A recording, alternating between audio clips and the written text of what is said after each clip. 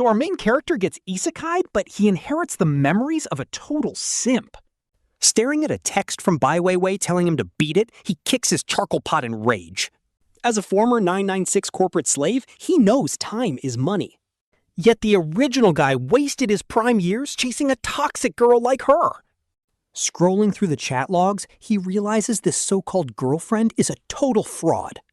She never even claimed him publicly and was dating other guys online the whole time. The original guy even rented out a venue called Love and practiced guitar just to please her. But he only got cold rejection.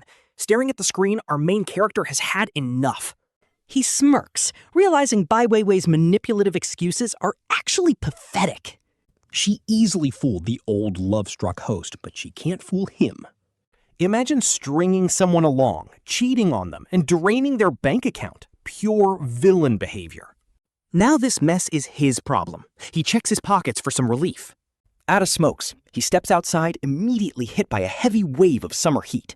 This rundown neighborhood is a total mess with tangled power lines everywhere. Scooters block the narrow alleys, making it hard to even walk through. Bugs swarm around the only working streetlight. Honestly, this place is rough. It is not even worth 800 yuan, but the bright convenience store lights bring some comfort.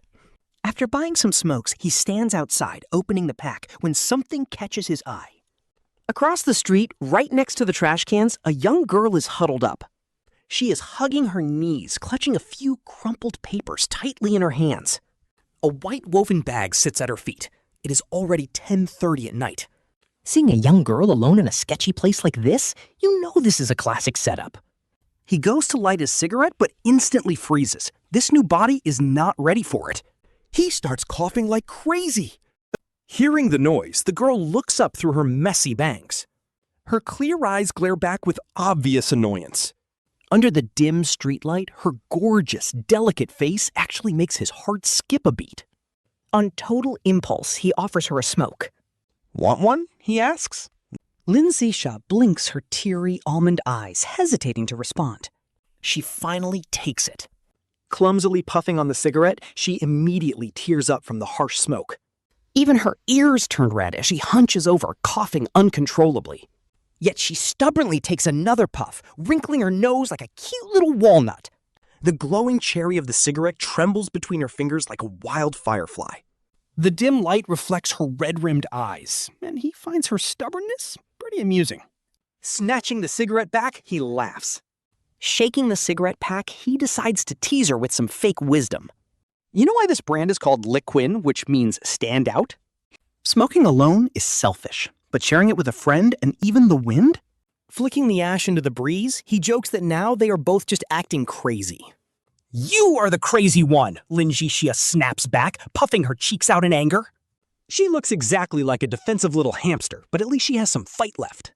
Sitting down next to her, he introduces himself as Lu Zeyan. She does not answer, only silently scooting further away from him toward the trash. Lu Zeyan backs up a bit, watching Lin Zhixia stare blankly at the bright convenience store. His eyes look completely lost, and Lu Zeyan follows his gaze. Lu Zeyan suddenly remembers something, runs into the store, and returns with 2 little pudding ice creams. To cool down, Lu Zeyan says, but Lin Zhixia hesitantly pulls back. Lu Zeyan shoves it into his hand, and Lin Zhixia mutters a quiet thank you. Lin Zhixia hesitates before introducing himself, while Lu Zeyan solemnly raises his ice cream closer. Cheers to Lin Zhixia, Lu Zeyan says. Lin Zhixia is stunned. He still does it, and their ice creams clink with a soft sound. As the sweet, icy taste melts, Lin Zhixia's eyes curve like beautiful crescents. Honestly, it feels like he hasn't been this relaxed in ages. They quietly eat their ice cream as Lin Zhixia bites the wooden stick. Sitting next to Lu Zeyan makes him self-conscious, and a faint blush creeps up his cheeks. Suddenly, Lin Zhixia breaks the silence, asking why Lu Zeyan isn't heading back. Snapping out of it, Lu Zeyan looks up at the store's blue sign. He finally understands why Lin Zhixia sits here, using the bright lights to banish his loneliness. And using this corner to hide his vulnerability. Lu Zeyan mentions he rents a place nearby. He glances at the white woven bag sitting right next to Lin Zhixia.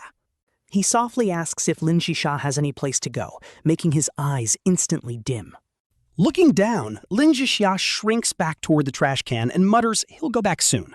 Not calling out his lie, Lu Zeyan smiles and invites him to rest at his place instead. It is cool and safe inside, and he can turn it off whenever he wants. Lin Zhixia looks down at a crumpled piece of paper. It's his hospital report. The doctor's words echo in his mind, shattering all his strength. This is low-key heartbreaking. Looking up with a bitter smile, Lin Zhixia asks why he's helping him. Lu Zeyan scratches his neck with a playful smirk, saying it's because he's so good-looking. If he were some big, dark-skinned bear, he wouldn't dare approach. That actually gets a laugh out of Lin Zhixia. With tear stains still fresh, Lin Zhixia finally tears up the report and throws it away. He stands up and whispers to Lu Zeyan, saying he will be in his care from now on. As he stands up, Lu Zeyan finally gets a clear look at him under the streetlight. His slender figure casts an elegant shadow, and that faded white shirt surprisingly outlines some perfect curves as the night breeze lifts a corner, revealing a glimpse of a waistline that literally makes Lu Zeyan hold his breath. Lu Zeyan's throat tightens, and his voice goes a bit strained. He jokes that he might never want to leave, turning Lin Xia's ears bright red. Turning his head away, Lin Zhixia whispers, "Then don't leave." Like a pebble in a lake, this line ripples through his heart. The author is cooking. Trying to play it cool, Lu Zeyan teases him not to test his self-control. What if he actually loses it? Meanwhile, Lu Zeyan naturally grabs Lin Zhixia's woven bag. Doing it so smoothly, he says, "Let's go before the dorms lock up." "I can carry it myself," Lin Zhixia protests, reaching for it. "Not a chance!" Lu Zeyan holds the bag high, his eyes flashing with mischief. He teases that this bag is his hostage in case Lin Zhixia tries to run away. Lin Zhixia just laughs, his eyes curling into those beautiful crescents again. Our boy is secretly wishing she would just admit she is tired so he can tease her. Honestly, he wants to just pick her up and carry her the entire way back. As they walk, he constantly looks back to check on her, which Lin Zhixia immediately notices. Suddenly, she quickens her pace and firmly links her arm with his. He completely freezes, feeling her warmth radiating through his arm. His heart is racing like crazy now, and the summer night sounds fade into the background. She softly tells him that this way, he won't have to keep looking back. Her voice is soft as a feather, but he spots her ears turning completely red. He grabs her wrist back, wishing she would hold on to him forever. Our boy is down bad. Catching his own sudden boldness, he quickly blurts out that it is really hot tonight. She softly agrees, her sweet reply almost melting into the cool night breeze. They stroll slowly like this, and he is totally dragging his feet to prolong the moment. While enjoying this rare closeness, Lin Zhixia suddenly tugs on his sleeve. She points at an oscillating fan, teasing him that his constant looking back was exactly like it. He dramatically denies it, but she playfully insists that he totally did.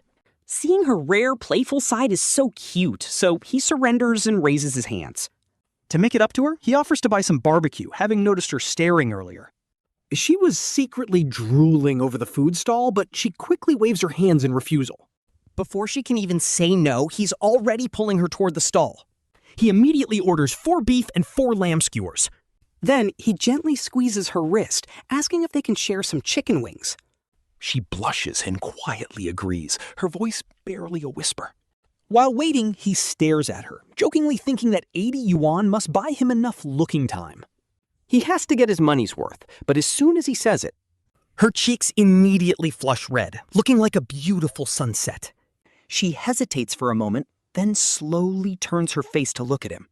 But her gorgeous eyes are shifting around like a startled little fawn. She cannot find a place to look, though she is used to guys teasing her. She heard plenty of flirtatious comments during her part-time jobs. But in his voice, she can clearly feel genuine care and affection. This realization makes her chuckle, and her gaze finally locks onto him. She looks straight into his eyes, and surprisingly, our confident guy is the one who blushes first. He panics and looks away, suddenly acting very interested in the barbecue grill. He stammers about the charcoal fire being hot, dramatically fanning his red face. As he tries to cool down, he suddenly checks his phone and frantically grabs his hair in panic. While walking hand in hand with Lin Zhixia, he completely lost track of time. Honestly, this is his very first time being this close to a girl. Lin Zhixia tilts her head, asking if he missed curfew at his dorm. But when she spots the photo on his screen, her smile freezes as she asks if it is his girlfriend. Her voice is barely audible, prompting him to quickly pull the phone away. Seeing Bai Weiwei on his screen leaves him tongue-tied, so he blurts out she owes him money. What a terrible excuse. This lame excuse completely stuns Lin Zhixia, but it actually sounds surprisingly honest. Hearing this makes her feel relieved, and her lips curve up into a smile. He rests his chin on his hands, completely mesmerized by her cute expression. Her jealous reaction to the photo just now is seriously making his heart race. It feels just like first love. Lin Zhixia asks if she really owes him money. Lin Zhixia looks him dead in the eye, his voice carrying concern he doesn't even notice. It's a long story. The waiter conveniently brings over their takeout barbecue, and our guy grabs the luggage. Take this, and I will tell you all the juicy gossip when we get back. On the way to the apartment, our guy slows down, wishing they could be close again. He really wants to feel Lin Zhixia holding his arm just like before. But right now, there's just a cold wall between them. Lin Zhixia holds the barbecue bag carefully, the delicious aroma making him lick his lips. Memories of the last time he had barbecue suddenly flash before his eyes. Back in middle school, he used a $5 bill he found on the street to secretly buy his very first lamb skewer. Then our guy's voice snaps him back. Distracted, Lin Zhixia bumps straight into his chest. He quickly stammers out an apology. While he's rubbing his forehead in a panic, our guy just beams and thumbs up. Target locked, he laughs, pointing to his chest. Right here, Lin Zhixia just stands at the door, blushing. Blushing slightly, Lin Zhixia looks away and glances around the dark hallway. His voice is soft as a feather, asking if this walk-up apartment is the place. Our guy leads the way with the bags, his keys jingling as they reach the door.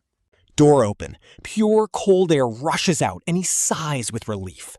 It feels like stepping into heaven from an oven. He kicks off his sneakers.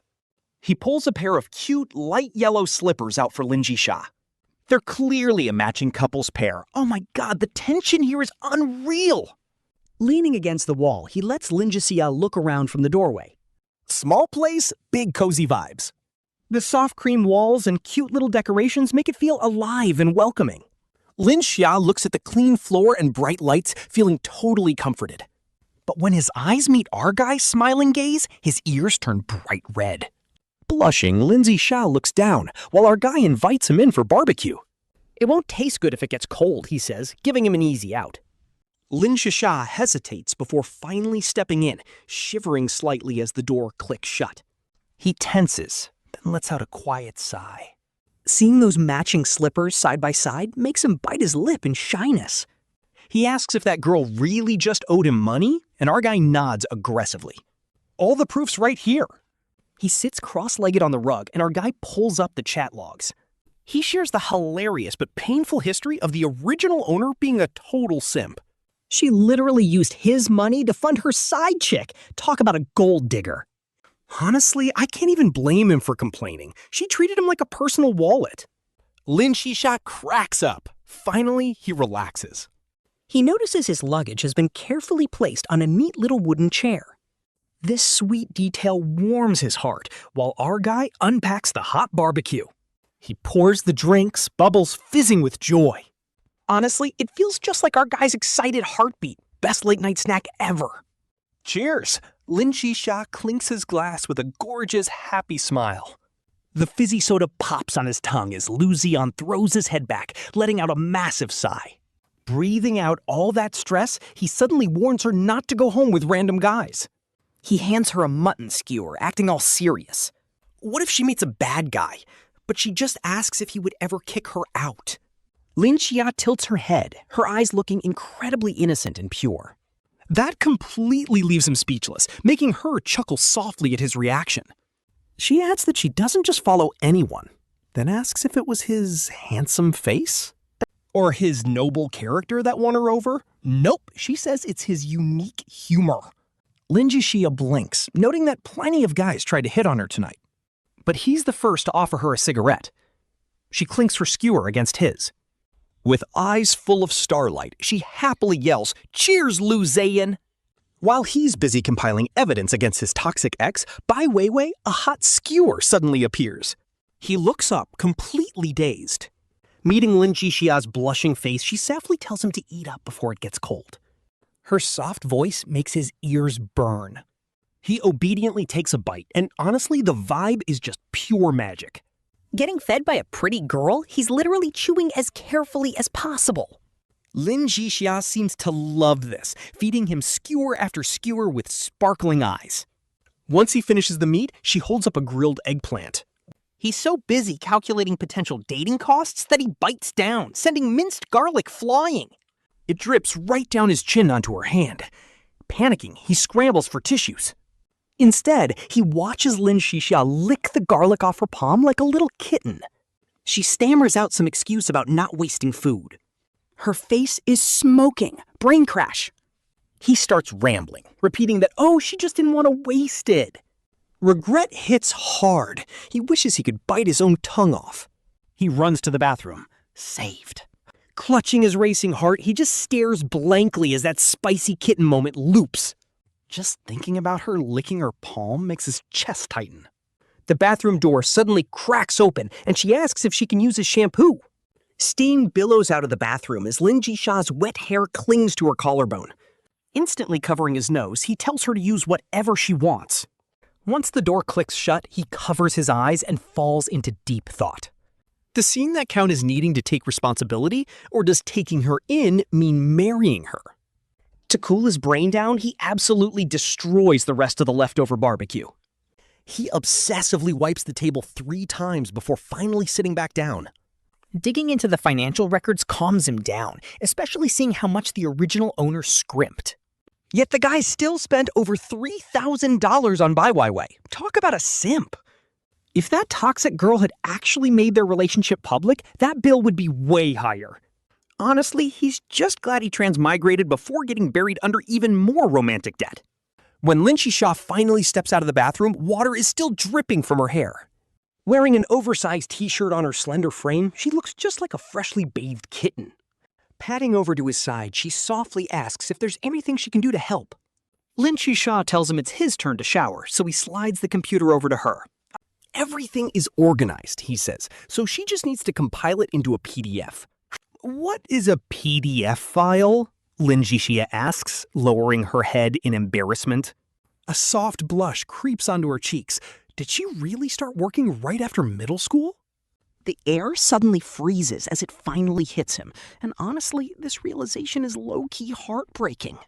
This girl, who is literally his own age, doesn't even know basic office software. He facepalms in frustration, apologizing for zoning out just now. He tells her it is actually super easy, and he can teach her in 2 minutes. He gets up, rummages through his suitcase, and hands Lin Zhixia a hairdryer and 400 yuan. He tells her to dry her hair first so she doesn't catch a cold.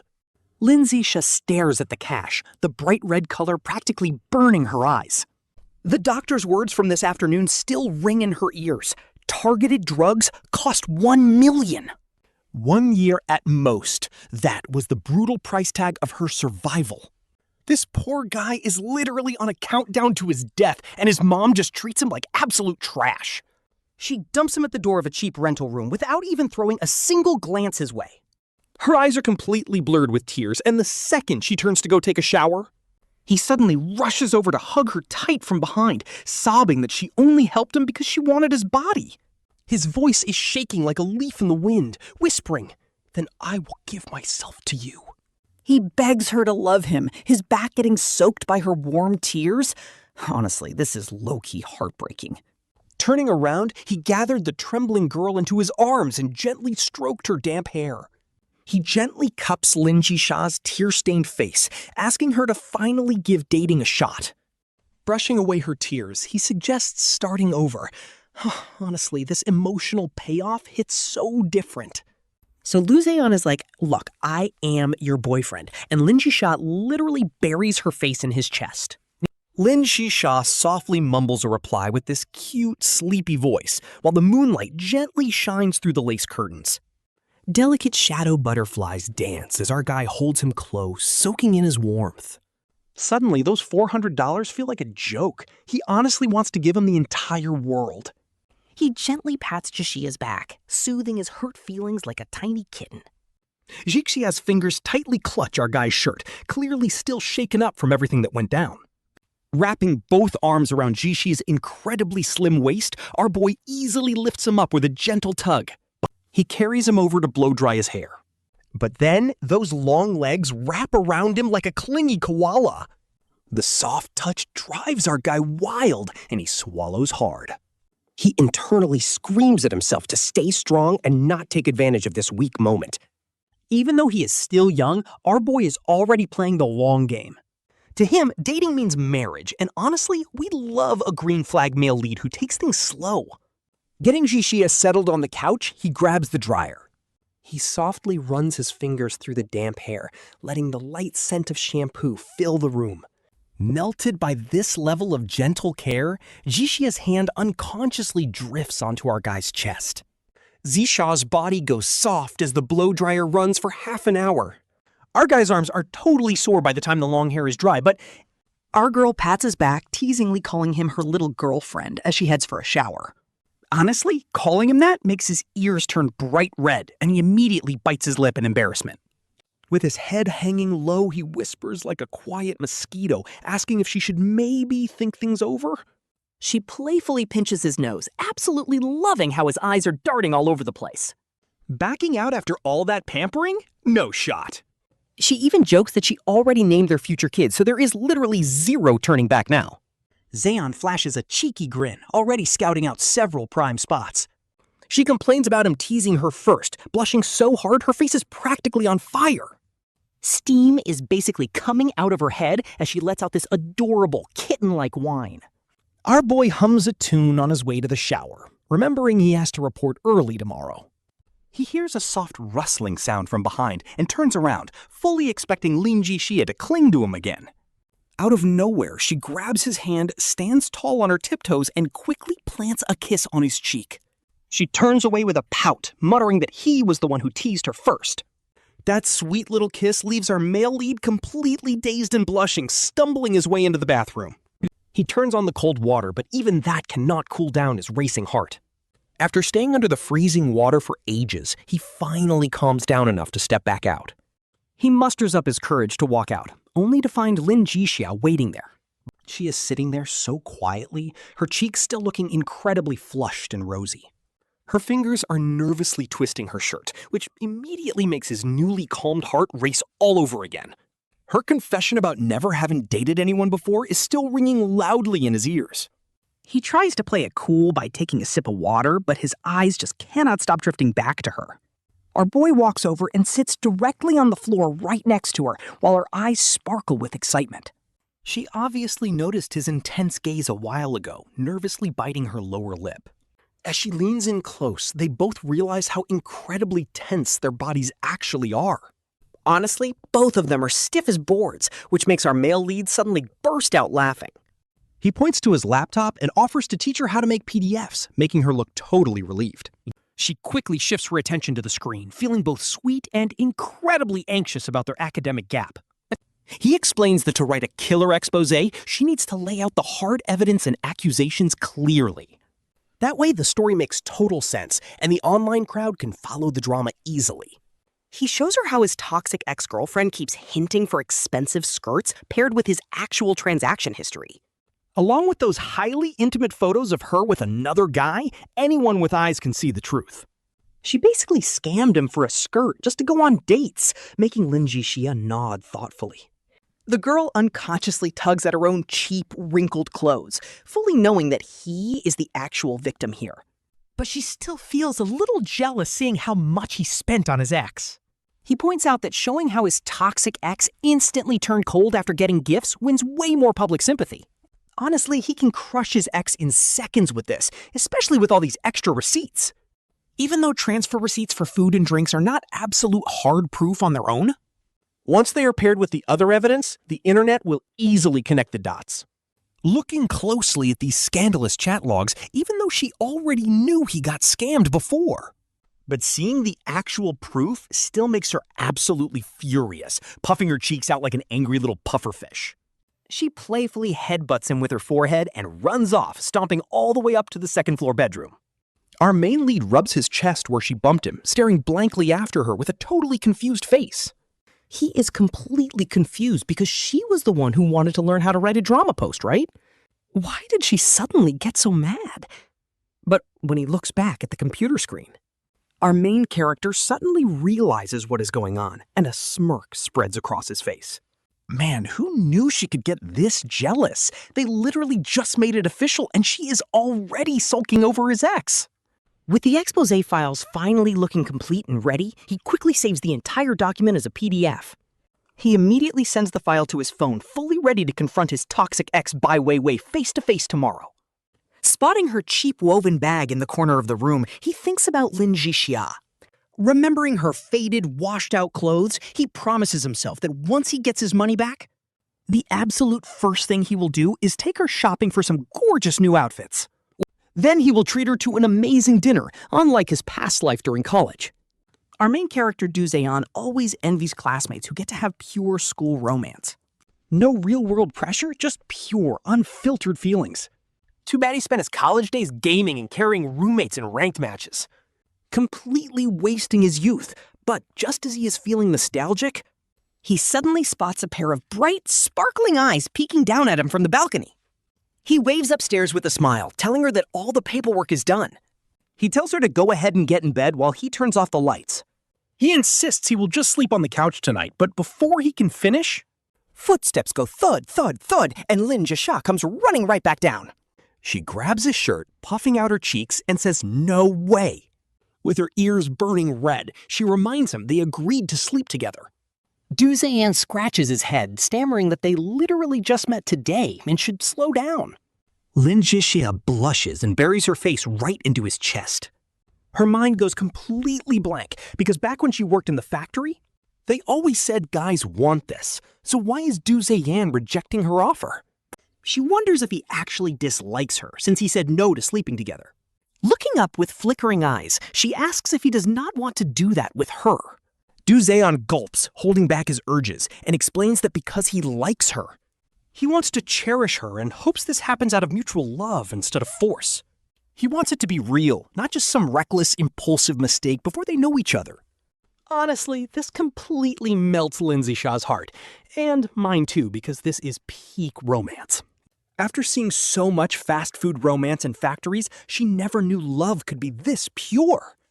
With sparkling eyes, she confesses that she likes him even more now. But she still stubbornly insists that they are absolutely sleeping together tonight. Lu Zeyan is crying inside. Like, bro, why did you play the gentleman here? Why did he try to play the hero when she might change her mind tomorrow? Lin Zhixia suddenly dives into his arms, asking if he will love her forever. She acts like any girl deeply in love while he gently strokes her hair. He confesses that while the future is uncertain, he is totally crazy about her right now.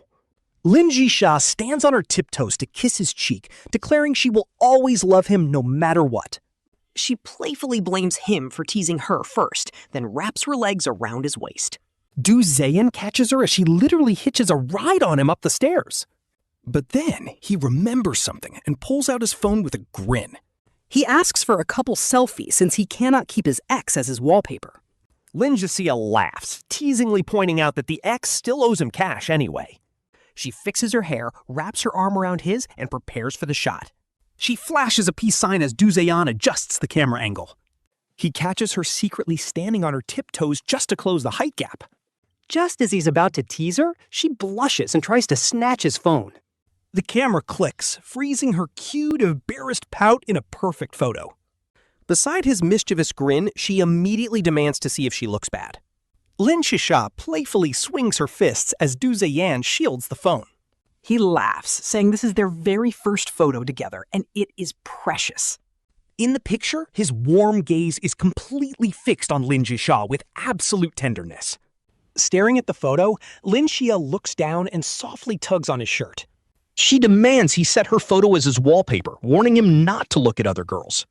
Lu Ze happily agrees with a grin, his heart practically melting from the pure sweetness of the moment. Before he even knows it, Lin Zhixia drags him straight up to the second-floor bedroom. For a 6-foot-tall guy, her strength is seriously unreal. He literally stumbles along. But she just slips under the blankets like a cute little fish, completely ignoring all his protests. All he can see are those big, watery eyes blinking up at him so cutely from under the covers. He stands there, scratching his head, completely dazed.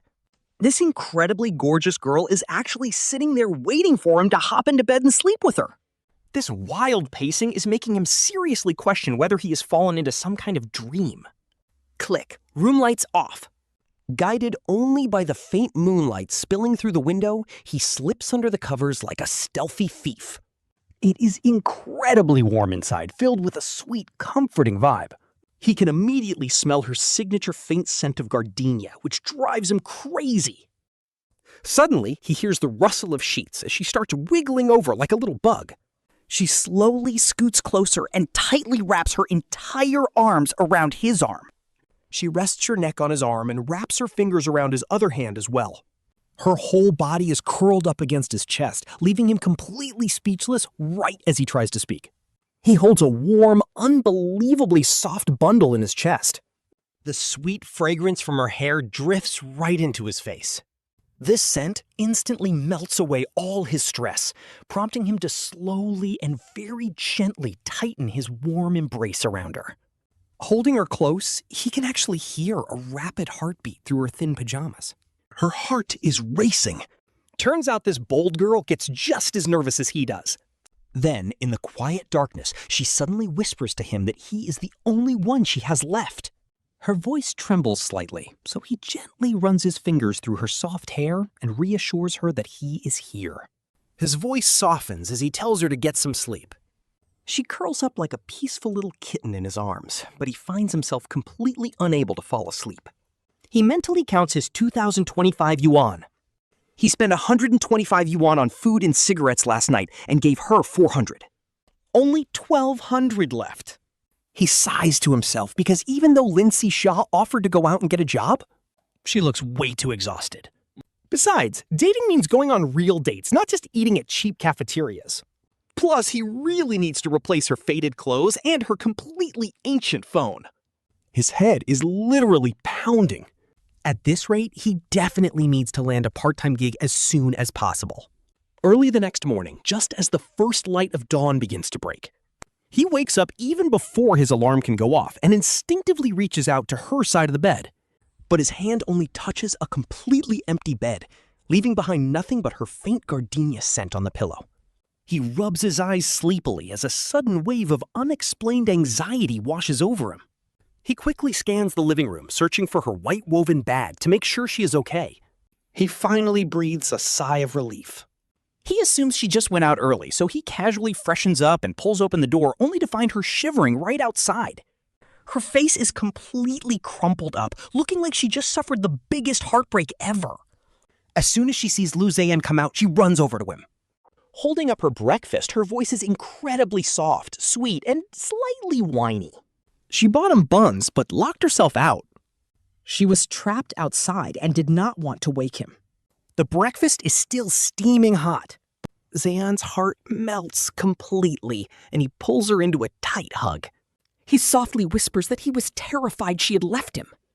Lin Zhixia freezes, then hugs him tightly. Clinging to him like a koala, she promises she will stay. No way she is running. Tiptoes up. She plants a sweet, quick kiss on his cheek with a playful, mischievous smile. She is just thrilled he actually worried. He acts tough, playing the tsundere card. Zeyan stubbornly turns away, claiming he was just scared of ghosts. She playfully teases if it is a soul-stealing ghost, showing off her cute fangs. Half embarrassed, half stubborn, he is defeated. He hands her the keys. Time to go. He plans to eat at school, telling her to grab some lunch. He promises to take her out tonight, and she happily nods along. She waves goodbye as he heads out. Zeyan hops on his scooter, leaving the cozy loft. The morning breeze clears his mind on his first day of school. The classroom is absolutely buzzing with gossip. One classmate boasts about getting a sunburn over the summer, but is just hyped to have finally passed his driving test. Another friend complains about being completely hard stuck in his mobile game. One guy even made cash trading stocks at his uncle's place. He paid his own bills. Talk about being built different. Someone else traveled to Zhengcheng raving about the drop-dead gorgeous local girls. Plus, the local food there is actual heaven compared to campus meals. Zeyan joins his friends. His roommate Zhang Jiming asks why he skipped the dorm last night. Ziming actually covered his attendance, but Zeyan tells him to stop. He is renting a place outside now. Chen K leans in, smirking suggestively toward the front row. Did he move in with Bai Weiwei? Zeyan shakes his head. He is thinking of his secret at home. Keeping his secret quiet, he listens to them talk about Weiwei's crush. Chen K whispers that he should honestly try moving on instead. He mentions a rumored gorgeous transfer student. She is apparently so pretty she became the new school beauty. Since when did they have school beauty rankings? Wang Bowen tells him to stop gossiping, getting a playful smack from Chen K. Chen K urges him to pursue the new classmate. But Zeyan totally ignores him. He just smiles inside. No shot anyone is cuter than Lin Zhixia. The classroom suddenly goes dead silent as every guy in the room whips his head toward the door. Quiet gasps echo through the room because this new student literally looks like a goddess descended from heaven. She instantly puts the school beauty Bai Weiwei to shame as excited whispers break out everywhere. Zeyan casually looks up right at that exact moment. He locks eyes with Lin Zhixia, the same girl who looked like a totally helpless puppy just yesterday. But today she is dressed sharp and carries this insanely calm aura, like she is a completely different person. She grabs a seat in the front row, looking quiet and completely detached from everyone else. Talk about a total transformation. Zeyan honestly wonders if she's some secret rich heiress experiencing normal life. It is a pretty wild theory, but he cannot help but feel a little amused by it. Before he can think any further, his phone buzzes with a new message. Bai Weiwei texted asking about her breakfast, and he quickly sends back a simple thank you. His heart does not even flutter anymore. Since the homeroom teacher is not here yet, he quickly unpacks the breakfast Lin Zhixia got him. The warm buns and sweet soy milk instantly put a smile on his face. Food bought personally by the new campus goddess? Yeah, that makes it taste 10 times better. Wondering why he has not brought her food yet, Bai Weiwei looks back, only to find him happily eating away. Frowning in absolute annoyance, she fires off another text asking where her breakfast is. Zeyan barely spares it a glance before casually tossing his phone onto the desk. Honestly, Bai Weiwei just loves the attention of him constantly chasing her in front of the entire class. It totally feeds her massive ego, but honestly, he is getting completely sick of this game. Staring out the window, he just wonders how many minutes he has before the teacher arrives. But then, he finally gets up and slowly walks toward the front of the classroom. The other students are totally used to this, immediately whispering and snickering among themselves. There goes AZ trying to be the nice guy again. Honestly, he should just give up. Bringing her breakfast every single day is literally doing too much. Like, what is the point? Does he really think a cheap breakfast is going to win her over? One girl sneers. Every time Weiwei takes his food, she looks totally annoyed. Seriously, where is his self-respect? Amidst all the chatter, Bai Weiwei sits up straight, acting like she is the main character. She pretends to be super invested in chatting with her bestie, but her eyes are glued to him. She plans to ignore him for a minute, just to teach him a lesson for being late. Zeyan stands next to her desk for a second, just watching her play her little game. Honestly, looking at her right now feels like watching some cheap C-tier high school drama. The acting is just terrible. Her friend Young Chen whispers that Zeyan is finally here.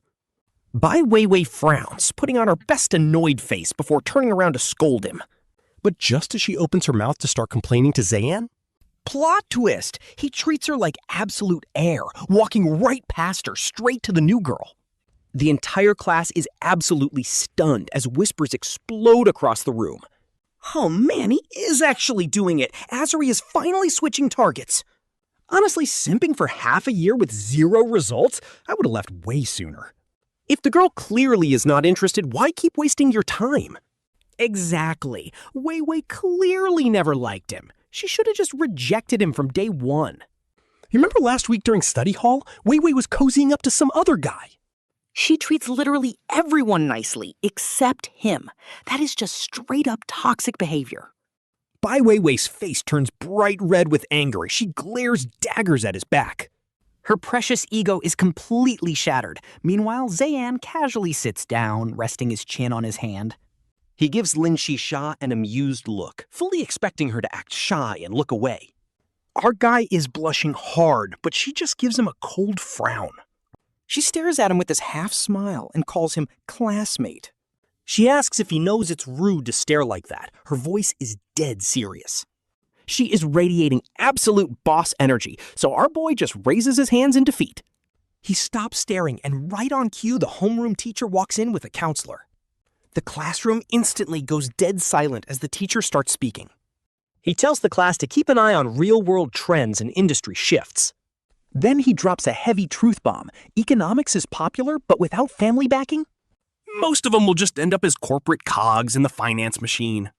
All they are really learning is just different ways to view the world. When it comes to landing a job, studying macroeconomics and market forces Is nothing compared to inheriting a family business. honestly, facts. Most students just zone out on their phones. Only a select few actually pay attention, including our main guy. Honestly, he is the only one who really feels the weight of these words. In a world driven by cold, hard cash, maybe the whole point of college is just to learn how to face reality. It has been years since he last sat in a lecture hall. Being back in a student uniform actually feels kind of refreshing to him. His eyes are glued to the podium, hanging on to every single word the teacher says. It is like he is reliving his youth, and his mind feels completely clear. The professor is totally used to students zoning out and ignoring him. So he is pretty surprised by our guy's laser focus. As he paces the stage, he keeps glancing over at him. Right before the bell rings, the professor gives him a meaningful nod, and our boy quickly bows in respect. He is genuinely feeling that deep, old-school respect for a true mentor. But let's be real, life hits harder than any textbook, and society is ruthless. Education has a price tag, but once you pay that tuition, whether you get wisdom or just a painful life lesson is anyone's guess. The professor leaves with a warm smile, handing the class over to the counselor. The counselor steps up, clears his throat, and officially kicks off the new semester. He welcomes everyone back, reminding them they are officially sophomores now. Then he drops the news that they have a new transfer student joining them. He calls the new student up to introduce herself, and suddenly the vibe shifts. Every single guy who is staring at his phone suddenly locks eyes on the front. Our guy steps back to let the girl pass, whispering to her not to be nervous. He tells her she's got this, making her pause with a look of pure confusion. She clearly thinks he is a total weirdo, but she still nods and walks up to the stage. In a super clear voice, she introduces herself as Wanqiu. She transferred over from computer science and is hyped to join the economics department. She says she is happy to be their classmate and hopes they can all grow together. After a polite bow, she heads straight back to her seat. Hold up, no shot. Our boy is absolutely losing his mind because wasn't her name Lin Zhixia? When did she become Wanqiu? And was that helpless act last night just a lie? She didn't even give him her real name, so he immediately glares at her. He gives her a fierce look, but since they are right in the middle of a lecture, he has to bottle up his rage and keep himself from causing a scene. Wanqiu notices Aze staring at her, her eyebrows furrowing. Just a second ago, she actually thought his focus in class was kinda cute. But now he is suddenly glaring. Does he think sitting together makes him her boyfriend? She literally just gave a basic self-introduction and he is already acting salty. It is honestly so ridiculous. She silently takes a deep breath to stay calm. In her head, she is cursing her luck for running into a total psycho on day one. Sensing the awkward vibe in the room, the counselor quickly steps in to change the subject. He announces they are handing out textbooks, noting that the day after tomorrow is the weekend. It is also freshman registration day, so if anyone has some spare time, they can help pitch tents and welcome them as soon as he finishes speaking. The class president starts distributing the books, and the students begin heading out. Everyone sneaks a few last looks at Wanqiu, but her expression remains freezing cold. As she coldly tells him to move, Ace stands up and glares right back, his voice dripping with ice. Should I call you Lin Zhixia or Wanqiu? She immediately snaps back, asking if he has a problem. I told you my name is Wanqiu! She completely loses her temper on the spot. Shoving him away, she tells him that his desperate pickup strategy is just straight up disgusting. Stop bothering me or I am reporting you to the counselor right now. Watching her walk away, Ace stands there with his chest heaving in pure disbelief. Just yesterday, she said she needed him, and now she is calling him disgusting? Talk about a crazy plot twist. Was her sweetness from last night a lie? He has no clue who the real Lin Zhixia is. Or was he just a toy for her to play with in some cruel prank? Ace slowly pulls out his phone and shoots her a text, asking why she lied to him. Then he quickly texts again, telling her to keep the apartment because he is moving back to the dorms. His roommate, Wang Guorong, walks over and pats his shoulder, trying to offer some brotherly advice. He warns Ace that is not how you chase a girl. Their friend Chen K also chimes in. He suggests playing games back at the dorm, promising to run support for Aziz.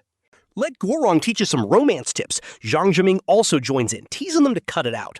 He tells them to let the young couple sort it out, seeing his roommates joke around. While surrounding him, Aze actually feels his frustrated mood lift just a little bit. Feeling slightly better, he flips his phone screen around to show them the proof. He mutters that they literally just got together last night, and today she acts like a total stranger. Who could deal with that?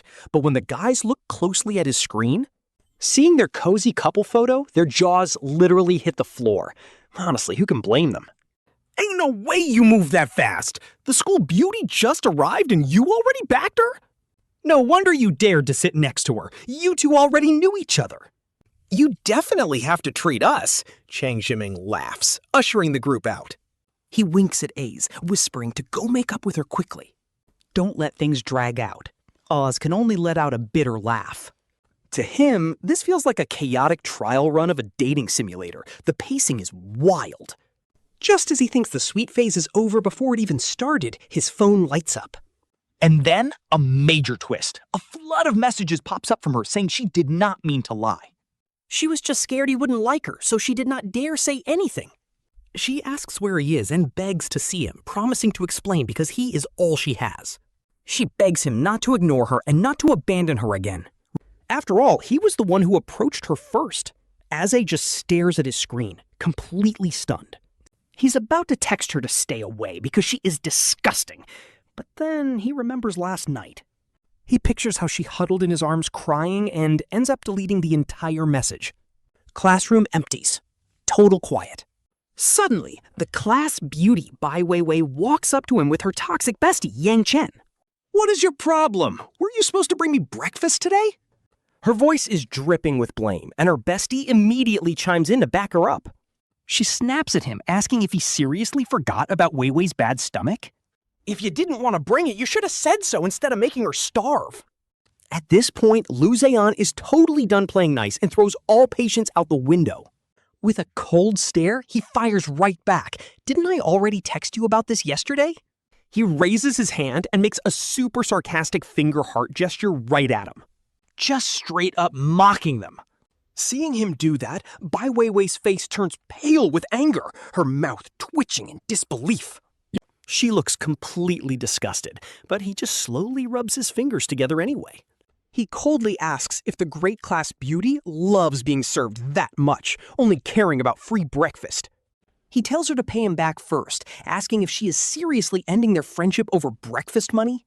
Or maybe he should just forward their entire chat history to her bestie instead? Total shift. Pure provocation.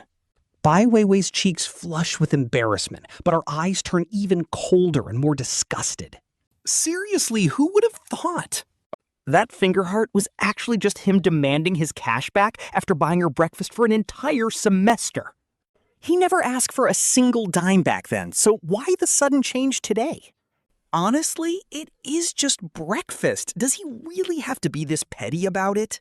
Young Chen sneers, saying Weiwei was already doing him a huge favor by letting him chase her. She scoffs, claiming he probably just got distracted by the new school beauty anyway. Instead of whining, why doesn't he transfer $50 to show some actual sincerity? Lu Zeyan snaps back. Why should he? He is not her mother. Then Yang Qian drags Weiwei out. She tells Weiwei not to be soft-hearted because a toxic guy like him is not worth their time. Watching them walk away, Lu Zeyan suddenly feels this weird, unexpected wave of emptiness inside. He pulls out his phone, ready to send over the study materials he spent all night organizing. Straight to Weiwei. But then...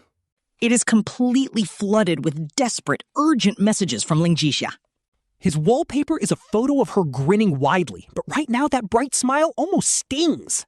He hesitates, then decides to give her one more chance. He texts her back, telling her to meet him at the pavilion by the cafeteria. Letting out a deep sigh, he switches over to Bai Weiwei's chat instead. He sends the PDF file. At this moment, Bai Weiwei is strolling down the campus food street with Yang Chen, both of them gossiping. They're literally deciding whether to hit up the new spicy hot pot spot to treat themselves? Suddenly, her phone screen lights up. Yang Chen glances over and scoffs. See? Told ya! That simp Lu Zeyan is already crawling back to apologize in less than 5 minutes. You are just way too soft-hearted, which is why he thinks he can push your boundaries. He is desperate to lock you down, but listen to me. This is where we draw the line. You have to teach him a lesson this time, or our friendship is seriously over. Bai Weiwei looks down at the PDF file, secretly assuming it is some dramatic love confession. An embarrassing confession like that is straight social death, so there is no way she opens it in front of her bestie. Instead, she quickly types a reply, bragging that she even flashed her screen right in front of Yang Chen. Yang Chen excitedly hugs her friend, hyping her up for being absolutely iconic. She even promises to buy boba, telling her to just let Lu Zeyan get over themselves. Meanwhile, our main character gets a notification showing his sent file was completely rejected. He sighs deeply, knowing that even though the amount is 3,000, there is not much he can do. Apart from calling them out morally, his hands are tied, especially since Yang Chen is still hanging out with Bai Weiwei. He figures he will just warn her again when she is alone to settle this peacefully. After all, starting a war helps nobody, and it is not like he is desperately clinging to their relationship. He is just worried that if things get too ugly, Bai Weiwei might slip into a deep depression. He really does not want this already messy school drama to turn into a total soap opera. Leaving the classroom, He takes a slow walk toward the campus living area, since the freshmen have not officially arrived yet. the entire place is practically empty, with only the bright orientation banners and slogans standing out. At the entrance, a massive green signing wall proudly welcomes the incoming students in bold letters. Just waiting for everyone to take their aesthetic photos. Along the main road, rows of red tents are being set up by the student council members. They are prepping spots for printing documents, taking ID photos, selling betting sets, and there are even booths dedicated to pushing campus phone cards. Looking at this familiar yet fresh scene, our boy suddenly has a light bulb moment. Back to school season is a literal gold mine. He remembers some classmate in his past life making 30 to 40,000 yuan in just 3 days selling these cards. He missed out back then because he overthought things, but this time he is going all in. Even if he only makes 10 to 20,000, it is enough to buy Lin Zhixia a new phone and some fresh clothes. Plus, he could take her out on a nice trip. He frowns slightly, pulling his phone from his pocket, but instead of a text from her, it is just his boys telling him to hop online. With absolutely zero updates from his girlfriend, he opens his chat with Lin Zhixia and irritably sends a message, letting her know he is already waiting by the pavilion. Gritting his teeth, he makes a hard decision. All the cash he makes this time goes to his own upgrades. A new computer, phone, clothes, he wants it all, and he is shipping everything straight to his house. Just to show off to Lin Zhixia, he is determined to make her regret playing with him. Meanwhile, under the shade in the living area, a few sharp-dressed young guys in suits are crowding around a middle-aged boss with a massive beer belly, hanging on his every word. Remember, we secured an exclusive contract, the fat boss says, patting his stuffed briefcase. Spit flying everywhere as he talks, he explains that every single freshman is forced to get this campus card. Since it is directly linked to their dorm internet and the school intranet, they have no choice. He pulls out a massive stack of flyers, slapping them loudly against his palm. 30 yuan gets them 200 gigabytes of data plus 100 minutes of free calling. You will not find a deal this cheap in the real world. It is literally a company benefit for students. We get a commission of 200 for every single card sold, with extra bonuses for top sellers. The boss narrows his tiny eyes at his crew, ordering them to get all the gear set up today. We cannot afford any screw-ups when the freshmen arrive tomorrow. Also, make sure to get a haircut tonight.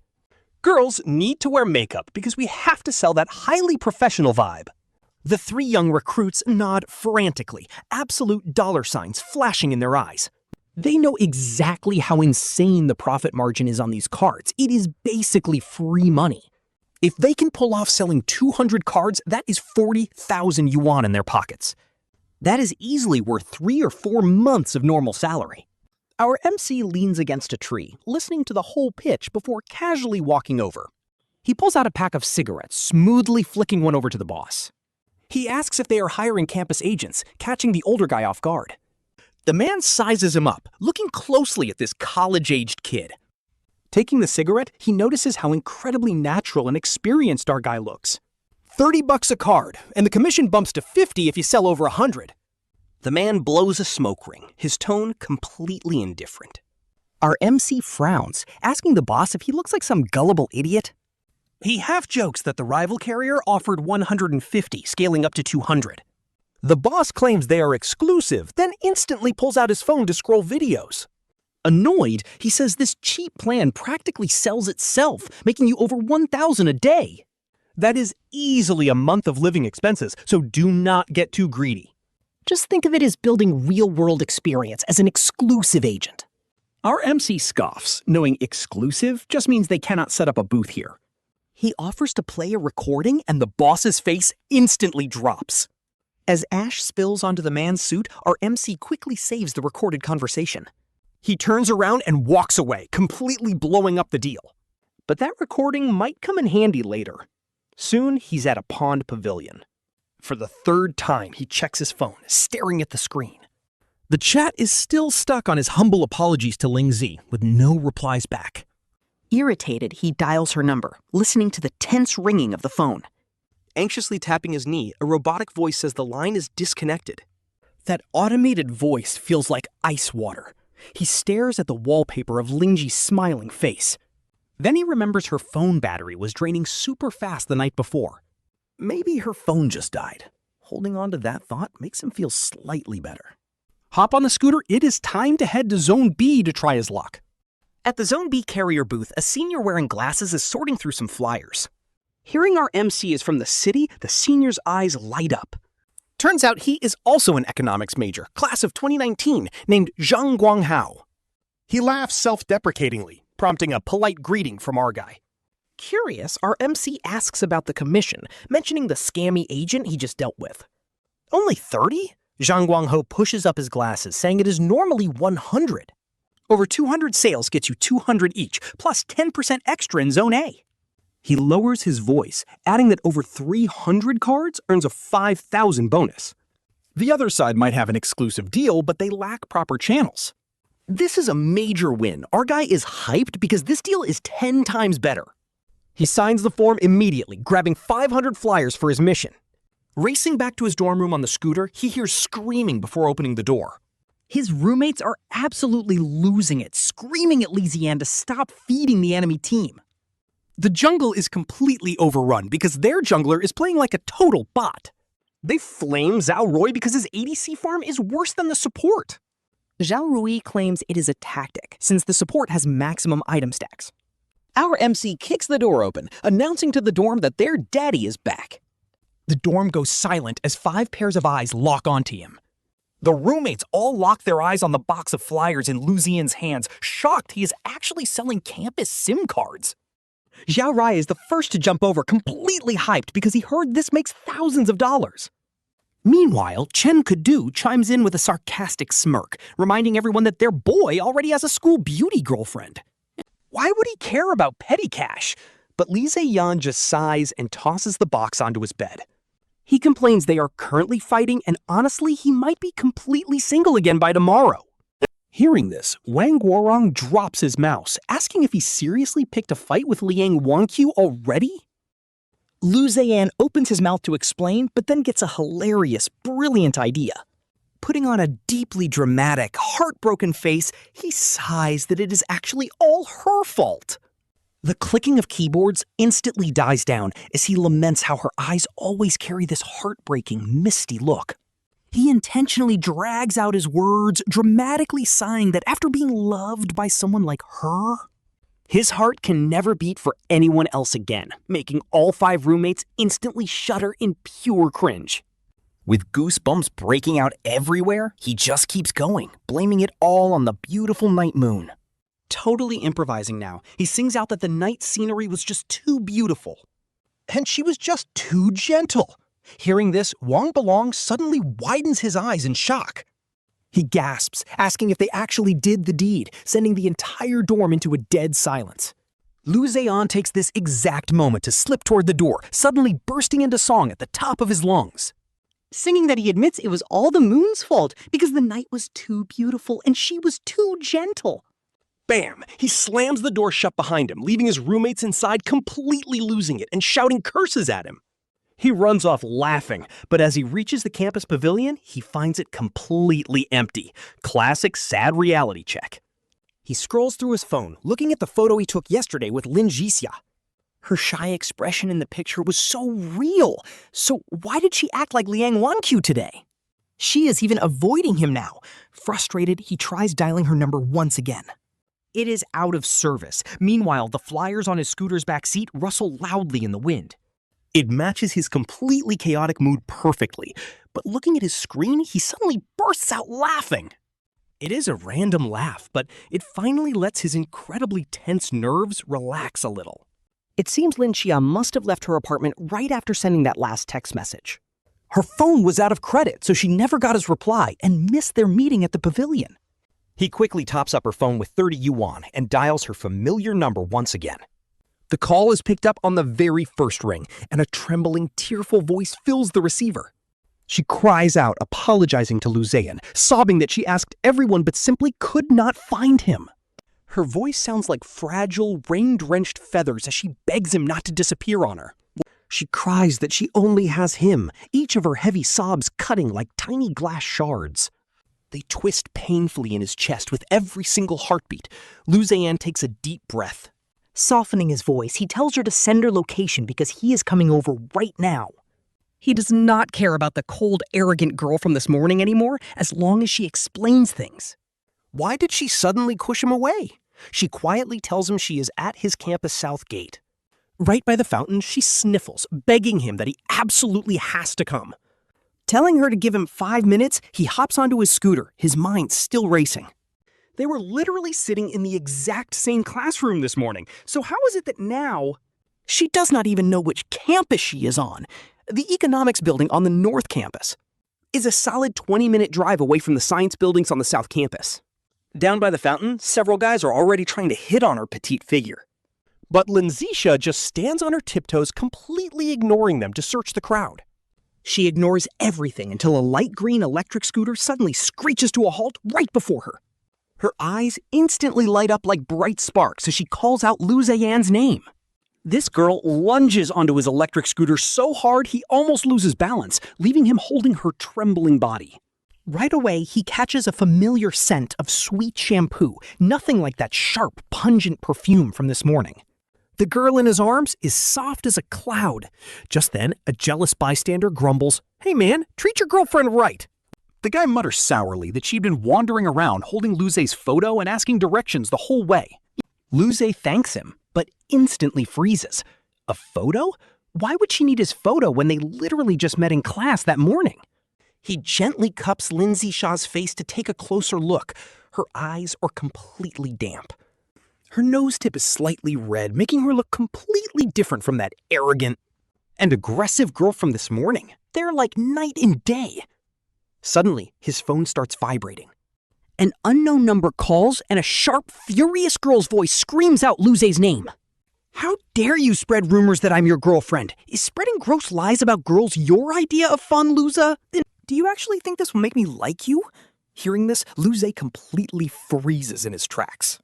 This raging voice on the phone is 100% the same girl who slammed that textbook right in his face this morning, yet the girl currently nuzzling her head against his chest is also Lin Zhixia.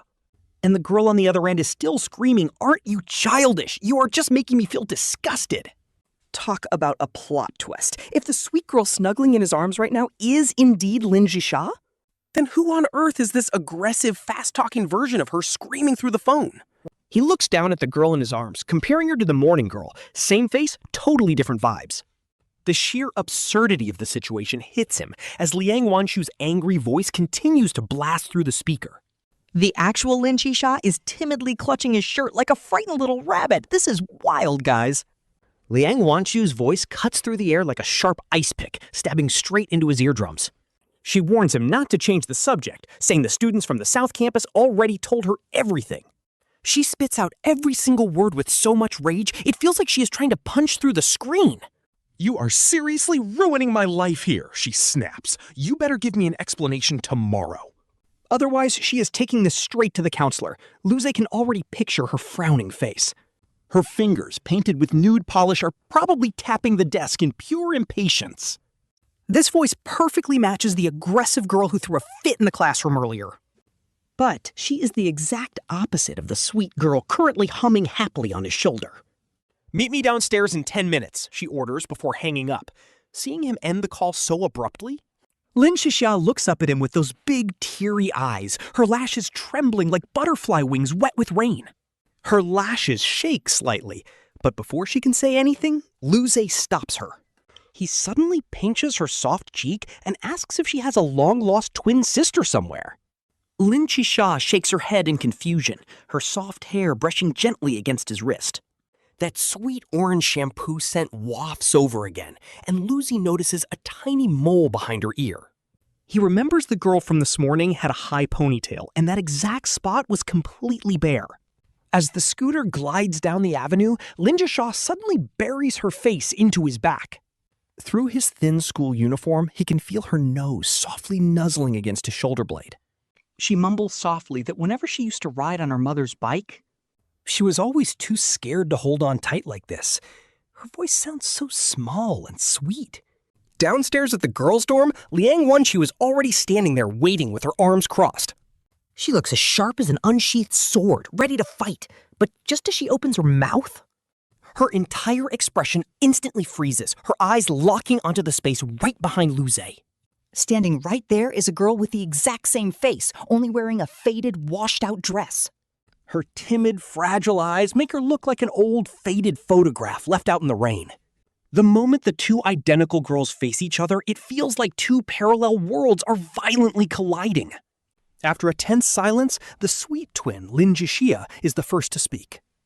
Since her mom never mentioned a twin, he asks about her dad instead. She says her dad passed away when she was tiny, leaving him deeply thoughtful. He nods, thinking it might just be divorce, since families often use that cover story. Turning back to Liang Wanqiu, he asks if she grew up with both parents. She says her parents were always super close and raised her together from day one. Plus, nobody ever mentioned a twin, making him suspect their family split up years ago. He reasons that families rarely talk about divorce, which actually makes a lot of sense. To be absolutely sure, he asks for their birthdays to see if they actually match. August 8th, 2007, the very last day of summer. She says it with this cute little pride, clearly loving her summer birthday. He looks at Liang Wanqiu, who reveals August 9th, 2006. Liang Wanqiu frowns because she genuinely thought she and Lin Zhixia were related. She expected a real blood connection, but the birthday gap ruins it. Now she is low-key doubting it, leaving our boy totally speechless. A one-day difference could just be midnight, but this is a whole year. No shot they are twins with a year apart? Is this some crazy biological miracle? He sighs, telling them they need to focus on resolving the drama at hand. Giving a helpless sigh, he bows to Liang Wanqiu to show some real respect. He formally apologizes for mistaking her for Lin Zhixia earlier that morning. Fearing he offended her, he bows, and Lin Zhixia quickly copies him. Even though Lin Zhixia is still totally lost, Liang Wanqiu just sighs in response. She hesitates, then lets out a soft, helpless sigh. Admitting she played a part, she watches him gently stroke Lin Zhixia's hair. Stroking his girlfriend's soft hair, our boy turns back to address Liang Wanqiu. He asks how she wants to handle the wild rumors spreading around school. Our boy jokingly suggests the three of them take a group photo for social media. With a mischievous smirk, he is eager to show the world this crazy biological miracle. Liang Wanqiu is about to agree, but her eyes suddenly light up. She has a much better idea and winks playfully at Lin Zhixia. Asking casually to borrow the boyfriend for a quick second. Before Lin Zhixia can even process, Liang Wanqiu suddenly grabs his arm and pulls him down. She snaps a quick selfie of the two of them and declares it done. Smiling at Lin Zhixia, she asks to swap contacts as they exchange WeChat info. That is when Liang Wanqiu notices Lin Zhixia's faded, worn-out collar. Though she offers some of her lightly worn clothes, our MC immediately shuts it down. He firmly asserts he will take care of his girl, dragging her away. But Lin Zhixia just clings to his arm, sweetly waving goodbye to Sister Wanqiu. Walking to the cafeteria, he leans in, asking about her little secret. She pouts, reminding him that they agreed she did not have to tell him. Suddenly standing on her tiptoes, she whispers that her secret is liking him. Our boy just laughs and pinches her blushing cheeks, saying that is barely a secret. He admits he already knew. At the cafeteria, she scours the cheap menu, and her eyes light up the second she spots the 6 yuan egg-fried rice. She orders it, but pouts at the tiny ham bits, bragging she could make it with 4 eggs. He chuckles and promises to buy her a whole food stall. He jokes about her opening a dream menu stall, making her blush as she pushes her leftover food to him. She claims she is full, but when he uses her chopsticks, she practically short-circuits. He teases her, saying food tastes better using her utensils, before offering her a bite. Licking the tip impulsively, both of their ears burn red as they stroll down the tree-lined avenue. Lin Zhixia kicks a pebble, complaining it is totally unfair because he has not shared his birthday yet. Lu Zeyan ruffles her hair, telling her to call him older brother first. Oh, and his birthday? May 20th, 2007. No way, she snaps, turning her face while secretly peeking at him. He is her boyfriend, yet he wants her to call him older brother? It reminds her of cringy coworkers, giving her major goosebumps. She refuses to agree. Seeing this, Lu Zeyan acts completely disappointed. He looks at her with pitiful eyes, making her blush and look away. His guilt-tripping is low-key working. It is just one word, she thinks. But as she hesitates, she feels her hand gripped tightly. She looks up into his warm, smiling eyes. Lu Zeyan is staring back with a smug yet gentle expression. Pink brushes her cheeks. She is ready to whisper the word, but his phone suddenly ruins the moment.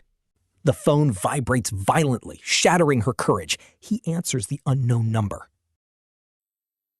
An angry kid screams, "Are you Lu Zeyan?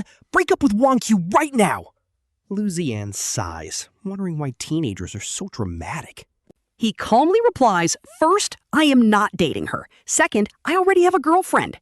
Where do these scammers get his number?"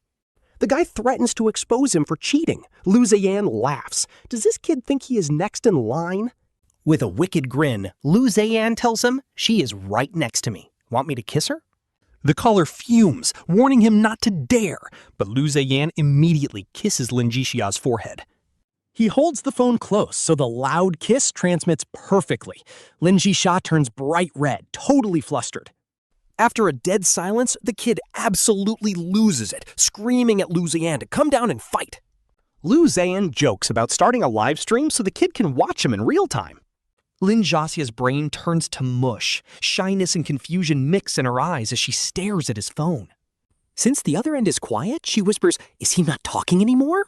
Boom! Critical hit! The caller is petrified. The kid is devastated because her voice sounds like a sweet, pampered girlfriend. The call gets disconnected.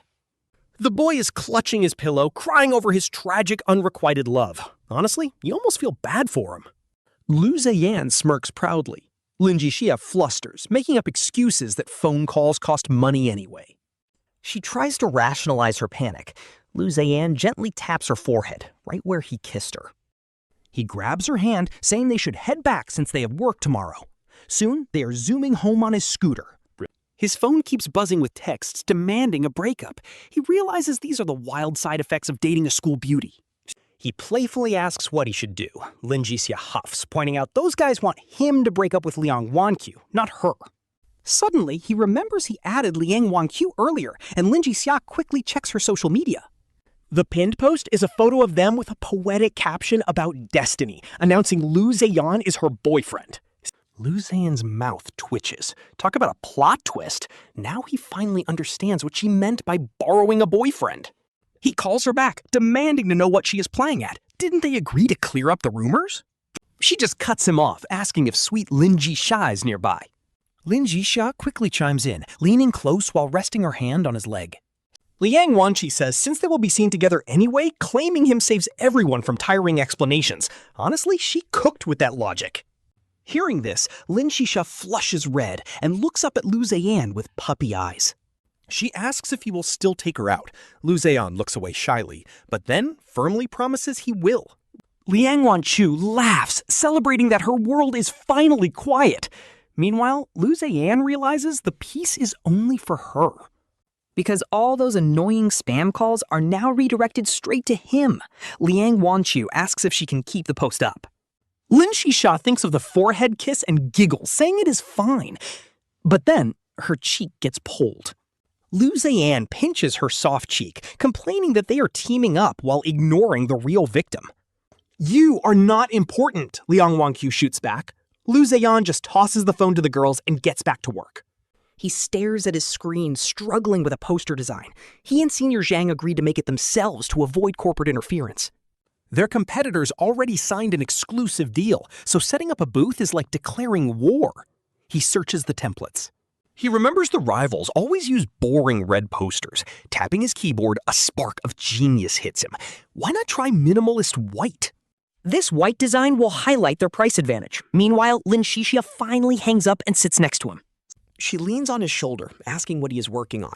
He explains that freshman registration starts tomorrow and his job needs prep. Our boy is trying to promote some campus cards and needs a killer poster to steal customers from rival carriers. Lin Zhixia tilts his head to inspect the screen. Honestly, they look good, but they just lack that memorable punch. Zeyan checks the time and suggests getting an early dinner. But when Zhixia opens the delivery app, the high prices make him hesitate. A single meal for two would cost 40 or 50 yuan, and since he is currently jobless, he really cannot bring himself to spend that. With zero income, he feels awful letting Zeyan work part-time just to support them. After scrolling forever, he gets a better idea. He eyes the tiny loft kitchen and asks if he can just cook instead. Zeyan is instantly on board, shutting his laptop to grab his hand.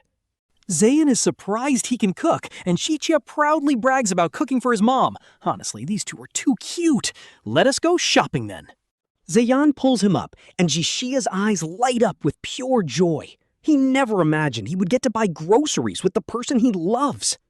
This sweet life feels almost too good to be true. He tells Zeyan that staring at a screen all day won't help him think of new ideas. He insists a walk will refresh Zeyan's brain, urging him to hurry before it gets late.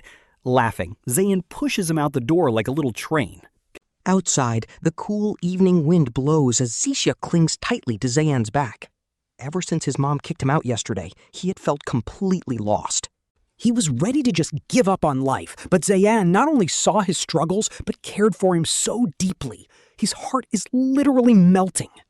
They soon reach the supermarket, with Zhixia holding on to Zeyan's arm. It is located right in the busy university district. Restaurants and arcades are everywhere. Since it is the start of the semester, students and cute couples are out in groups. Couples reunited after summer break are practically glued together. Looking at Zhixia hiding behind him, Zeyan feels like he won the lottery. No one compares to his boy. He proudly stands tall. Zeyan teases him, noting how other couples go to fancy restaurants while they are just heading to the supermarket. Zhixia lowers his head, feeling guilty that they have to budget so tightly. He secretly worries Zeyan might feel disappointed with this cheap date. But Zeyan just smiles, saying this is what real life is about, just like an old married couple. Hearing that, Zhixia blushes instantly. His face turns bright red at the thought of being an old married couple. Inside, Zeyan pushes the cart and lets Zhixia call the shots. Since rent took most of their budget, they have to be smart. First, Zhixia grabs 10 pounds of rice for 20 yuan. Then 12 eggs for 8 yuan, some pork belly, tomatoes, and 6 shrimp. Talk about a well-balanced feast on a budget. Seeing Zhixia carefully compare cabbages, Zeyan leans on the cart, his heart absolutely melting. This peaceful vibe is literally everything he ever wanted. Just grocery shopping with his love after work, then falling asleep together. Plain, warm, and perfect. Zhixia is truly his dream partner. Zhixia puts the cabbage in the cart and softly asks what he is thinking about. Zeyan just smiles and says he is thinking of him. He tells Zhixia how adorable he is and suggests getting some snacks for their movie night. Zhixia wants to refuse, but movie night sounds too tempting. Blushing, his voice softens as he agrees to just a tiny bit. Under the warm supermarket lights, Zeyan pushes the cart through the snack aisle. He slowly guides the cart, gently squeezing Zhixia's hand as they walk. Zeyan asks if there's anything he wants. Zhixia eyes a bag of potato chips, his finger lightly touching the wrapper. Instantly, the math wizard in his head goes wild. 40 grams of chips cost 2.9 yuan, which means 36 yuan per pound. Meanwhile, raw potatoes are only 2 yuan a pound, and even beef is just 32. He looks at Zeyan and laughs awkwardly. Forcing himself to look away from the chips, he suggests getting beef instead and skipping the snacks. Zeyan laughs and tosses the chips into the cart, gently ruffling his hair. He tells him that overthinking ruins the fun. Zhixia pouts but hugs his arm. Making money is so tough. Zeyan works over 10 hours a day just to earn around 100 yuan. That means 1 hour of work only buys 4 bags of chips. Seeing him pout, Zeyan cannot help but smile warmly. He leads Zhixia along, picking out the sweet snacks they can share. Soon, they arrive at the drink aisle. Zeyan grabs a 12-pack of mini Coke cans, saying the first ice-cold sip of soda is always the absolute best. He explains that 200 milliliters is perfect, and it has to be a can. Plastic bottles just do not hit the same. Zhixia blinks and tugs at Zeyan's shirt, pointing to the massive 2-liter bottle on the bottom shelf. That one is way cheaper. But Zeyan explains that big bottles go flat too quickly. Zhixia puffs his cheeks and grumbles quietly under his breath.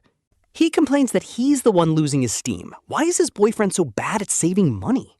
Zeyan bursts out laughing at the cute complaint. He leans in close, whispering right into his ear. If you run out of breath, I will just give you mouth to mouth. Zhixia blushes furiously, turning away while secretly tugging Zeyan's shirt. As they keep walking, Zeyan's eyes lock onto a coconut milk drink. He picks up the bottle to inspect it. It has the classic blue packaging with a coconut tree on it. Zeyan looks around and lowers his voice, striking a dramatic pose. He jokingly asks where the famous busty model version is. Zhixia blushes red, frantically looking around to make sure nobody heard. She sighs, saying this is just the local favorite here. Other cities might be different, but his eyes lit up because that iconic coconut juice brand was just too famous. If she really existed in this world, there was no way she didn't know it. Suddenly, inspiration strikes him, and he knows exactly how to design the poster. Afterward, they push their full cart to the checkout. The cashier asks if they need a bag, but Lin Zhixia quickly pulls a crumpled plastic bag from her pocket, saying, "No thank you." Seeing his surprised look, she blushes and lowers her head, whispering in a tiny voice that since they are going to live together, they need to start saving money. Honestly, this couple is too wholesome. He smiles and helps her pack. The scanner beeps as their items are rung up, and the screen shows a total of 186 yuan. She proudly hands over 2 crumpled bills to the cashier. He pats her head, teasingly asking if he is being pampered by a rich girl. She blushes and gives him a playful punch, telling him she won't carry anything, so he just needs to hold her hand. He laughs and carries the heavy groceries back to their loft, kicking off his shoes. But Lin Zhixia puts on a cute pink apron and shoos him away. Go design that poster. Major newlywed vibes. His heart races and he suddenly feels completely speechless. Sensing his gaze, she blushes intensely and fiddles with her apron, muttering that they need to cook before it gets too late. He chuckles and gently pats her head, saying he is definitely looking forward to dinner and will handle the poster design. With glowing eyes, she cheers him on, and he sits at the computer recalling a legendary classic design from his past life. Recalling the iconic look of that coconut juice brand, he uses the template from his senior to create a bright, high-contrast poster in Word. A bold masterpiece is born, highlighting 29 yuan a month for 220 gigabytes of data and 80 call minutes. He leans back, proud of his absolute genius. He loudly calls her over to admire his work, aiming the laptop screen right at the kitchen where she is busy cooking. She looks up from her tomato and egg stir-fry, staring at a screen filled with chaotic colors and giant numbers like a toy for babies. The design is so violent she almost throws her spatula at him, but she holds back and mutters that it looks quite decent. She gently suggests looking at other references, but he confidently brushes it off, proud of his masterpiece. Lin Zhixia dies a little inside, realizing she is the one who actually has to stand beside this terrible design tomorrow. He then winks, telling her she needs to help him hold the poster tomorrow as his gorgeous model. Talk about a plot twist. She almost drops her pan in sheer panic. Imagining herself holding this loud poster in public makes her pout as she serves dinner. She begs him to change the design, but he explains that a clear, unmissable message is what actually drives sales. He quizzes her on the pricing and data limits, and because the poster was so shockingly ugly, the details are already burned into her brain. She tries to play dumb, but he shifts gears, explaining that they will make 100 yuan for every single card they sell. Add in a 5,000 yuan bonus, and suddenly that ugly poster looks like fine art to her. She already forgot the other elegant ads she saw today, but this ugly masterpiece is completely unforgettable. He chuckles, patting her head before she dashes off to the rice cooker to serve their dinner. A gorgeous spread of pork belly, scrambled eggs, and hot shrimp soup sits on the table, smelling absolutely incredible. Taking a bite, he is instantly blown away by the delicious, comforting warmth of her cooking. She watches him eat with a bright smile, happy that her home cooking is bringing him so much joy. After finishing the delicious meal, he holds her hand and kisses it, playfully complaining that she is going to make him fat. She laughs at the empty plates, promising to cook even more of his favorite dishes tomorrow. When it is time to clean up, they playfully argue over who gets to wash the dishes like a sweet married couple. She insists on sharing chores to build their little home together, but he stubbornly takes over the sink. Suddenly, she sneaks up behind him, stands on her tiptoes, and whispers a sweet nickname. He nearly drops the plate, pure shock. Grinning, he asks her to repeat it, making her turn completely red. She denies everything, helping him dry the dishes while stating she wants to do her part for their little home. Flustered, she mutters that it is perfectly normal for a girlfriend to kiss her boyfriend, so he turns and kisses her back. He teases her, holding up a cream puff to her lips while begging her to say that sweet nickname just one more time. As the sweet scent of cream fills the air, she gives him a playful glare, completely overwhelmed by his sweet teasing. He takes a bite of the cream puff, feeling the soft pastry and light cream instantly melt in his mouth. It is his first time ever eating a cream puff, and he is super shy. With stuffed cheeks, he mumbles for the other guy to stop teasing him. Trying to change the subject, he asks if they still need to print posters since it is already dark, though his face is still totally red. Our main character tosses the whole bag of puffs over, joking that he will turn into a little round ball if he eats too much. Lin Zhixia just huffs and shoves one right back. He tells our guy that they are going to get fat together. After this wholesome little bickering, they walk over to the print shop to get their promotional poster printed. The poster is simple, loud, and honestly pretty basic, but they are both low-key excited to see if it actually works on the new students tomorrow. They want to see if this crazy, bold poster can pull a crowd. By the time they get back home, it is just past 7 in the evening. The room smells like sweet cream and fresh paper. Our main character jumps right on his laptop, importing the call recording to start editing the video. The clip shows the telecom representative acting incredibly arrogant, showing total contempt and trying to scam naive college students. They promised 1 to 200 per card, but now they are only giving 30 to 50. Lin Zhixia is furious, realizing the boss kept almost all the cash for himself. Our guy explains that they are going to steal all those clients tomorrow and completely cut out the shady boss. Lin Zhixia was low-key depressed about holding that ugly poster, but hearing this, his eyes light up with pure determination. He promises to hold the poster high, but our guy just playfully flicks his forehead, telling him the poster has character. He wonders if he should buy Lin Zhixia some new clothes to look the part, but then realizes a simpler look might actually win more sympathy. It is basically a choice between playing the pity card or the visual card. Laughing it off, our guy decides to respect Lin Zhixia's pride and promises to take him shopping later. Gently patting his head, our guy promises to get him some new clothes. Lin Zhixia looks up like a startled little animal, completely surprised. It has been years since he got anything new. Smiling mischievously, our guy taps his forehead again and asks why he won't just call him Big Brother.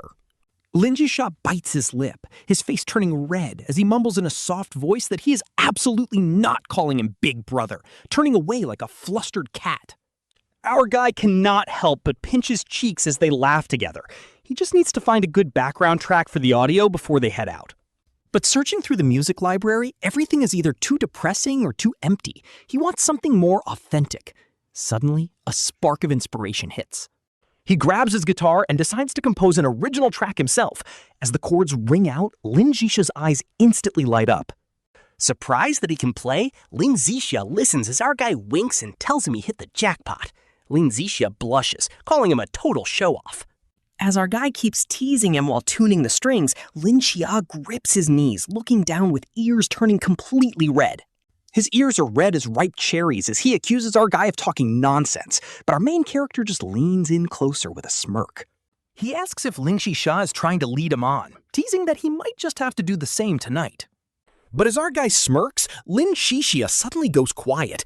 A heavy shadow falls over his mood as he stares silently at the floor. He is low-key heartbreaking here, silently worrying if his fragile health will ever let them have a real future together. Sensing his sadness, our guy stops joking. He quickly apologizes for pushing the joke too far. Lin Zhixia just shakes his head, pointing at the guitar and asking him to play a song instead. Our guy agrees, promising to sing it for him before bed once the track is edited. He turns on his recorder and gently strums the strings. A beautiful, clear melody starts flowing through the quiet room. I need you. Ay, ay, ay, ay, ay, ay, ay, ay, ay, ay, ay, ay, ay. Ay, ay, ay, ay, ay. Eating yell from her journey while do little shoes yelling or two ways you cry me? You need a walk on board. I know the fun. I am who young. You need a donkey, young, and boots with a young. You need a meaning boots? I sing need a phone song. You need a way like young. And meanwhile, Lin Zhixia leans against the doorframe, quietly taking in every single note. Under the warm yellow light, the whole room feels incredibly cozy. As the song ends, our main character plays back the recording to listen. Honestly, his voice is pretty good, but he realizes he might have poured a bit too much emotion into the performance. He sang with pure instinct rather than raw technique, making it sound incredibly intense.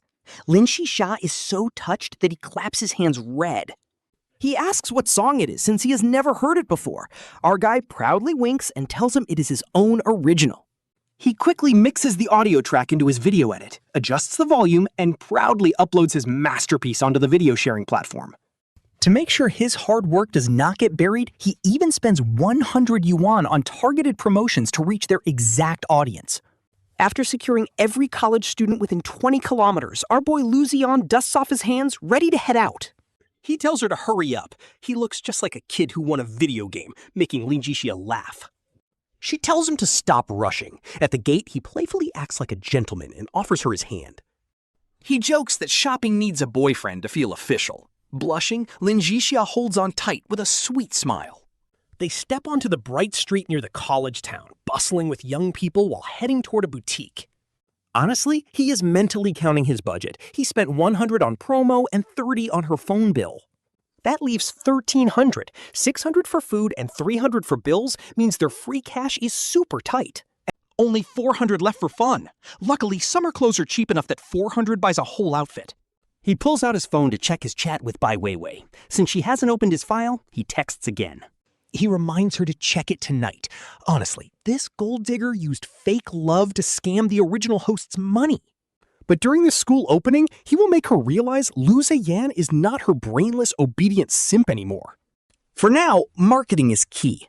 Meanwhile, Lin Zhixia holds his hand, hiding behind him like a shy little animal. Whenever she spots pretty clothes, she gently tugs his arm, and he gladly pulls her into the shop. She loves being cared for. With her social anxiety, just coming home with him yesterday was a massive step. As they enter, a friendly shopkeeper greets them warmly. Lu Zeyan squeezes Lin Zhixia's hand and tells her to choose. He tells her to pick whatever she likes. Lin Zhixia looks around, totally mesmerized by all the pretty outfits.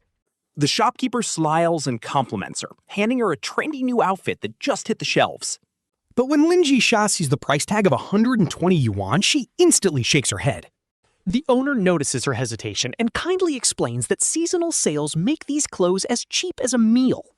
She tells her to try it on for her boyfriend. Lin Zhixia blushes, immediately throwing Lu Zeyan a helpless look. Trying it and not buying would be awkward. He pats her arm and asks the owner for the final price. The owner awkwardly offers a discount down to 90 yuan. He takes the fabric and pretends to inspect it closely. Checking the tags, he confidently offers 60 yuan. Honestly, he has zero clue, just playing the part to look cool. He knows online stores sell this for 40, but offline shops need to make a profit too. When he pretends to walk away, the owner quickly folds and agrees to sell it cheap. Lin Zhixia does not try it on yet. Instead, she hands him loose blue jeans, her eyes full of hope. He flicks her forehead, laughing at how he became a master negotiator. They get the pants for 80 yuan. While she is changing, he spots a cute skirt and jokingly asks if less fabric means 60 yuan. The owner laughs and counters with 80. He immediately shrinks back, keeping his eyes locked on the changing room. He wonders why she always wears pants. Is there a scar? Absolutely not, because he wants to see her legs. The shopkeeper rolls her eyes, realizing guys are tough customers. She insists 60 is too low, but he just shrugs. Then she drops her killer move, throwing in 2 pairs of stockings. She says she will look gorgeous. His mouth twitches because who falls for that? But wait, stockings are usually 10 yuan a pair. 2 pair make 20 yuan, meaning the skirt is basically 60. Blushing slightly, he tells her to pack it all. When Lin Zhixia finally steps out, she tilts her head shyly, her voice filled with pure embarrassment. She asks if she looks good. The slim white t-shirt and blue plaid skirt show off her stunning long legs. The only pity is the stockings are still packed away. His warm gaze makes her blush even harder. She dashes back to the changing room and quickly throws her loose jeans back on. He pouts playfully at her. Pinching her cheek, he teases her for hiding her legs. Her ears turn bright red as she stutters. She mutters that she is not used to skirts. In her mind, she wonders why he always looks there. She calls him a slight pervert in her head. Next, they hand in hand head over to a shoe store. It is a pretty famous local chain. Since school hasn't started yet, the shop is practically empty when they enter. 2 employees in uniform greet them. He immediately asks for running shoes with a budget under 200 yuan.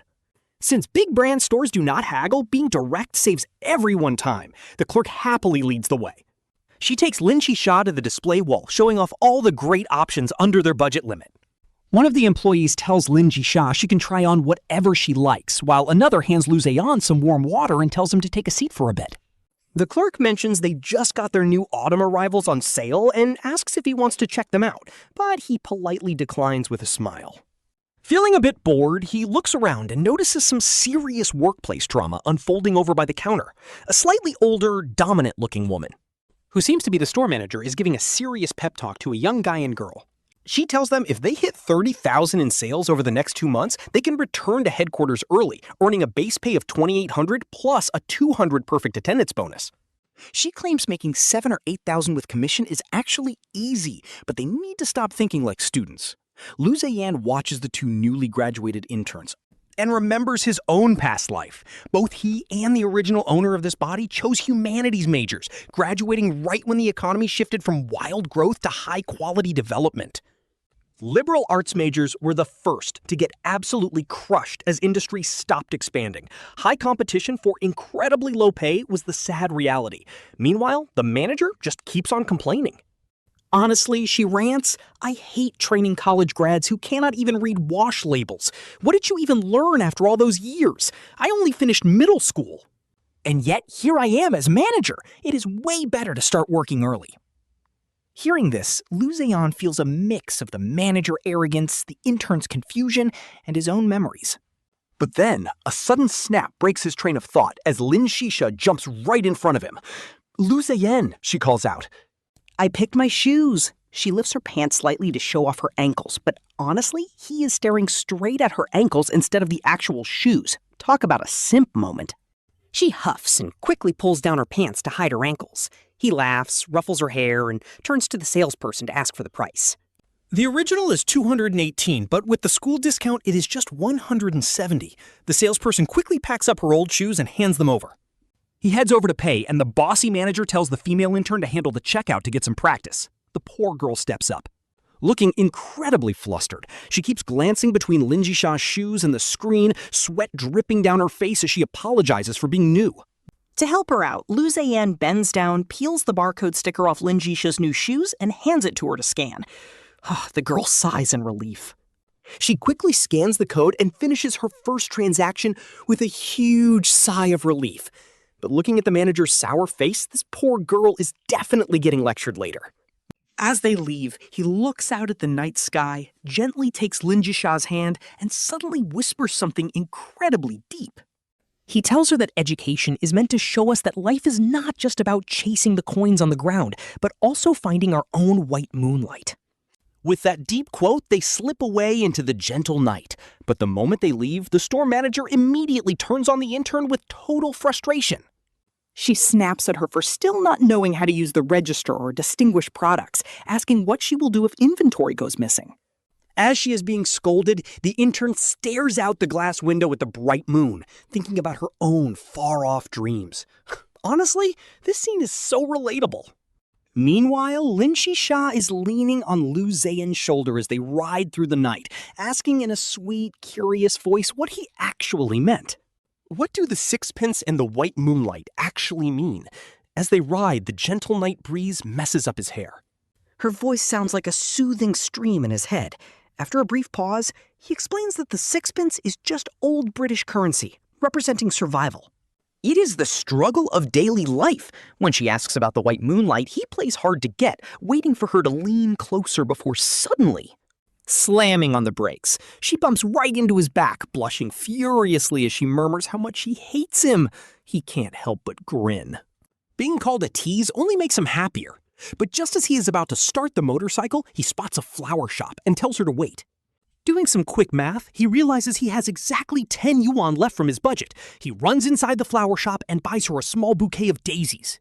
She takes them, completely stunned. This is the very first time in her life that she has ever received flowers, and she quickly hides her blushing face behind them. She peers over the petals with bright, shy eyes. Her heart is beating so fast it feels like it might jump out of her chest. This is too wholesome. She whispers his name softly. He ruffles her hair with a smile, hops back on the motorcycle, and lets the night wind blow all his thoughts away as they ride. He tells her that the flower shop owner said daisies represent eternal happiness, and he hopes they can keep smiling like this forever. Looking down at the white petals, she suddenly realizes what white moonlight truly means. She wraps her arms tightly around him and rests her head on his shoulder. "You are my white moonlight," she whispers softly. Lu Zeyan chuckles, teasing her about sounding like she is reading from a romance novel. He gently taps her helmet and jokes that he feels like a villain who somehow got reincarnated as the female lead's ultimate love interest. He asks if she has some secret childhood friend who is secretly in love with her. She rolls her eyes and threatens to delete all his cheesy web novels. They laugh and joke all the way back to his office. Once they get inside, she hunts around the room and finds a simple glass cup. She washes it carefully, places the daisies inside, and just stares at them with a dreamy look on her face. Seriously, this is absolutely adorable. Meanwhile, Lu Zeyan opens up a blank document on his computer to write some advice for incoming college freshmen, deeply moved by what he saw in the shoe store. In his past life, he was just a kid from a small town who studied endlessly to make his parents proud, but had absolutely zero guidance on how to navigate the real world. The only advice he ever got was the classic path of becoming a teacher, doctor, or civil servant. He spent his college years memorizing textbooks that were totally disconnected from reality. He wasted his free time playing catch-up on his childhood. When graduation rolled around, his only real asset was a piece of paper saying he graduated. But in a world where college degrees are a dime a dozen, he quickly went from being the family pride to a disposable statistic, struggling far more than those who started working early. Knowing life is more than just test scores, Lin Zhixia leans over to ask what he is up to. He wants to redesign their promo flyer, pulling out an old roadside flyer to show her. Honestly, those cheap papers scream hard sell, which only works for random grand opening discounts. But since they are targeting freshmen, this blind distribution is a total waste, and she slowly nods along. She remembers tossing those flyers instantly, realizing college students are the ultimate consumers with zero actual income. They have monthly allowances and endless free time, so Zeyan patiently breaks down his genius strategy. With parental cash and zero supervision, these freshmen spend freely. Other sellers only care about SIM cards, but Zeyan plans to monetize everything. The master plan is turning these freshmen into private social media traffic to sell them clothes, shoes, and snacks. They can even sell graduation study guides later. Lin Zhixia gets literal stars in her eyes, completely hooked. Zeyan pinches her nose with a laugh, teasing that this business will easily cover all their future date nights. Grinning, she hugs his waist and plants a sweet kiss on his cheek, eagerly offering to help him out. Zeyan points at a skirt and stockings. She needs to use her pretty face as the profile picture. That way the underclassmen will immediately add her. Meanwhile, hot water cascades down Lin Zhixia's fair skin in the shower. Steam fills the bathroom as her cheeks blush a rosy pink, grumbling to herself that Zeyan is a total pervert. Drying off, she reluctantly slips into the new outfit, staring at the short skirt that barely reaches her mid-thigh. She protests to her mirror reflection, but quickly tries to calm her racing heart. Taking a deep breath, she unwraps the black stockings he forced into her hands earlier and slowly pulls them up. The author definitely cooked with this visual. Those black stockings perfectly hug her slender legs, making her look absolutely gorgeous and insanely captivating. Blushing furiously, she lets out a cute huff before slowly clicking open the door and peeking her head through. She begs Zeyan if she can skip wearing them, leaving our boy totally speechless. He quickly shakes his head to clear his dirty thoughts, teasingly asking if she plans on coming out naked instead. Lin Zhixia steps out of the bathroom, hands on her hips, looking all flustered and cute. She immediately calls Lu Zeyan a total pervert, while he just smiles awkwardly at her new outfit. In her cute skirt, she looks bright and youthful, but then he spots her black tights. He is completely locked in. Seriously, those sheer black tights are a total cheat code. Blushing hard, she sits next to him and pretends to be mad, pointing right at his screen. She warns him to finish the flyer design before the shop closes, so he grabs his USB drive. She finds a wall, stands right against it, telling him to go ahead and shoot. But she stands there so stiffly that he can't help but laugh, calling it an ID photo. She thinks for a second, then crosses her arms and tilts her chin up, looking super arrogant.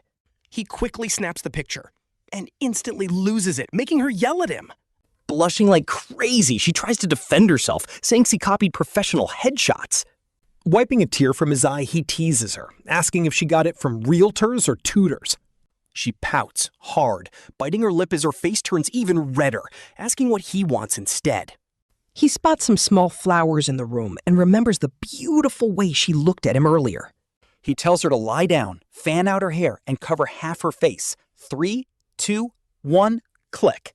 He shows her the photo, asking if this aesthetic isn't a million times better.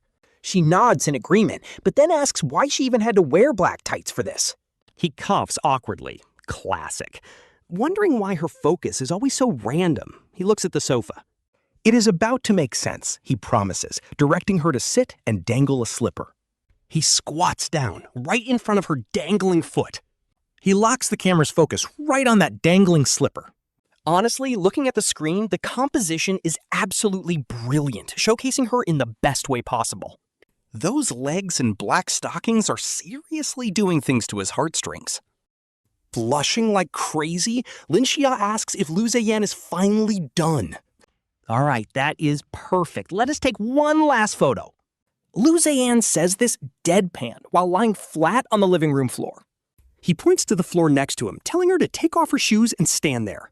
He tells her to lightly step on his stomach with her right foot, looking as cold and disgusted as possible. Just hearing his weird description makes Lin Zhixia's mouth twitch a little. She is already making a disgusted face, and he says, yes, exactly like that. He laughs, telling her that this female lead expression is absolutely perfect. Telling her to hold it, Lin Zhixia gets up from the sofa and walks over. She takes off her shoes and lightly presses her toes onto his stomach. With that light pressure on his stomach, his grin gets low-key creepy. He quickly whips out his phone to start spamming photos, while Lin Zhixia frowns deeply. She notices that even though his phone camera stays in the exact same spot, his head keeps tilting more and more toward the inside of her leg. Annoyed, she stomps on his stomach, pulls her leg back, and holds down her skirt. She grabs a throw pillow, curls her knees up, and sits back on the sofa. Peeking over the pillow with watery, furious eyes, she glares daggers at him, calling him a massive creep, a total pervert. Before she can even finish her sentence, her head starts heating up, letting off a literal puff of steam as she screams that he is a huge pervert. Lu Zeyan stands up, rubs his stomach, and lets out a sheepish laugh. Seeing that Lin Zhixia is not actually mad, he points toward the doorway. He tells her it is getting late, so he's heading out to print some things. The second he says that, he grabs his keys and flees the crime scene with his flash drive, quickly shutting the apartment door behind him. Left behind, Lin Zhixia grabs the pillow And tosses it toward the doorway, complaining that the annoying Lu Zeyan actually ran away. She picks up the pillow, hugs it close, and sits on the floor of the quiet, empty room. Honestly, her racing heartbeat is the loudest thing in the room. Meanwhile, Lu Zeyan is cruising down the street on his scooter. He finds a printing shop that is still open and talks to the owner. He wants to print 500 copies of a trifold brochure, and the owner quotes him 700 yuan. He does the math, realizing he only has a little over 900 yuan left in total. Talk about a massive blow to his wallet, especially if he sets aside 300 yuan for utilities. That leaves him short by 100 yuan, but luckily, Lin Zhixia still has 200 yuan left. That has to cover their shared living expenses, and he cannot believe it is only the start of the month. He is already stressing about money, like how are two people supposed to survive on 100 yuan until the end of the month? He needs answers immediately, shaking his head to clear his thoughts. Since he has prepared so much, he tells himself he can definitely sell. Around 80 to 100 campus cards tomorrow. Nothing motivates you like being broke, right? Right now, he feels like his drive is completely maxed out. Suddenly, his phone begins to buzz. He pulls it out and checks the screen. It is a voice call request from Bai Weiwei. Ain't no way his literal money goddess is calling. Talk about perfect timing when he is flat broke, so he answers immediately. The second the call connects, Bai Weiwei starts chewing him out. "What on earth is wrong with you?" she demands. "Do you even want to be my boyfriend anymore?" Bai Weiwei starts complaining immediately, asking why he forgot to bring her breakfast when she literally reminded him the night before. She then brings up Liang Wanqiu, demanding to know what is going on between them, just because she refused to go public. She calls him incredibly childish for throwing a tantrum over keeping their relationship a secret. She even accuses him of hiring Liang Wanqiu, the new classmate, to act out a whole drama just to make her jealous. Our main character just blinks in pure disbelief because this is definitely not how we expected this conversation to go. Honestly, where does she get the nerve? She is the one who got caught cheating, yet she is acting like the victim. Instead of apologizing, Bai Weiwei just scoffs and starts questioning him instead. She asks what she even needs to explain, claiming that the guy is literally just her male bestie. She goes on to defend him, asking what is so wrong with having a male bestie anyway.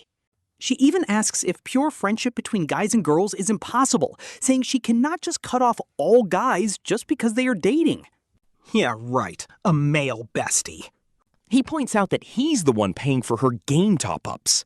Yet, she uses those exact points to buy skins for her bestie, while also giving him all the snacks he bought her.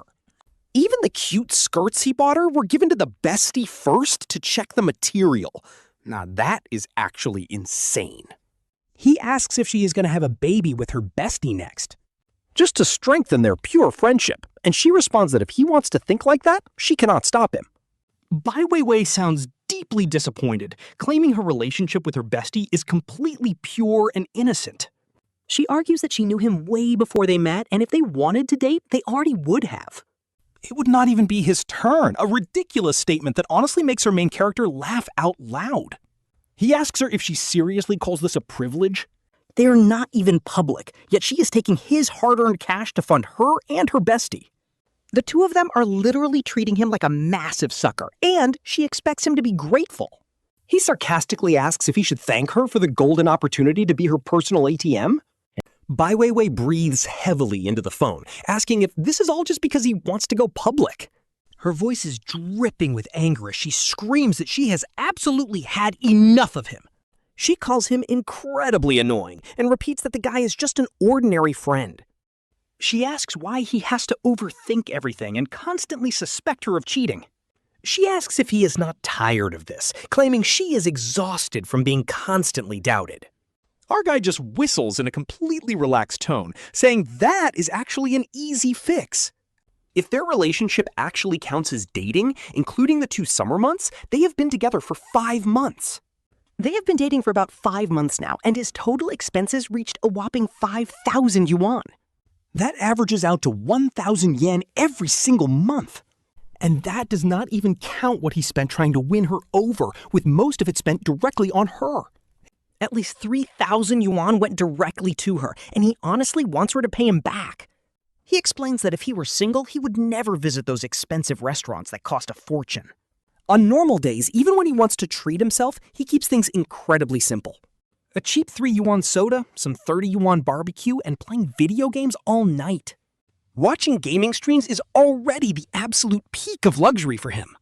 He tells her that if she matches his spending, she can have as many male besties as she wants. Honestly, at that point, she could sleep with them and he would still cheer her on. Hearing this, Bai Weiwei thinks he has completely lost his mind and is acting totally unreasonable. She laughs in sheer disbelief, asking if he is kidding and calling him incredibly materialistic. She asks if he seriously expects girls to pay, demanding to know if he thinks dating is free. She claims she doesn't need him anyway, and honestly, same. He is completely done caring about her or her precious male bestie. Before our MC can even finish his sentence, she just hangs up on him. Bai Weiwei completely cuts him off, leaving him standing there staring blankly at his screen. He lets out a cold laugh, thinking about all their dating expenses over the years. The original owner paid for literally everything, yet she still acts entitled. She even has the nerve to call him a materialistic gold digger. He remembers how the original owner found her through an in-game relationship. That is exactly how she met her cheating side piece. Back in his past life, our MC used to play this game after work with his buddies. And he was actually cracked at it, reaching 100 stars every single season. He even earned national titles, though he never believed girls liked guys just because of high ranks. But now he sees that some girls really fall for guys just because of high ranks. Looking closely at the compiled evidence, Bai Weiwei and her new guy definitely met through this game. So he opens up the Hero of Glory app that was already downloaded on the original owner's phone. Logs in, checks his friends list, and what he sees is absolutely wild. Bai Weiwei has already been in a match for 2 minutes. Turns out she didn't hang up because she felt guilty about the fight. Instead, she was just rushing to start a duo queue match. They're not even playing ranked, just enjoying a casual arcade mode. Her rank is only 1 star, while her cheating partner is at 30. That side piece used to be around 50 stars during his peak season. Yet, the fact they are avoiding ranked entirely right now is pretty telling. It basically proves that this new cheating guy is actually pretty mid at best. Out of curiosity, RMC scrolls down the list to check on Lin Zhixia. And to his surprise, Lin Zhixia is actually online playing this game too. She is already diamond rank. Suddenly, the print shop owner asks if his flyers are done. The boss walks over with the freshly printed flyers and he inspects the stack. They are clean trifold designs, super easy for people to fold up and keep. The front cover features a sleek photo of the school administration building as a background. It has a nice red gradient with some useful text in the blank spaces. He wrote down 20 golden tips for surviving college, mostly based on his own experience. Everything he learned after entering the real corporate world is in there. The rest are highly practical tips he gathered and curated from the internet. The back of the flyer shows a fully detailed map of the North Campus. Every single building name is clearly marked, along with important office locations. He even left some handy campus life hacks in the remaining empty spaces. Right at the top is a complete guide to the freshman registration process.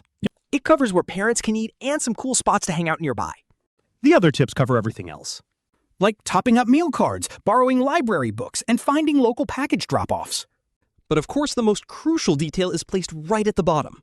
He slapped his own QR code right onto the flyer as a contact method. This makes him look exactly like an official school guide for new students. Looking closely, there is not a single ad on it. No annoying promos about campus cards at all, but watch this. Once the incoming freshmen read this, they will absolutely assume he is official staff. Promoting campus cards is about to get way easier.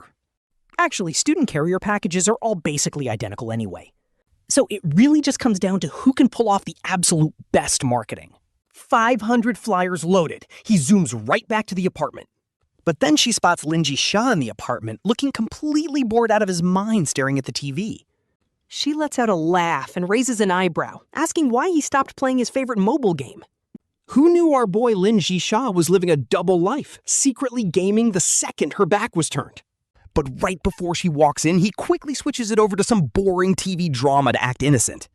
Lin Zhixia flushes deep red, totally caught red-handed in the act. When Lu Zeyan catches her secretly gaming, Lin Zhixia playfully sticks her tongue out, which is honestly so adorable. She giggles that she was only waiting for him, and Lu Zeyan ruffling her hair is pure boyfriend goals. He teases her, asking why she has to act like this. She behaves just like an elementary schooler secretly gaming, terrified of getting caught by her parents. Lin Zhixia pouts her cheeks, and her cute, annoyed huff is just too wholesome. She complains about being called a kid before finally admitting that, fine, she is one. Lu Zeyan gently pinches her cheeks, warning his big sister Zhixia not to find another online buddy in-game. Lin Zhixia pauses for a second before nodding in realization, finally getting his point. She immediately clings to his arm with a huge, bright smile, promising that would never happen. She proudly boasts that being fiercely loyal is actually one of her best qualities. Then, looking straight into his eyes, she calls out Lu Zeyan with absolute sincerity. Zhixia promises to love Zeyan until the very end of his life. She just shrugs. Life is way too long. They're just rising suns right now. Who actually knows what the future holds? Seeing him so dead serious, she blurts out, "Okay, why don't you make a vow then?" Annoyed, Zhixia rolls his eyes and immediately lets go of her arm. He turns away. Talk about a total mood killer. Like, would it have hurt to just play along? Zeyan just chuckles awkwardly. She hugs him from behind and kisses his cheek, offering to make the vow instead. But before she can finish promising the exact same thing, Zhixia turns around and gently pushes her back, acting totally disgusted. Who wants your vow anyway? Shower time? You smell. Gotta wake up early tomorrow. Honestly, this part of the story always low-key hurts to watch. Zhixia doesn't dare to ask for too much. He just wants her to love him for this 1 year. And after he leaves, if she could just think of him once in a while, that would be enough. That would be perfect, but Zeyan has no clue, feeling totally rejected. She just pouts. After playfully messing up his hair, she grabs some clothes and hums on her way to the shower. Once inside, she casually tosses her dirty laundry into... No wonder she's been so busy lately. Laundry can wait, since tomorrow's only task is selling campus cards anyway. Since she should wrap up by 7 p.m., she figures she can shower early and wash 3 days' worth of clothes at once. But suddenly, her eyes widen in pure shock. In the laundry room, there is literally nothing left except Lin Zhixia's freshly changed clothes. Yep, absolutely nothing else. And Lu Zeyan's clothes from last night? Completely vanished. Zeyan instantly pokes her head out of the bathroom, totally baffled. Lu Zeyan looks at Lin Zhixia in absolute confusion, asking where the clothes he took off yesterday went.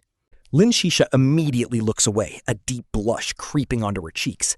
She quietly murmurs that she already washed and put everything away, making his mouth twitch in instant panic. Unwilling to accept his fate, he asks if she hand-washed them, and she nods. Yes, by hand. She buries her face in her chest, her voice practically a tiny whisper. Suddenly, he slams the bathroom door shut, his entire face burning red with embarrassment. He stands there completely speechless, his mouth hanging open as his brain totally shorts out. Because among those clothes was his sacred, ancient, holy grail pair of daily underwear. Honestly, some guys look completely put together on the outside, but they have been rocking the same underwear for 5 years.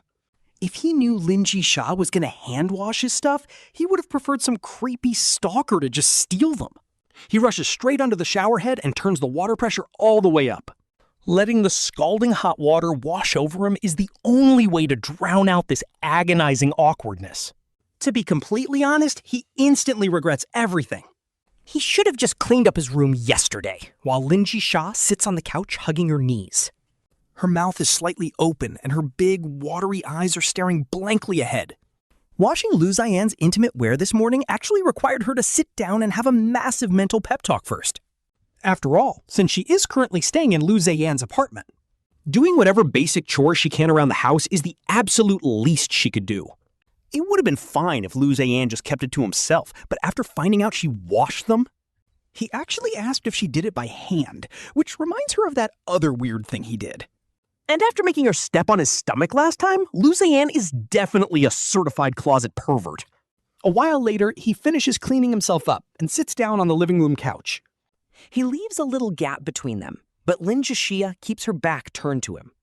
Both of their faces are burning hot, and absolute silence fills the room. A weirdly romantic but heavy tension starts to build between the two of them in the quiet apartment. The only thing echoing in the silence is the roaring, train-like beating of their hearts. The very next morning, he wakes up incredibly early, only to find Lin Zhixia already awake in his arms, staring with those giant, watery eyes. Seeing her staring up at him like that, he gently pinches her soft cheek. He softly asks why she is up so early and if she slept poorly. Shaking her head, she says she slept amazing, then tells Lu Zeyan he needs to get up too. After saying that, she quickly slips out of his warm embrace and heads downstairs. He notices she is already fully dressed, meaning she probably woke up early, changed, and crawled back in. She must have crawled back under the blankets after washing up, but soon a delicious sizzling sound echoes from downstairs. The rich aroma of fried eggs wafts up the stairs, prompting him to quickly get dressed and go down. Downstairs, he finds Lin Zhixia wearing an adorable apron, happily busy at the stove. She grabs 2 slices of toast and places the freshly fried egg in them. She adds sliced tomatoes and fresh, crisp cabbage leaves to build the ultimate breakfast sandwich. She whips up 2 sandwiches in the short time it takes him to wash up. She even pours 2 glasses of milk from the fridge and gently warms them up for breakfast. By the time he walks out of the bathroom, a wholesome breakfast is already set on the low table. Lin Zhixia sits there waiting so obediently. Honestly, she is too wholesome for this world. Sitting right next to her, he picks up his sandwich and takes a big bite. The egg is perfectly tender, mixed with the sweet and sour tomatoes. And that crisp cabbage, just 1 bite and he is completely sold. This sandwich is so incredibly good, Zhixia is practically inhaling it, taking these cute little bites. Her eyes are squinting with pure joy, looking absolutely blessed. And then she slowly starts leaning to the side, right onto Zeyan's shoulder. Honestly, whenever she is around him, she just instantly turns into a total clinger who refuses to leave his side.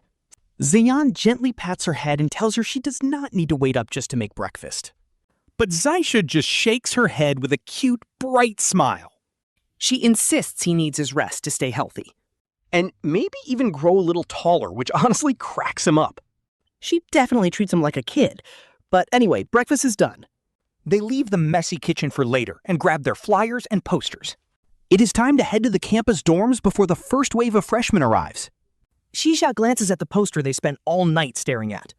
It is growing on her, but let us be real. It is still uniquely ugly. She makes a face looking totally miserable. But hey, it is for the grind, so she is ready to suffer for the bag. Seeing her look so conflicted just makes Zeyan smirk. Honestly, they are too wholesome together. He leans in and whispers that they are basically broke right now. Literally on the verge of bankruptcy. She found out he blew 700 yuan on printing these flyers. Now they are down to 100 yuan for food, and her dreams of bedtime lullabies are completely ruined. She was so mad at her spendthrift boyfriend, but she still promises to carry the ugly posters. Her eyes are dead serious. Honestly, she is such a cute little hustler. Zeyan gently pinches her nose, reminding her she has another job. She needs to guide the new students through scanning and registering their SIM cards. He walks her through the steps he taught her last night to make sure she remembers. She gives a firm nod, confirming she has got it all down. Every single sign-up is worth 100 yuan, so it is time to pack up and roll out. They speed off and arrive at the campus dorm area in no time. Since they got there super early, the older students are still setting up, getting ready for the freshman rush, while Zeyan slowly cruises on his scooter. He is trying to figure out the best spot to set Zhixia up. She's actually a bit socially anxious around strangers, so he plans to handle the main gate himself. His flyers have a full freshman guide on them. Standing at the entrance will make him look like official staff, but as for Zhixia, she needs to stay near the tents so campus security does not kick her out. As they cruise past the economics department tent, He spots two seniors cleaning up the tables, and boom, the master plan begins. He calls out, asking Senior Yufan if they are student assistants this year. Pulling over, he greets them with a warm smile. The guy he is calling out to is Wanqiu, a student union leader. Back when Zeyan first started college, he actually joined the union. And back then, Wang Yi was his direct department head. Student assistants on this campus are a pretty big deal. Usually they are juniors who help freshmen get settled, which is exactly the connection they need. Helping them adapt to college life and dealing with all those tedious everyday questions. If they do not want to bother the counselor, they can just ask the advisor. Wang Ji looks up and smiles, asking Lu Zeyan why he's here on his day off. Why show up so early? And that is when Lu Zeyan grabs Lin Zhixia's hand. He gently pulls her forward and proudly announces he just got a new girlfriend. Now he is practically starving, so he took a part-time job promoting campus SIM cards. Lin Zhixia bites her lip, letting out a quiet huff of disbelief. She mumbles under her breath that she is not the one making him starve. It is clearly his own fault for wasting money, making Lu Zeyan burst out laughing. He gently ruffles her hair and introduces the two of them to each other. The moment Wang Jie sees Lin Zhixia, his eyes literally pop out of his head. He immediately locks his arm around Lu Zeyan's neck, highly impressed by this upgrade. Pulling him a few steps away, Wang Jie steals a quick glance back at her. He quietly whispers to ask what happened to his toxic ex-girlfriend Bai Weiwei. Lu Zeyan scoffs, admitting he has no idea what he was thinking back then. Those terrible, humiliating terms, even a historical diplomat would have refused to sign them. Yet somehow he endured it for 6 whole months, making Wang Jie glad they split. Seriously, breaking up was the best move, Wang Ji agrees with a nod. But then he sighs, regretting that the student union director elections have already finished. Otherwise, that top spot would have been his, but Lin Zhixia is amazing too. She might seem a bit shy, but she is honest and genuine with people. See, I told you, Zhixia is literally the best, Lu Zeyan beams. He grins widely, absolutely forcing his single friend to eat all this relationship flex. She is not just drop-dead gorgeous, her personality is also incredibly cute. He even bragged about her homemade breakfast, making Wang Jie beg him to stop. Rolling his eyes, Wang Jie tells him to go flex to Yufan instead. She is immune to relationship flexes anyway, so Lu Zeyan drags him back to the tent. He gestures across the street, explaining they need to promote their campus SIM cards. But the prime spot over there was already taken by a rival network provider.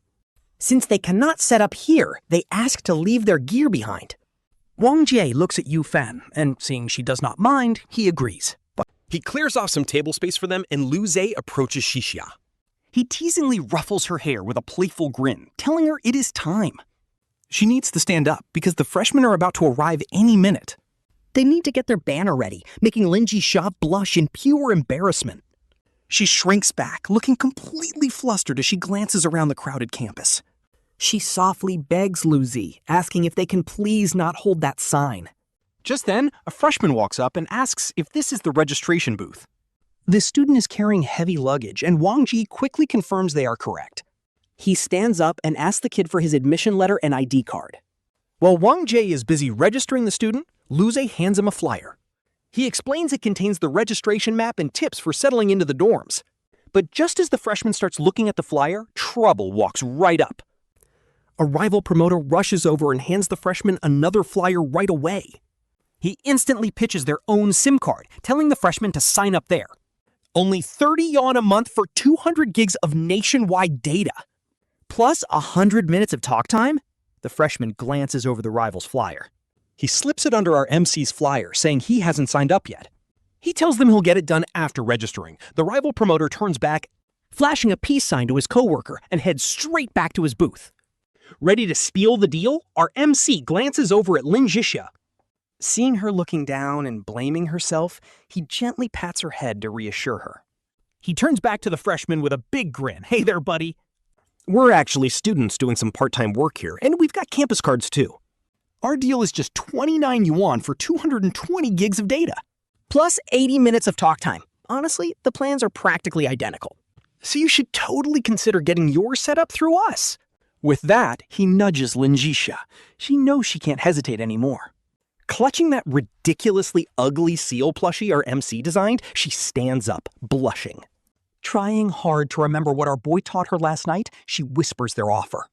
It works perfectly for the dorm Wi-Fi. Her shy look is so adorable. It instantly triggers the freshman's protective instincts. Bro's heart is doing backflips. He stammers out that he'll absolutely sign up with her. Lin Zhixia's eyes light up, and she turns around completely thrilled. She gives a quick bow, thanking him as she pulls SIM cards from her bag. She asks him to pick his favorite number and just scan the QR code. Seeing that she successfully handed it over, our MC watches for a moment, curious to see how Lin Zhixia guides him through the setup. But then he sees her standing on her tiptoes, leaning in close. Just a peek at the guy's screen, our MC's face instantly goes dark. He grabs her arm, pulling her back to give him some personal space. Then he tells the freshman his registration is all set, handing over his card. Make sure to keep it safe, buddy. Now go drop off your bags at the dorm. After that, feel free to grab whatever daily essentials you need, this Sunday night. We're holding a quick freshman orientation, so keep an eye out for notifications. At the same time, Wanqiu hands the ID and admission letter back. The freshman thanks him, waving the incredibly helpful guide flyer. He asks if he should just follow the steps on it, leaving Wanqiu puzzled. Wanqiu grabs one of the flyers from our MC's hands to check it out. Honestly, the guide is insanely detailed, covering everything from meal cards to hot water.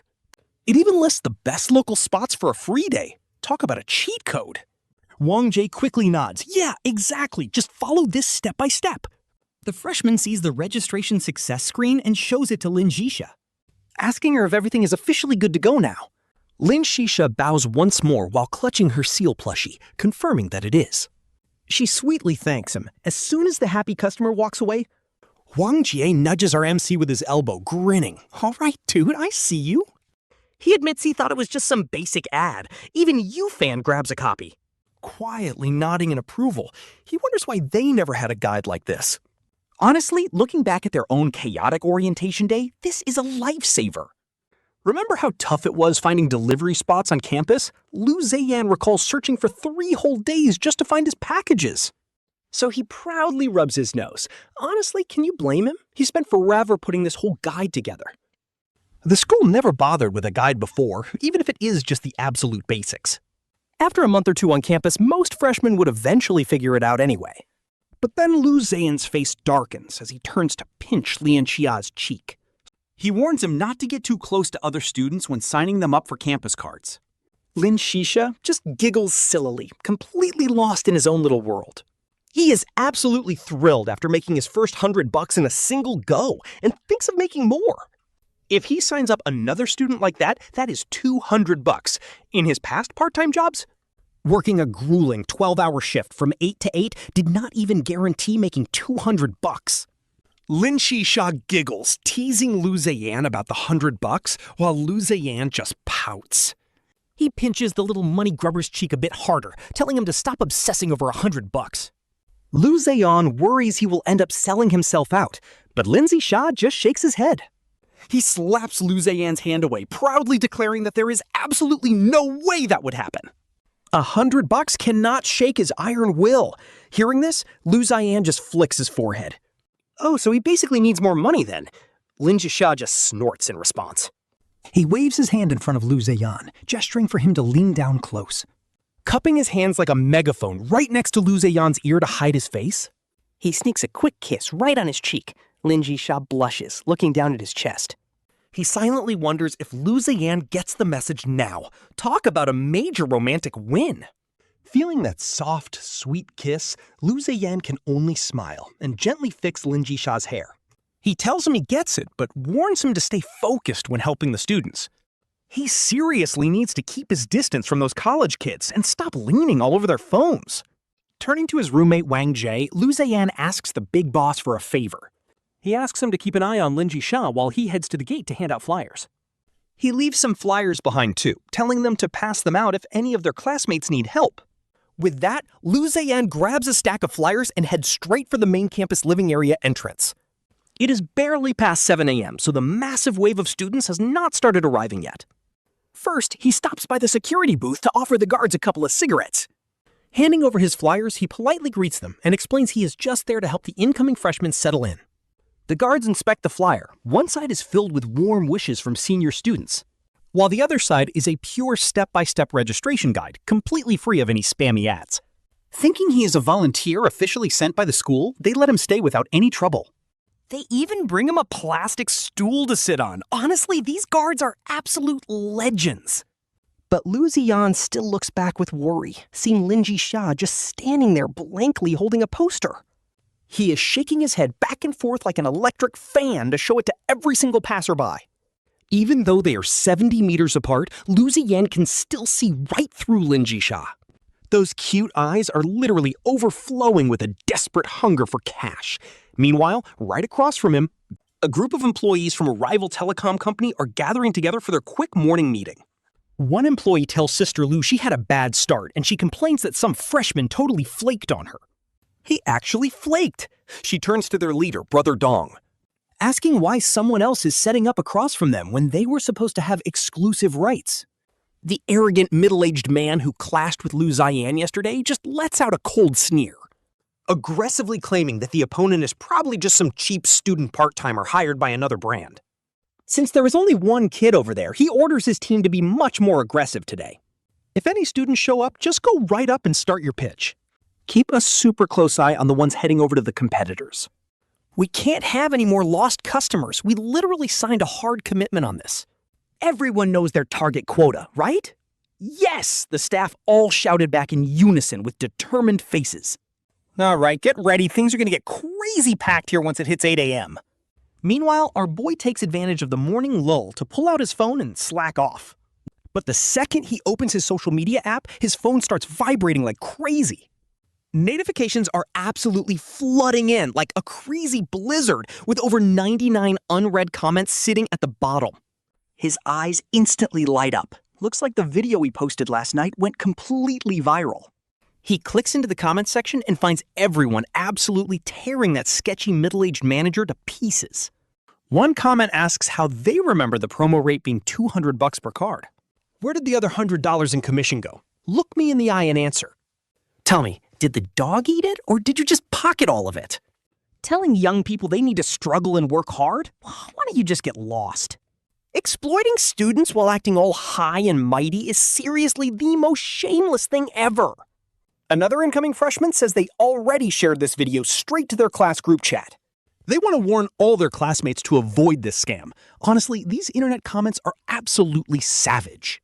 The roasts are pure venom, and honestly, seeing this greedy boss get absolutely wrecked feels so good.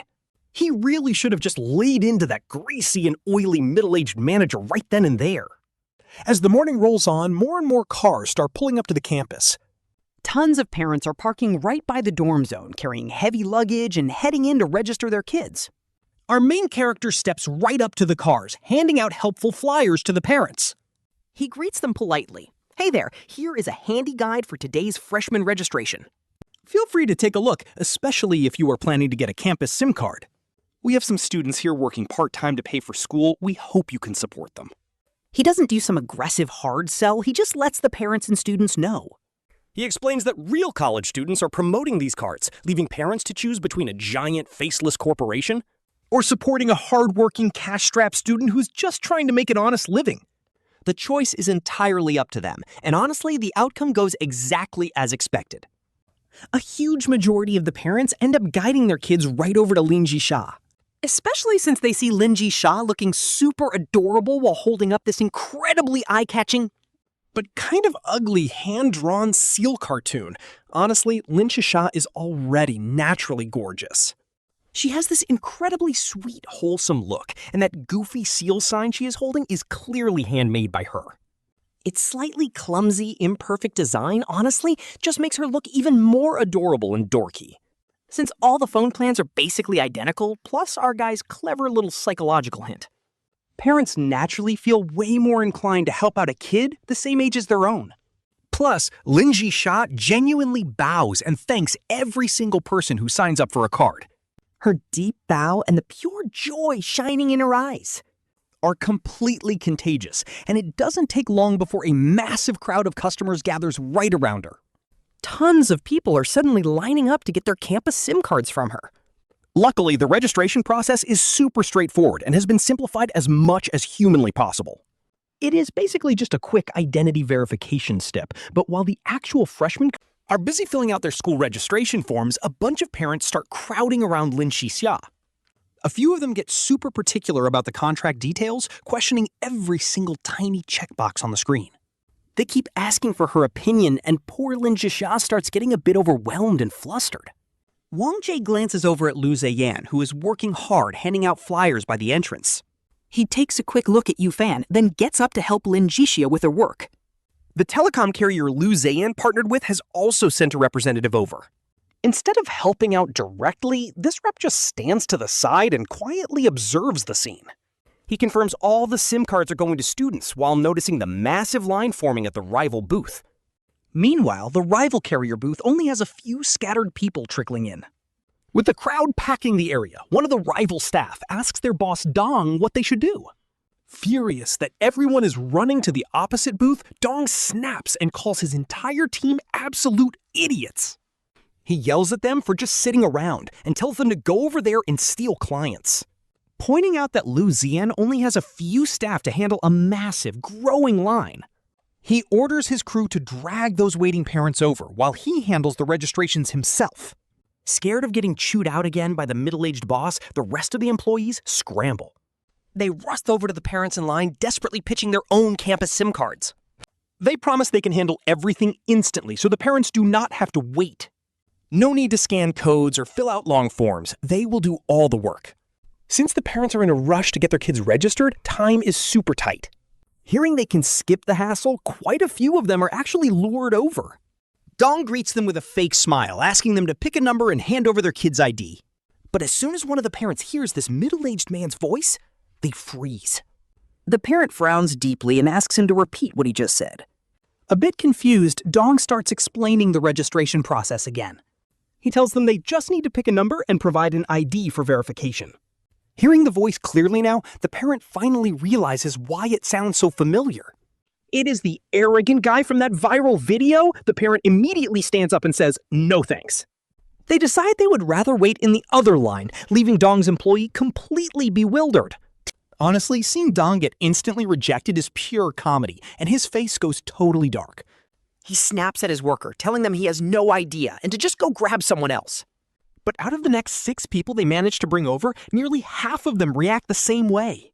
They all walk away the second they hear his voice, leaving Dong seriously questioning his life choices. He squats in the corner of the tent, wondering if his voice is really that terrible. He opens his phone voice recorder and repeats the exact pitch he just gave those parents. Listening to the playback, he genuinely thinks his voice sounds perfectly fine. He even thinks it has a nice magnetic depth to it as he glances back at the booth. Interestingly, a female colleague has taken over his spot to handle the registrations. She is successfully keeping every single customer when a young employee runs up with his phone. He hands the device over to Dong, looking like he just solved a major mystery. The phone plays a viral background track about surviving the harsh struggles of life, followed by Dong's own condescending voice preaching to young people not to dream too big. The video cuts to him bragging about giving youth a chance to work as Dong opens the comments. Honestly, the comments section cooked him so hard, they even doxed his name and workplace. Netizens are exposing his entire company, and the latest comments get even wilder. He literally sees a live photo of himself squatting in the corner listening to his voice recorder. His chest heaves with rage, his face turning bright red as he realizes he is a meme. Finally understanding why everyone is avoiding him, he furiously hits the report button on the video. He glares through the crowd, his eyes locking onto Lu Zeyan standing right across the street. Seeing Lin Zhixia completely swamped, our MC doesn't just stand around at the door. Instead, he steps up right next to her, helping the crowded parents get their paperwork sorted. Meanwhile, that petty manager calls his entire team over and orders everyone to open up Kwaiyin immediately. He demands they report the video and mobilize every single person in the business hall to do the same. They need this video taken down right now, and then he glares viciously right at our MC. Honestly, ever since the MC offered him a smoke yesterday, he knew this kid was built different. But he never expected to get baited into a trap this fast by a broke student looking for pocket money. He was going to let it slide out of pity, but since the kid wants to play dirty, it's on. It's time to get serious, so he storms straight toward the living area's main administrative office. He needs to find the specific school representative who originally signed their deal. That would be teacher Zhang Sheng. Seeing the furious manager march right into his office, Zhang Sheng looks up. He pauses his work and politely gestures for him to sit down by the tea table. He greets him as manager Dong Hao, noting it is the busy freshman registration day. You must be swamped right now, aren't you? But Dong Hao just sighs and shakes his head. He lets out a heavy sigh, explaining that their campus promotion in the living area is totally failing. The campus card signups are awful today. Now, he might be a big manager back at his company, but in front of the university's area administrator, he has to keep his temper in check. He can't show any anger. See, these student phone cards are actually just small-time bait. It's just a foot in the door. Honestly, it's their least profitable business. The real money is in the massive infrastructure projects, like building smart campus systems. They also set up joint research labs and build advanced cloud computing platforms. We're talking contracts worth tens of millions, sometimes even over $100 million a year. That's where the real profit is. Zhang Sheng frowns, asking if they didn't sign an exclusive contract. Why are the sign-up numbers still so incredibly low if you have no competition? He runs the commercial deals for the campus. If an exclusive partner is underperforming, it looks bad. It might scare off other big businesses from moving onto campus in the future. Plus, different campus zones compete every year, and total revenue is part of his performance review. It literally affects his job. Seeing Shang Shang look worried, Dong Hao secretly feels relieved. He knows the teacher won't play favorites just because the troublemakers are students. So he immediately spills the beans on everything that's been going down. He explains that they had their booth set up perfectly fine to serve customers. But then a bunch of local students signed with a rival telecom operator. They set up right across from us, and now they're spreading vicious lies online. They're totally ruining our reputation, and now all the parents are turning against us? Everyone's got a massive issue with our business now because of them. Zhang Sheng finishes his tea in one gulp and walks back to his desk. He dials campus security immediately, telling them to clear out the rival student group. Get those kids selling SIM cards out of here right now, he orders. He nods to Dong Hao, telling him that the problem is officially taken care of. If any other issues pop up, just come right back and let me know. Dong Hao smiles, thanking teacher Zhang before letting himself out. Meanwhile, the campus guards get the call from the administration. They scan the busy living area and instantly spot their target. The guards march straight toward our MC and his crew. A guard taps him on the shoulder. Sorry, kid, no unauthorized booths allowed here. Our boy goes silent. While they were swamped with customers earlier, the security guards did not mind. But now they suddenly show up to kick them out? Someone definitely snitched. Our boy looks over at the rival telecom tent across the street. Sure enough, that shady competitor is missing. Just then, Lin Zhixia quietly steps behind him. She gently tugs his shirt. She already helped set up over 30 mobile plans this morning. That is over 3,000 yuan in commission, basically what she used to make in a solid half month of hard labor. The thought of getting kicked out and losing this hustle makes her look completely devastated. Her shoulders slump. She did everything right, acting as the perfect mascot girl. Holding her ugly little seal plushie the whole time. And honestly, She was so patient, guiding parents and students step by step through the sign-up process. Our boy gently pats her hand. He scans the security area and the nearby administrative building. If that middle-aged snitch wanted to report them, he would have done it from there. Right on cue, the rival walks out of the admin building. Our boy smirks. Honestly, I love his confidence here. He turns to the security guards. Look, guys, we only have this single poster with us. This barely even counts as a booth. But hey, we totally get it. This is your job, and we respect that. We will absolutely cooperate with you. Since we cannot promote our service on this spot, he points directly toward the administrative building. That area over there is wide open, right? Can we just stand over there instead? Immediately, the entire crowd looks where he is pointing. And what do they see? The middle-aged rival practically skipping out of the administrative building like he already won. By casually pointing out that the building manages all campus residential affairs? Everyone gets it. It is so satisfying to watch. The rival steps into the open, eagerly looking over to see our boy getting kicked out. He wants to savor his defeat, but then, boom. Dozens of parents and students surrounding our boy's booth are all staring. Their angry glares hit him like a truck. A massive wave of dread instantly fills his chest. He immediately wipes his smirk. Time to play it cool. The crowd of parents glare at the rival operator with pure disgust. There is nothing more pathetic than a grown man snitching because he cannot handle some competition. Especially when he gets caught red-handed. People in the crowd start whispering. Look at him, zero marketing skills, but a master at snitching. These kids only have a single paper listing their plan details. They are not even handing out flyers. How does this even count as setting up a stall? Why can they not promote here? That rival company is so shameless. They are literally trying to force a monopoly. Do not worry, young man. We are absolutely buying our mobile cards from you and nobody else. Even if we cannot get them today, we would never support those cheaters across the street. Our boy and Lin Zhixia bow deeply. Talk about a class act. Thank you, everyone, but please do not blame the security guards for moving us. This is out of their control, and they are just doing what they are told to do. Seeing him handle this blatant injustice with such maturity instead of whining or crying, and even defending the very guards sent to remove him. At this point, the parents find themselves respecting our boy and Lin Zhixia even more. He is literally him. After a brief pause, our boy looks back at the guards. He asks them politely again, "Can we stand by the administrative building entrance instead?" The guards exchange a look, deeply touched by how incredibly understanding and respectful he is. Zeyan still shakes his head, though. See, the only reason the plaza in front of the admin building is so empty is because it is packed with school board directors. If even the local managers in charge of the designated booth area refuse to let Zeyan and Zhixia set up, there is absolutely no way they would let them set up shop. Right in front of the main admin building. Feigning a troubled look, our boy Zeyan takes a strategic step back. Pointing to a pavilion near the cafeteria, he asks the guards if they can set up there instead.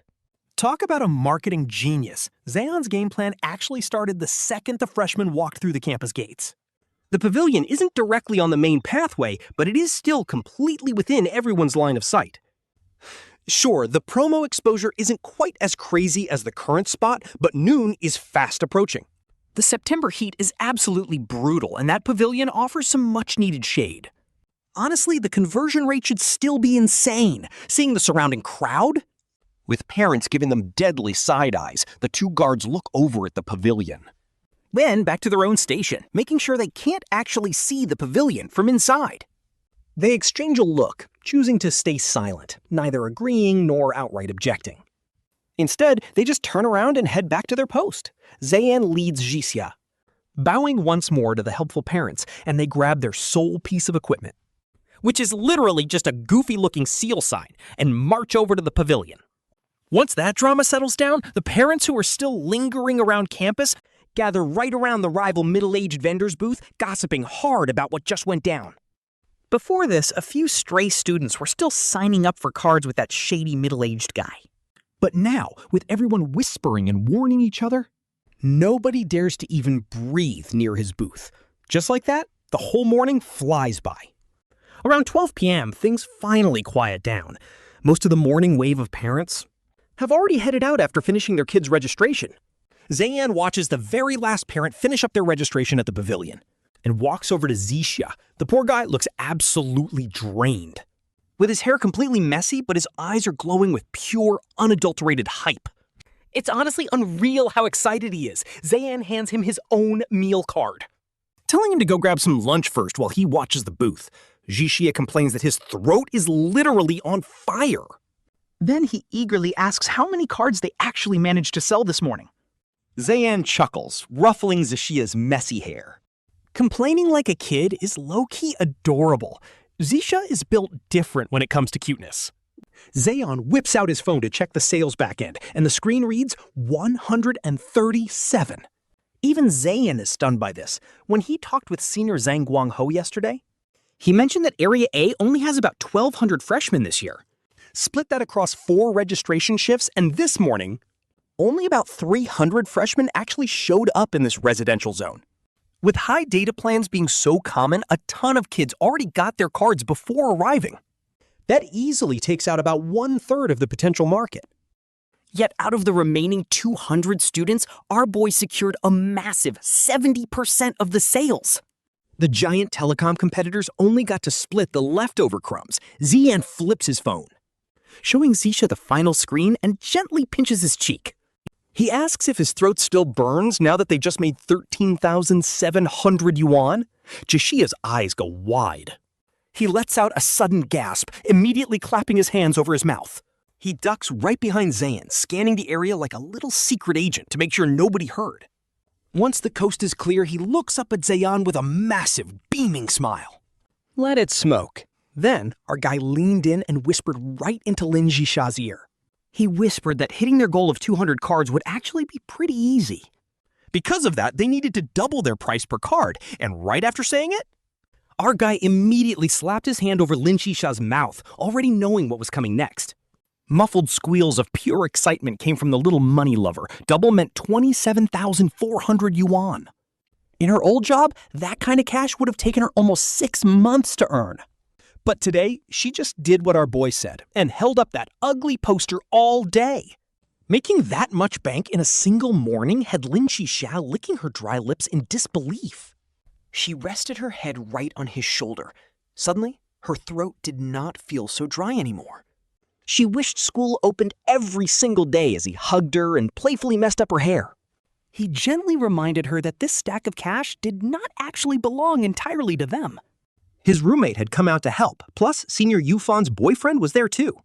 They had even called brother Juhua over, and though those guys had not said anything, or even expected to get paid, our guy knew they still had to show some real appreciation.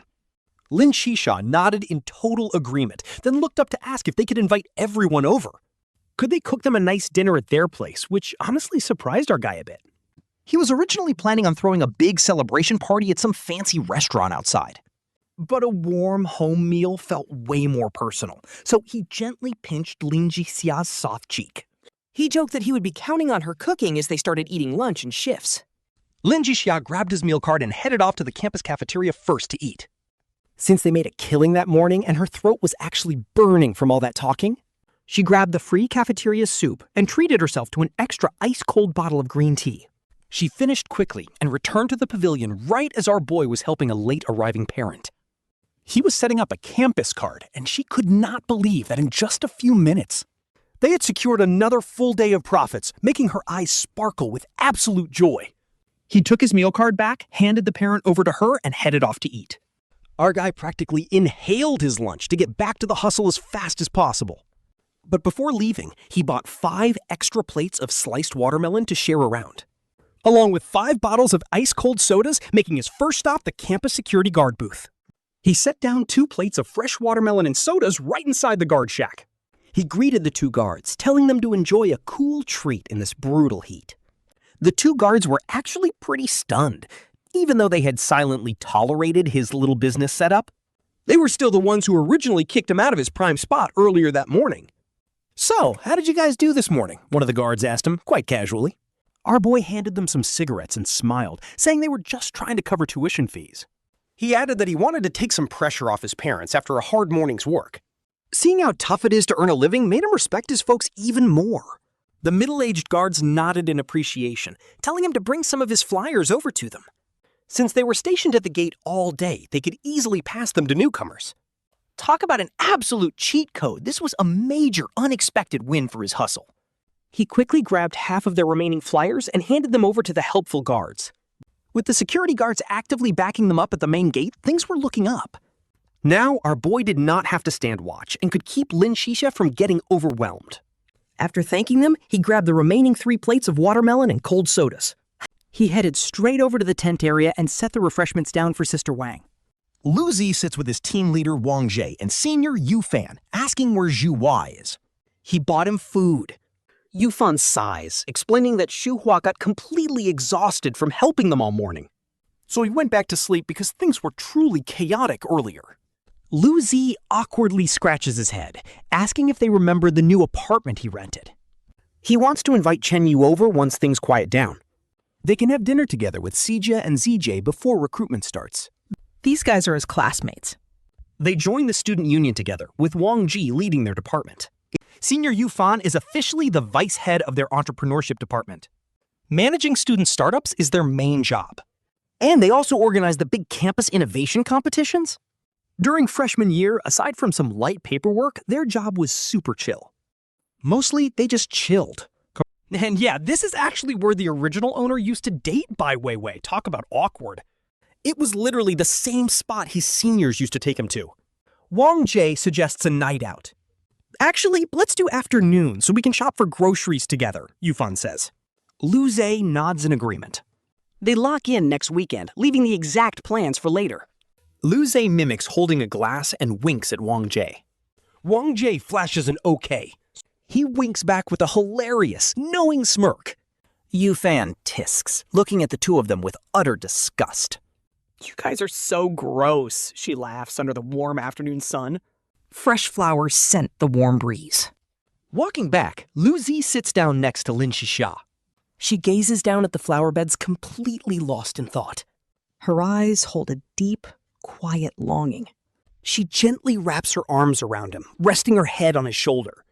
As the gentle wind stirs her hair, a fragile dream takes root. Maybe her illness can finally be cured. But honestly, 1 million yuan is an insane amount for a student, a total mountain to climb. It is literally 20 years of a normal life, making her despair feel suffocating. Yet this sudden glimmer of hope is somehow the most terrifying part. She shakes her head. After all, orientation only lasts a couple of days, and then Lu Zhe is all hers. She asks what they should do once the freshman rush is over. He thinks it over. He estimates they will have around 30 or 40,000 yuan saved up. It is barely enough for their living expenses, but he has bigger plans. First, he wants to buy her some beautiful dresses. Then, he plans to replace her outdated phone. And finally, they can take a weekend trip to nearby Mount Luoyan. Lin Zhixia beams with pure joy and happily agrees. Honestly, she wasn't even that disappointed. In the final year of her life, she just wanted to enjoy things instead of wasting away in that cramped factory. At least during these 2 days with Lu Zhe, she experienced a different way of living. She got to live out the college campus dream she always wanted. Time flowed as slowly as honey, and soon it was past 1 p.m. More and more freshmen started pouring into the residential area to register. Lin Zhixia picked up her poorly drawn poster again, standing obediently in the pavilion's shadow. She became their cute mascot, or she would grab some flyers.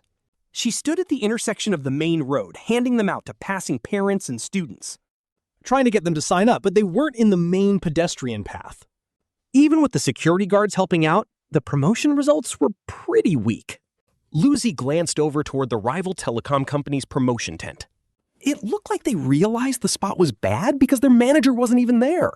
Lu Zhe fanned himself with a flyer and let out a soft sigh. It was clear that their afternoon sales were going to take a major hit. Suddenly, a loud commotion broke out right behind him where Lin Zhixia stood. A sharp, angry voice barked out, demanding to know who allowed them to set up here. "What major and class are you in?" the aggressive voice demanded. Frightened like a startled little rabbit, Lin Zhixia dropped her poster onto the ground. Keeping her head low, she nervously reached down to pick up the ugly poster. Lu Zhe told her to hold on to it, but Zhang Shang stared at the poster. Finding it ugly, this absolute villain of a teacher stepped right on top of it. He sneered, asking what kind of trash this was, and if she ever paid attention. He barked at her to show her student ID and get her advisor over immediately. He wanted her advisor to drag her back, leaving Lin Zhixia with teary eyes. Her shoulders trembled as tears began streaming down her cheeks and hitting the pavement. This was low-key heartbreaking. She whispered Lu Ze's name as he threw down his flyers. Lu Ze pushed right through the crowd and shielded Lin Zhixia behind his back. He hugged Lin Zhixia tightly, apologizing and saying he never should have brought her. His voice was full of regret as Lin Zhixia buried herself into his chest. She bit her lip hard, but her tears just kept pouring out uncontrollably. Lu Zi was absolutely fuming, glaring with pure rage at the tall Zhang Xiang. Lu Zhe glanced past the bully and spotted Dong Hao, the manager of the rival telecom company. He was wearing a mask, standing right behind Zhang Xiang. 2 security guards followed closely behind them, though they both looked incredibly awkward about this. They kept their heads down and stood back, while Zhang Xiang glared at the hugging couple. Frowning deeply, he scoffed, asking if she even behaved like a proper girl. He sneered that she had no self-respect and forgot why she even came to college. She only cared about finding a boyfriend, making him wonder how her parents raised her. Oh, this clapback is legendary. Lu Zi mocked him with peak sarcasm. Your parents probably just took one quick look at each other. And boom, you were born, right? Zhang Xiang was completely stunned. Having worked at Dengde University for over 10 years, he had never been insulted like this. What major in class are you even in? What is your name, and do you even have respect for teachers? The teacher barks at him to respect his elders, but our main character just scoffs and asks what he has actually ever taught him. Like, is abusing his teacher status to power trip and bully defenseless students supposed to be a lesson? Or maybe it is using that tiny scrap of authority just to make everyone's life a living hell. He is literally just feeding his own sick desire for control like an absolute clown. Blindly letting himself get used as a tool, it is honestly embarrassing to watch. Asking for respect after all that? Nah, he does not deserve it at all. Our main character then turns his cold stare directly to the middle-aged manager, Dong Hao, thinking he is a total joke. These corporate guys really think college kids are easy targets, bullying them first thing in the morning? But since the parents stepped in and stopped them, they waited until those parents left after registration. Now they are back in the afternoon to try their dirty tricks again, because exploiting people is all they know. It is just constant, underhanded schemes, and honestly, it is so pathetic. Did not this guy say young people need to stop dreaming big and focus on learning experiences instead? Well, our guy just grabs his cheap promo poster, rips it to shreds, and flings it right in Dong Hao's face. He warns them that he will go to their branch office and file complaints every single day. Reporting exactly how they exploit college students will expose all their trash behavior. He will spam their bosses with reports daily, and if the local office tries to ignore it, taking it to headquarters is his next step, and if that fails, he is going straight to the mayor. Hearing this, Dong Hao literally shudders, and honestly, you love to see it.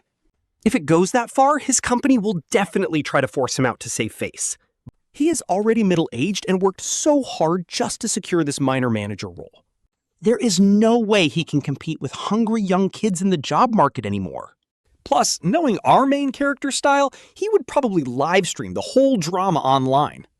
With his reputation completely ruined, finding another stable job would be impossible. Basically, his career is cooked, but at this point, the crowd is already watching. Parents are pulling out their phones to record everything, so there is no backing down now.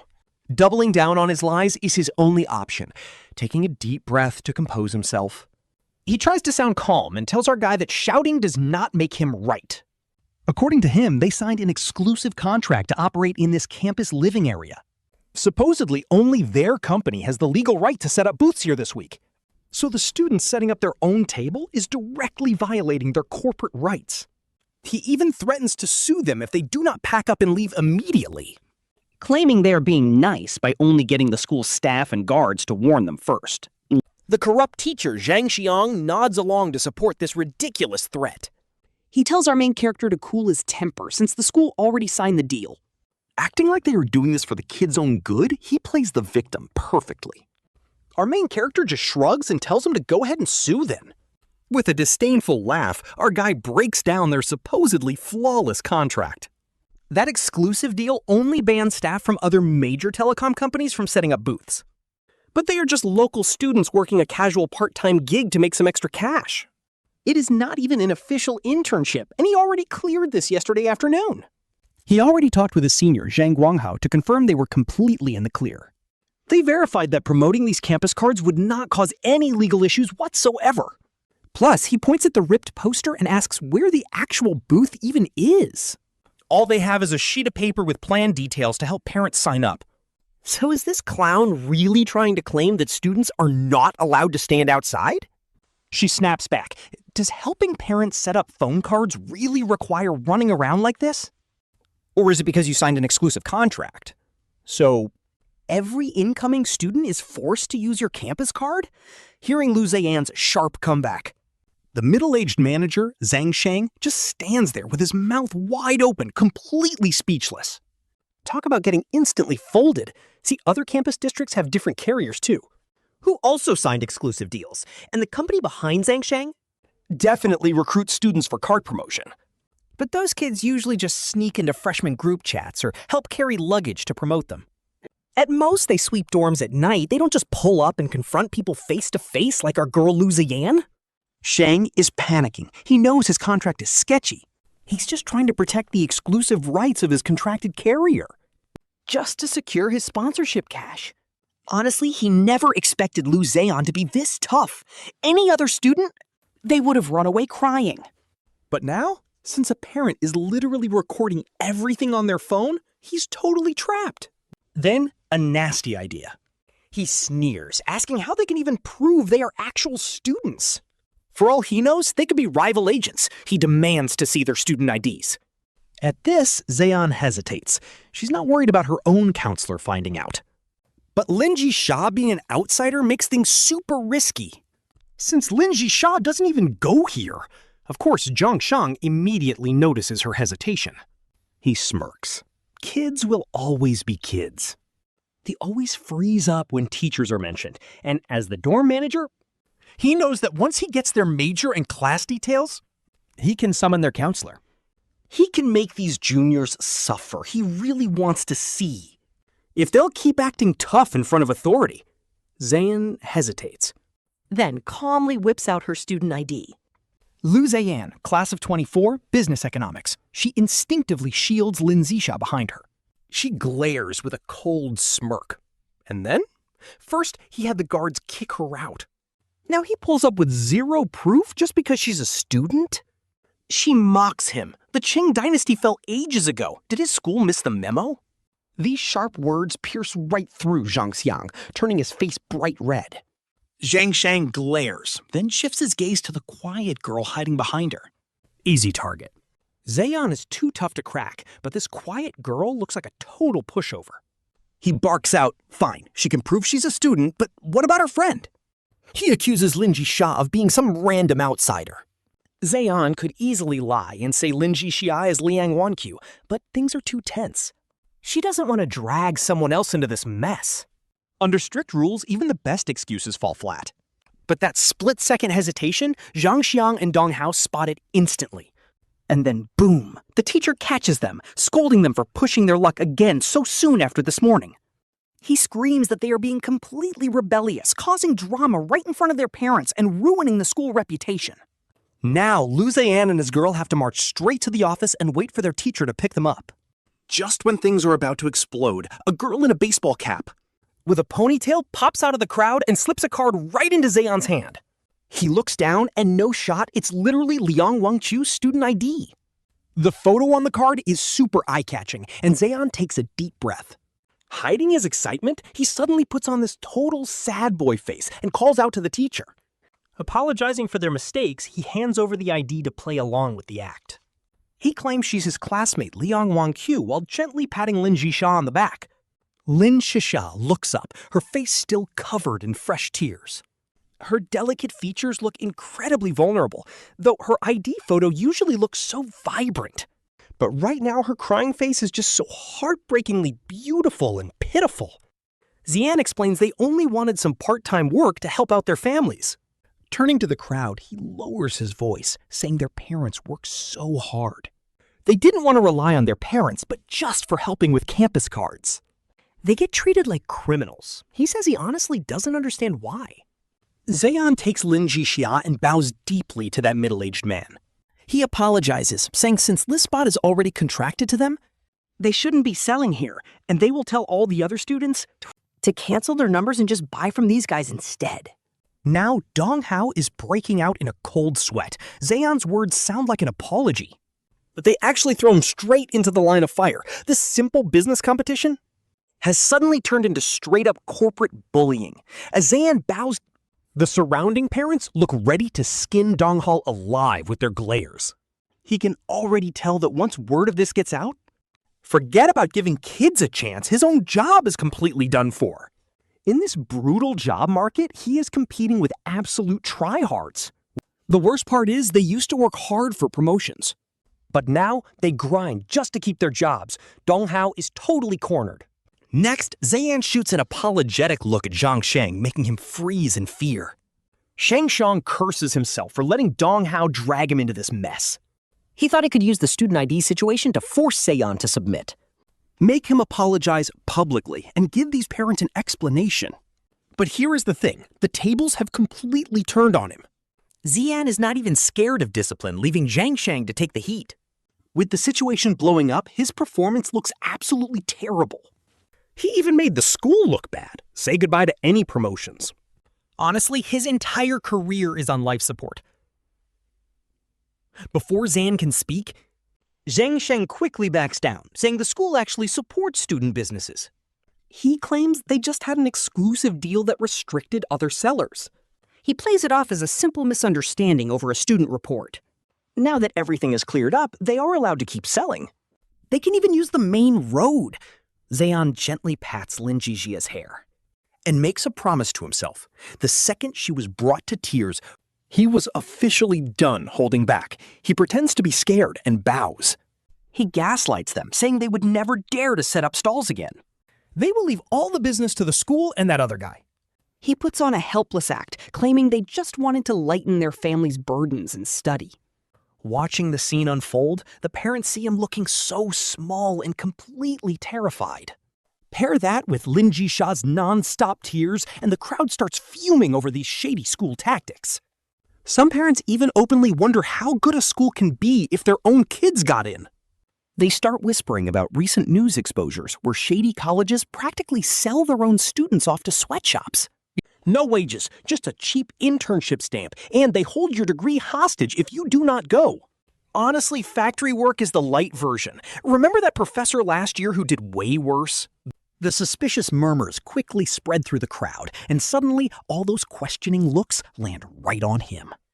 Everyone stares at Zhang Sheng. Now they get why he was so obsessed with checking student IDs. He just wanted to corner them in his office later and threaten them behind closed doors.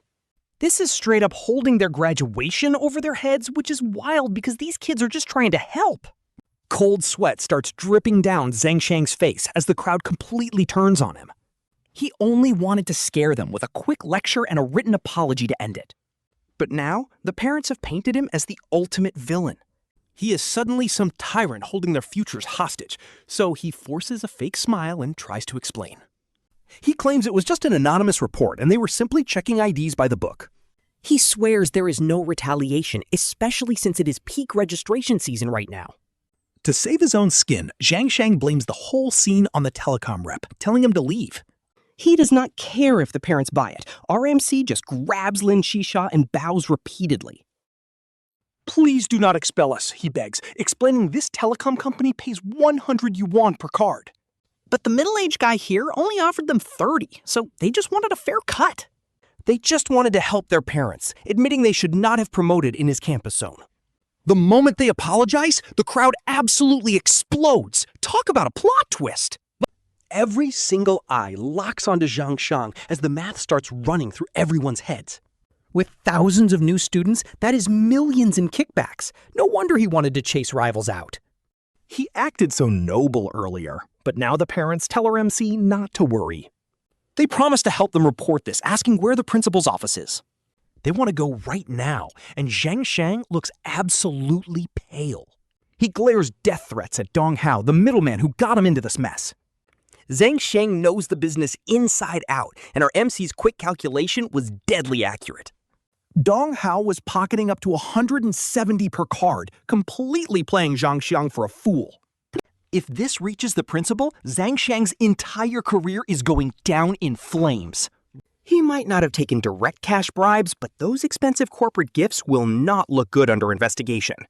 He sneaks a glance at our MC, who still looks totally humble. But deep down, those eyes are sharp, like a wolf that just caught its prey. A sudden shiver runs down the counselor's spine, while his silence only makes the parents angrier. They take his silence as a confession, while our MC quietly pulls Lin Zhixia closer. He knows challenging the system always has a cost, but youth is all about fighting for what is right. His soft whisper starts growing louder, carrying actual weight across the entire crowd. He passionately recites poetry about bold youth. These classic revolutionary words hit like a spark, instantly igniting the crowd's energy. It recalls how young students led the charge over 100 years ago. They boldly challenged the old order, making everyone remember that classic question, is it right just because it is traditional? Zhang Xiang has no comeback to that, looking completely like a defeated rooster. He looks at our MC, begging for mercy, realizing he cannot just bribe his way out anymore. Getting reassigned is a slap on the wrist. Back in the day, this dude would have faced a firing squad. Our main character quietly watches the noisy crowd around them, his fingers unconsciously brushing through Lin Zhixia's soft hair. He thinks to himself, if only he got a broken cheat code when he reincarnated, his girl wouldn't suffer this injustice. It suddenly reminds him of his past life and his first love, which ended in heartbreak. Back then, he met the one he wanted to protect forever, but harsh reality forced him to let go. To be honest, his feelings for Lin Zhixia started off more as a practical match than actual love. But the exact second her tears start rolling down, his heart skips a beat. It feels like an invisible hand is squeezing his chest. He asks her if she wants some fresh air. He asks her softly, but Lin Zhixia just shakes her head. With her sweat-soaked bangs clinging to her forehead, she snuggles even deeper into his protective arms. But that cute little pout when she shook her head completely gives away how upset and hurt she actually is. Suddenly, rushed footsteps echo nearby. It is the dean of the business school himself. Bai rushes over with school officials. He is a middle-aged professor who also happens to be our main character's homeroom teacher. The dean is visibly startled to see his star student here, remembering how focused he was at the opening ceremony. He tells classmate Lu that the school authorities already fully understand the basic situation of what just happened. Bai adjusts his glasses and promises they will investigate whether teacher Zhang actually broke school rules. They will run a strict investigation and asks if they can move to the office to talk in detail.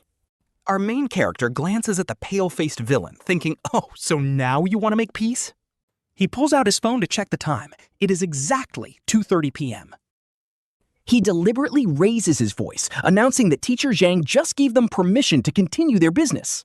Since it is the peak hour for freshman registration, they have absolutely no special demands. They just want to work.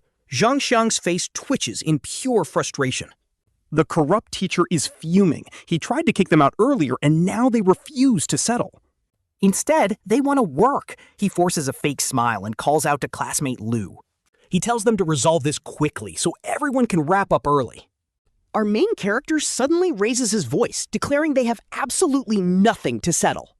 They are not helpless birds. They are just trying to make an honest living under school rules. They earn clean money with their own hands, but some corrupt person tried to drive them out for a monopoly. And now this happens. He looks at Bai and wisely decides to swallow the rest of his words. Honestly, these high and mighty elites treat a basic apology like charity. Bai gets the hint and turns around. The dean glares sharply at Zhang Xiang and asks how he plans to fix this. How is he going to clean up his own mess? Zhang Xiang can only smile bitterly. Does the bad guy even have a choice here? He nods in defeat, accepting his fate. Bai softens his tone with our main character, promising the school will offer fair compensation. He asks if they can head to the office now. Our main character looks at the lingering crowd. They definitely cannot work any more today, but the crowd still deserves a proper explanation. He agrees, but the moment he does, he feels someone gently tugging at his shirt. Lin Zhixia looks up at him and whispers if she can please stay behind. The mere thought of facing a room full of powerful strangers and their fake apology suffocates her. Plus, she can use this time to sell more cards and make a 200 yuan commission. That money is literally equal to what she used to make washing dishes all day. He tells her to wait by the tent. He points toward Wang Jie's stall, but suddenly notices the sweet girl crouching down on the floor. She is picking up the torn pieces of their poster one by one as a gentle breeze blows by. Like putting together a puzzle, she lays out the pieces and uses small stones to weigh down the edges. This simple, innocent act is low-key heartbreaking, and it makes the watching parents tear up instantly. Honestly, who hasn't felt that painful struggle of holding back tears just to get through a shift? But watching her out there in the sun, pushing past her anxiety, it makes you feel some warmth in this world. Touched by her effort, parents started bringing their kids to sign up, trying to make up for how she was treated. Meanwhile, Zhang Xiang looks absolutely pale. He thought that poem earlier was our main character's ultimate move. But no shot. The real trap was waiting right here, and now he is completely exposed as a corrupt bully. His reputation is so cooked, even jumping into the ocean won't clean his name. Boom! The office door slams shut, and the scene shifts to a tense little meeting room. Director Qiu Yunbai takes the head seat, while Lu sits across from Zhang Xiang. Dong Hao sits on the side, and Lu casually props his phone up on the desk. He points the camera right at them and hits record. Honestly, total boss energy right here. Lu stares silently out the window, worried about that quiet, socially anxious girl. She is out there selling campus cards alone. He wonders if she's too nervous to even speak. Meanwhile, Zhang Sheng and Deng Ho stare at each other in a room so silent you could hear a pin drop. Director Chu clears his throat and tells teacher Zhang that this whole mess started with him. He tells Zhang to explain. Zhang turns to Lu, forcing a smile that looks worse than crying. He admits he messed up and offers to personally pay Lu and his partner 1,000 yuan each. But Lu just looks down, completely unimpressed, and starts doing the math out loud. He points out they sold 140 cards in the morning, but barely 30 this afternoon. The carrier pays 200 yuan per card once they hit 200 cards, plus a 10% bonus. Zhang Shang's jaw drops. Only 300 freshmen even arrived this morning. Yet Lu managed to sign almost all of them up. No wonder Dong Hao was losing his mind. But 25,000 yuan? That is literally 3 months of his salary. Seeing Lu's calm attitude, it's clear a petty 2,000 yuan isn't going to cut it. He glares at Dong Hao, absolutely hating himself for getting dragged into this mess. Bullshit! Dong Hao slams the table, yelling that the girl is still out there selling cards anyway. He claims it was only a 30-minute delay, accusing Lu of being the uncooperative one. Paying 2,000 is more than generous, so he tells Lu to stop pushing his luck. Lu stands up, saying he'll just go help his girlfriend instead, since 30 minutes doesn't matter. He says they will just work overtime, and maybe they will still get that transfer later. Wait, no, don't! Zhang Sheng immediately panics and holds Lu back from leaving. He glares at Dong Hao, yelling at him to shut up before he ruins everything. But Dong Hao just sneers, telling him to let the kid play his games. He thinks once the parents leave, Lu won't have any leverage. At worst, they give him a warning. He even threatens to withhold their graduation certificates if they keep making a scene. This guy is actually insane. Zhang Xiang is sweating bullets, begging Lu not to listen to him. He wipes away his cold sweat, insisting they don't even have that kind of authority. Zhang Xiang finally realizes his teammate is a complete idiot who is going to ruin him. If Dong Hao keeps digging this grave, everything will blow up in both of their faces. Now he has to pacify our main character while holding back his out-of-control partner. Lu suddenly starts clapping his hands with a sly smile on his face. His eyes gleam like a fox cornering its prey as he mentions the Smart Campus project. He asks what happens to the school staff if they cause massive economic losses to the project. Zhang Sheng immediately lets go of Dong Hao, his face turning completely pale. Dong Hao freezes like a choked rooster. If that $1 million contract gets ruined, he is done. Decades of his career gone in an instant. Suddenly, they are ready to negotiate nicely.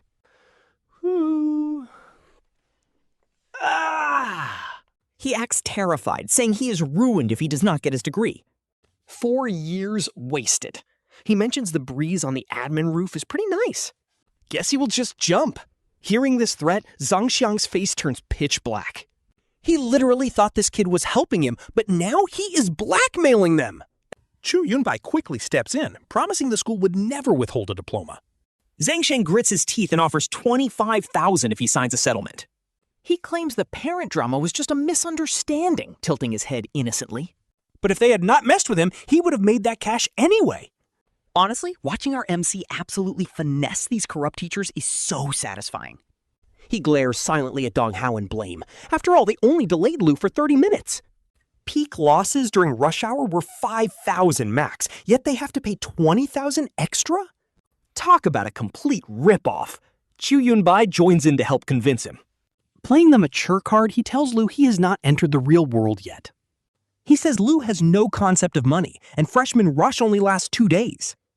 There are never opportunities like this. Lu shrugs with a sly grin and agrees. He suggests rounding it up, and Zhang Shang quickly agrees to avoid more drama. Zhang Shang transfers 10,000 immediately, then glares at Dong Hao to pay up. Dong Hao sighs deeply, feeling incredibly bitter about this whole mess. He has to transfer 20,000. His monthly income could have been 30,000. Now, not only did he make nothing, but he is down 20,000. He lost half a year's income in 5 minutes. This MC is built different. If he had known, he never would have gotten involved in this garbage. Seeing the deal finally settled, Qiu Yunbai quickly hands over the written agreement. Since everyone agrees, they should just sign and move on. Lu glances at the paper. It just asks them to keep their stories straight. They want to frame this massive drama as a tiny administrative mistake. Making sure there are no hidden traps, Lu signs it immediately. Outside the building, parents are still waiting around to hear what happened. Lu bows with a bright smile, thanking them for showing so much concern. He claims it was just a small misunderstanding with teachers, now fully resolved. Chi Yunbai steps up as well, putting on his best professional principal face. He boasts that the school always supports student startups and hands-on practice. Today's minor incident simply highlighted areas they must improve, which they surely will, providing a better environment. Once all the polite nonsense is over, Lu exchanges a quick glance with Qiu Yunbai and slips into the crowd. He runs straight to Zixia, who is currently swamped by busy parents. She is spinning like a top, but seeing him, she trips in excitement. She falls right into his arms. He holds her, gently patting her hair. Whispering proudly, he tells her it is done, and he got a huge payout. No one gets to make his sweet Zixia cry. Her cheeks turn bright red. She gives him a playful punch, whispering that he is so annoying. Nearby, freshmen start teasing them, begging them to stop showing off their romance. They just reached the school gate and they are already sick of this sweetness. Z smirks and playfully lifts Lin Zhixia's chin right there. He taps her forehead to a chorus of teasing boos, still holding her hand for registrations. His fingers gently brush the back of her hand, basically claiming his territory. Autumn dusk settles in pretty quickly and the sky starts to dim. It is already 5:30 p.m. Hey boss, when are we packing this up? Z turns to ask Wang Jie, who glances down at his watch. That is about enough, Wang Jie says. Let's call it a day. Z nods, his gaze drifting over to Yufan, who is acting super lovey-dovey. Let's grab some dinner with Zhiwa tonight, since everyone worked so hard today. We should definitely treat ourselves. Are we hitting the food street behind the campus? Yufan smiles, referring to that popular food street right at the corner. Both sides are packed with all kinds of street food, cheap and delicious. It is the ultimate student hangout, but today, our guy is in a great mood. He jokes that street food is too small time. Tonight, we are dining in town. The commercial street in town is further away, but the restaurants are way higher tier. The vibe and the food are a massive step up. Z thinks about it. Since he just had skewers with shisha yesterday, he suggests Madu boiled fish instead. It has been forever, and this Sichuan spot has an amazing reputation in town. It is the ultimate student luxury, costing about 100 yuan per person. That is pretty pricey for students, but the taste is honestly worth a 1-hour wait. Yufan grabs Juhua's hand instantly. Are we riding electric scooters or walking? Let's ride, Z replies. He actually moved out of the dorms now. He smiles and adds that he won't be heading back to campus after dinner. Yufan says he's going to change clothes first, then turns to head off. Zhuhua nudges Z with a smirk. Finally, our guy has figured things out. He managed to score such an amazing girlfriend. Z just scratches his head, embarrassed. Looking a bit shy, he officially introduces Lin Zhixia to the gang. Lin Zhixia gives a polite, respectful bow, thanking Zhuhua for his help earlier. He really helped clear things up during the card sign-up chaos. Zhuhua nods. Zhuhua walks over to light a cigarette while Wang Jie quietly leans in to ask Zhe. Did Teacher Q give you a hard time? You won't get disciplined, right? Z just grins and tells him not to worry since the drama got so huge. The school only wants to keep things quiet. They wouldn't dare target him now. Even if there is some minor trouble, his participation grade drops by 2 points max. If he is literally 1 point away from passing, the professors will let it slide. College grades are split between attendance, the midterm, and that final exam after all. Teachers always have some wiggle room, as long as you don't completely act up. Z knows exactly how to play the game, and Wanqiu glances toward the campus gates. Who else are we waiting for? Just then, someone taps his shoulder. Z spins around immediately to see who it is. It is Liang Wanqiu, a girl with a ponytail and cap pulling on Zhixia's arm. She smiles and extends her hand, asking if her student card is still with him. Z hands it back with both hands, like he is offering up some sacred treasure. He blinks dramatically, thanking the boss for saving his life in the funniest way. Liang Wanqiu rolls her eyes with a sigh before snatching the card back. With a touch of pride, he makes it clear he didn't save him for his own sake, but strictly for Zhixia. He naturally links arms with Lin Zhixia, asking him with genuine concern.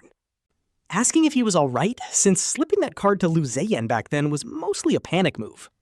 He was honestly just terrified people would notice he and Lin Zhixia look exactly alike. So he kept his distance, making Lin Zhixia smile as he watched him. He looks at our MC with those incredibly gentle eyes and explains exactly what happened next. Then Wanqiu slides over, looking completely ready for gossip, as he asks about the girlfriend. Wondering if they are twins because the resemblance is honestly insane. Our MC just shrugs.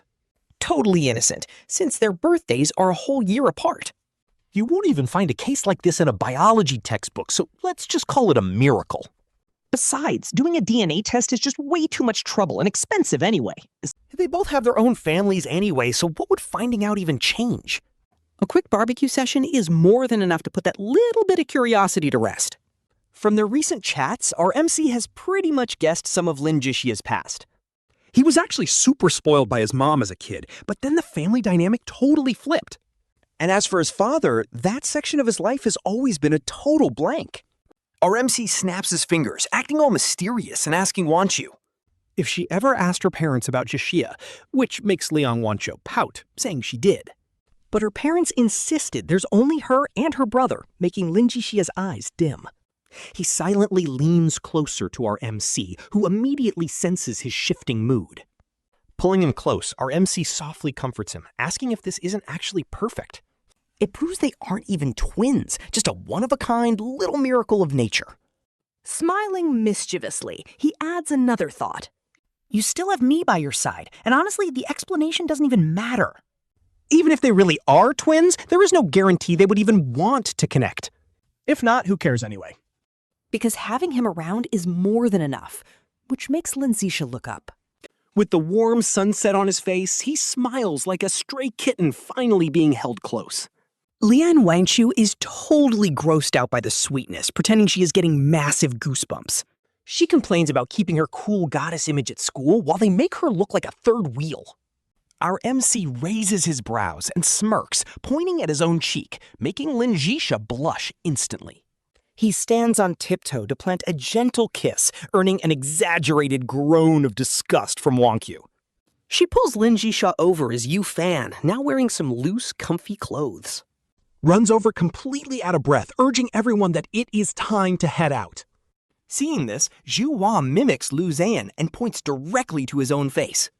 But Yu Fan actually leans in to inspect it, asking if he got a pimple. Grinning wildly, she happily mentions that this is perfect, since he's supposed to quit spicy food. So she gets to eat all of it, but then she suddenly glares at Zhu Hua with a wrinkled nose, accusing him of smoking again the moment she got back, despite his promise to quit over summer. Zhu Hua pouts, looking over at Lin Zhixia with the most defeated expression, wondering why his girlfriend cannot be gentle, though Yu Fan completely ignores his whining. Whipping out a pimple patch, she promises to apply it later. She even confiscates his lighter right from his pocket, telling him she is keeping it, promising to return it at the dorms, while Zhu Hua affectionately squeezes her hand. Honestly, this playful bickering is so cute, it's actually criminal. Meanwhile, their 3 scooters go full speed down the road. They quickly pull up right in front of the fish restaurant, and Lu Zeyan hops right off the back of Wanqiu's scooter. Before even taking off his helmet, he leans his head right against Lin Zhixia's. Liang Wanqiu pats his shoulder and teases him, asking if he's trying to tease poor Lin Zhixia again. As if he'd dare, he acts like the most innocent friend ever. He gently pinches Lin Zhixia's cheek while the others yell at them to stop flexing their relationship. Yufan quickly urges them to hurry up and order. The waiter leads them over to a giant fish tank right by the entrance. With all the fish swimming around, the waiter suggests a 4 or 5 catty fish for 6 people. When asked if they want grass carp or snakehead, Lu Zeyan just points at one. He goes with the snakehead, and the waiter immediately springs into action. The waiter scoops it up, knocks it out, and weighs it at over 5 catties, asking how spicy they want it. Mildly spicy, everyone says in unison, so the waiter takes down the order and leaves. Lu Zeyan hands the menu over to Yufan, telling her to order first. Yufan goes ahead and orders the boiled beef and griddle-cooked cauliflower, along with brown sugar rice cakes, then passes the menu toward Lin Zhixia. But Lu Zeyan suddenly blocks her eyes and passes the menu to Liang Wanqiu instead. Lin Zhixia looks up, pouty, complaining about why she isn't allowed to see the menu. Isn't looking at him way better? What is so interesting about a stupid menu anyway? He grins and playfully brushes her bangs aside, making the others groan that they have had enough. Liang Wanqiu helplessly hands the menu to Lin Zhixia to let her choose, and she takes a quick glance. The snakehead is 58 yuan a catty, and looking further down, she spots the griddled cauliflower. Brown sugar rice cakes are 28 yuan, and the boiled beef is 68 yuan.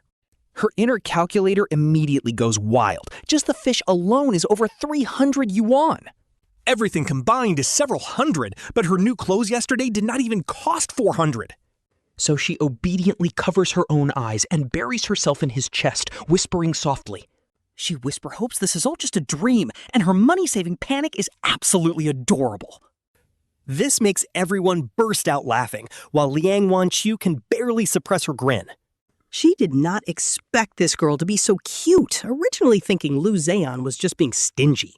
Now she realizes he was just protecting Lin Zhixia from getting hurt by the expensive prices. So she quickly orders a pitcher of sour plum juice and hands the menu back. Lu Zeyan passes the menu to Wang Jie and Zhu Hua, and the two discuss it. They only add some pineapple fried rice as a main, and they head into the private room. Inside, Lin Zhixia is still counting on her fingers, quietly tugging at his sleeve. She asks how many cards they got done this afternoon, so Lu Zeyan checks his phone. Even with that drama earlier, they still managed to register over 80 cards. If they push hard tomorrow, they might even reach 300 cards. That would hit the 5,000 yuan bonus limit, he tells her, pinching her cheek. He tells her to stop calling the freshmen 100 yuan because of what happened this afternoon. The new students kept asking why the senior sister called them that, making Lin Zhixia shrink back in embarrassment. Her ears turn red, but Lu Zeyan grins, saying she should call them 200 yuan now. He turns his phone screen toward her, showing the number 233. Lin Zhixia's eyes widen and her mouth parts before a radiant smile bursts onto her face. 46,000 yuan is worth more than half a year of her part-time work. Suddenly, the grievances she suffered this afternoon do not seem to matter anymore. Lu Zeyan ruffles her hair, low-key adorable, but then realizes they are completely out of flyers. Even that uniquely ugly poster got torn down, so he decides to go print some replacements. He tells the others to eat first. Squeezing Lin Zhixia's hand, he asks if she will be fine alone. She wrinkles her nose, protesting that she is definitely not a little kid anymore. Riding his electric scooter back to the apartment, he watches the dusk start settling. Out on the balcony, their outfits sway gently in the cool evening wind. Quickly grabbing his own laundry, his gaze instantly lands on Lin Zhixia's delicate outfits. He wonders when she managed to wash his clothes again, thinking it is only fair to help her. Double-checking that the door is locked, he carefully takes down Lin Zhixia's delicate undergarments. They use the exact same laundry detergent, but there is still a faint, sweet fragrance lingering. Before he can stop himself, his mind immediately goes wild, picturing what she looks like wearing them. Suddenly, footsteps echoing in the hallway snap him back to reality, and he quickly shakes his head. Honestly, his inner thoughts are wild, but at least he realizes he is acting like a complete creep. After folding her clothes neatly into the closet, he grabs his USB drive, ready to head out. Right before walking out, he turns back to grab a backpack and his bank card. Down at the shop, he prints 600 more flyers and that uniquely ugly poster again. While waiting for the prince, he runs over to the bank to withdraw $20,000 in cash. He shoves the cash into his backpack and heads back to the private dining room. Meanwhile, the girls are chatting excitedly inside, teasing her about being some stray fish Lu Zeyan picked up. Yufan's eyes sparkle with excitement as she asks if she and Lu Zeyan are living together. Lin Zhixia curls up in her chair, her face turning as red as a boiled shrimp. Her head is literally steaming as they tease her, asking where he even found her. Wanqiu chimes in, joking he wants to camp out there every day too. Wanqiu frowns at this, even though she low-key thinks Lu Zeyan is not quite Worthy of Lin Zhixia, who looks so much like her, she quickly has second thoughts. If Lin Zhixia had met anyone else, this naive girl would have probably been eaten alive. But why did you even go with him? Liang Wanqiu presses, wanting answers. Even if you were homeless, with your looks, finding a job with free housing is easy. Finding a job like that is easy. Suddenly, Lu Zeyan speaks up. Love at first sight, obviously. The door flies open as he walks inside, pulling her into his arms. He claims his girlfriend is completely innocent, warning them not to corrupt her pure mind. Liang Wanqiu snorts in disbelief and immediately grabs hold of Lin Zhixia's arm to pull her over. She insists on giving her a proper warning so she does not get tricked by him. I mean, asking if he's tricking her into having babies? This man has absolutely no chill. Slipping a piece of brown sugar rice cake into Liang Wanqiu's bowl, he tells her to eat up. Lin Zhixia buries her face in her chest, nervously twisting the hem of her shirt. Lu Zeyan's teasing words about having babies keep echoing in her ears, leaving her mind a complete mess. What if he actually wants children? She panics internally. Meanwhile, Liang Wanqiu is loudly chewing her food. Mumbling with her mouth full, she warns Lin Zhixia that if Lu Zeyan ever tries anything sneaky, she must absolutely refuse, though Lu Zeyan retorts that she is not the one dating him. Rolling his eyes in annoyance, he asks why she's even sticking her nose in. The table is already loaded with food, and except for Yufan sneaking a quick bite, nobody else has touched their chopsticks yet. Two massive, steaming bowls of their signature boiled fish sit in the center. Chilies and Sichuan peppercorns float on the red oil broth with tender, snow-white fish slices peeking through. Just looking at it is enough to make you sweat, while the griddled cauliflower and boiled beef look equally fiery. The mouth-watering aroma hits the table, and honestly, everyone is drooling. Lu Zeyan pours a glass of sour plum juice for Lin Zhixia and gets one for himself. Raising his glass, he calls for a toast, saying he wants to make a quick speech. Everyone freezes. But Wanqiu is the first to react. He claps to show some support, and Lu Zeyan gives him a thumbs up. Looking around with a smile, he says he is just super happy they are all eating together. He wishes them a peaceful bathroom trip tomorrow, making Yahtzee call him absolutely evil. He laughs back, saying the real curse would be wishing their intestines grew taste buds. Everyone yells, "Shut up!" Lu Zeyan just laughs, spinning the lazy Susan. He scoops a bowl of sweet pineapple rice for Lin Zhixia to line her stomach first. He tells her she worked hard today, and Lin Zhixia obediently takes the bowl. She eats in tiny, cute bites. The rice is down. The crew finally digs into the spicy boiled fish, and though it looks bright red, actually, it is not that spicy. The fish slices are insanely tender. With that perfect numbing buzz and mild kick of spice, it is honestly so addictive. Lu Zeyan watches Lin Zhixia sweating from the spice, but she still cannot stop eating. He grabs a tissue to wipe her sweat, gently dabbing the chili oil off her lips. Blushing, Lin Zhixia tells him this food is absolutely incredible. She feeds him a piece of fish, and he happily eats it in one bite. He tells her it is worth it. She nods eagerly. She could never replicate this flavor at home, even if 58 yuan a pound is steep. But it is so worth it, and she tells Lu Zeyan to look at her lips. Tilting her face up, the chili oil makes her lips look incredibly plump and glossy. They are even trembling slightly from the peppercorns, and Lu Zeyan just stares, totally captivated. He completely spaces out, but then he snaps back.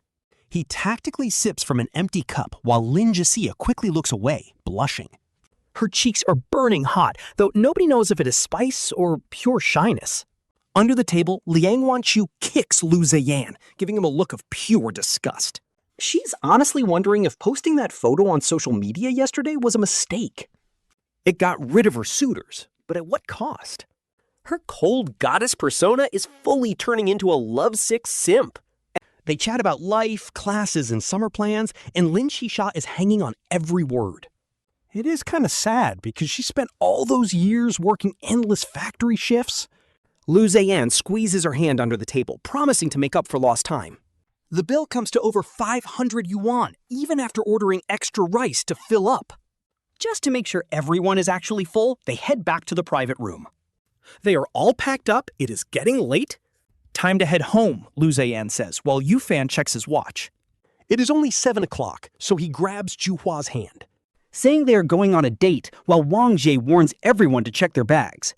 Lin Zhixia hands Lu Zeyan his bag, shyly asking if they are going on a date too. Lu Zeyan sighs. Better skip it today. He pouts that they have a massive third wheel, making Liang Wanqiu grit her teeth. She warns him not to get handsy with Lin Zhixia, but he laughs it off. He sneers, asking if she has telepathy to know if he is touching her. Liang Wanqiu blushes hard and stomps her foot, insisting it is absolutely not happening. She drags Lin Zhixia away, demanding a ride to the dorm so she can brainwash her. Lin Zhixia looks back at Lu Ze, helpless since they only brought one scooter. But Lu Ze has other plans anyway to organize a surprise. He tells her to take Liang Wanqiu first since the shop is close by. Lu Ze says he will walk, but Wang Jie immediately offers a ride. Wang Jie reminds him they already planned a weekend dinner hangout at his place, just to learn the route, and Lin Zhixia nods. She turns to Liang Wanqiu and says it is time to go. Annoyed that she needed his permission, Liang Wanqiu pinches Lin Zhixia on her waist. A total simp, Lin Zhixia puffs her cheeks.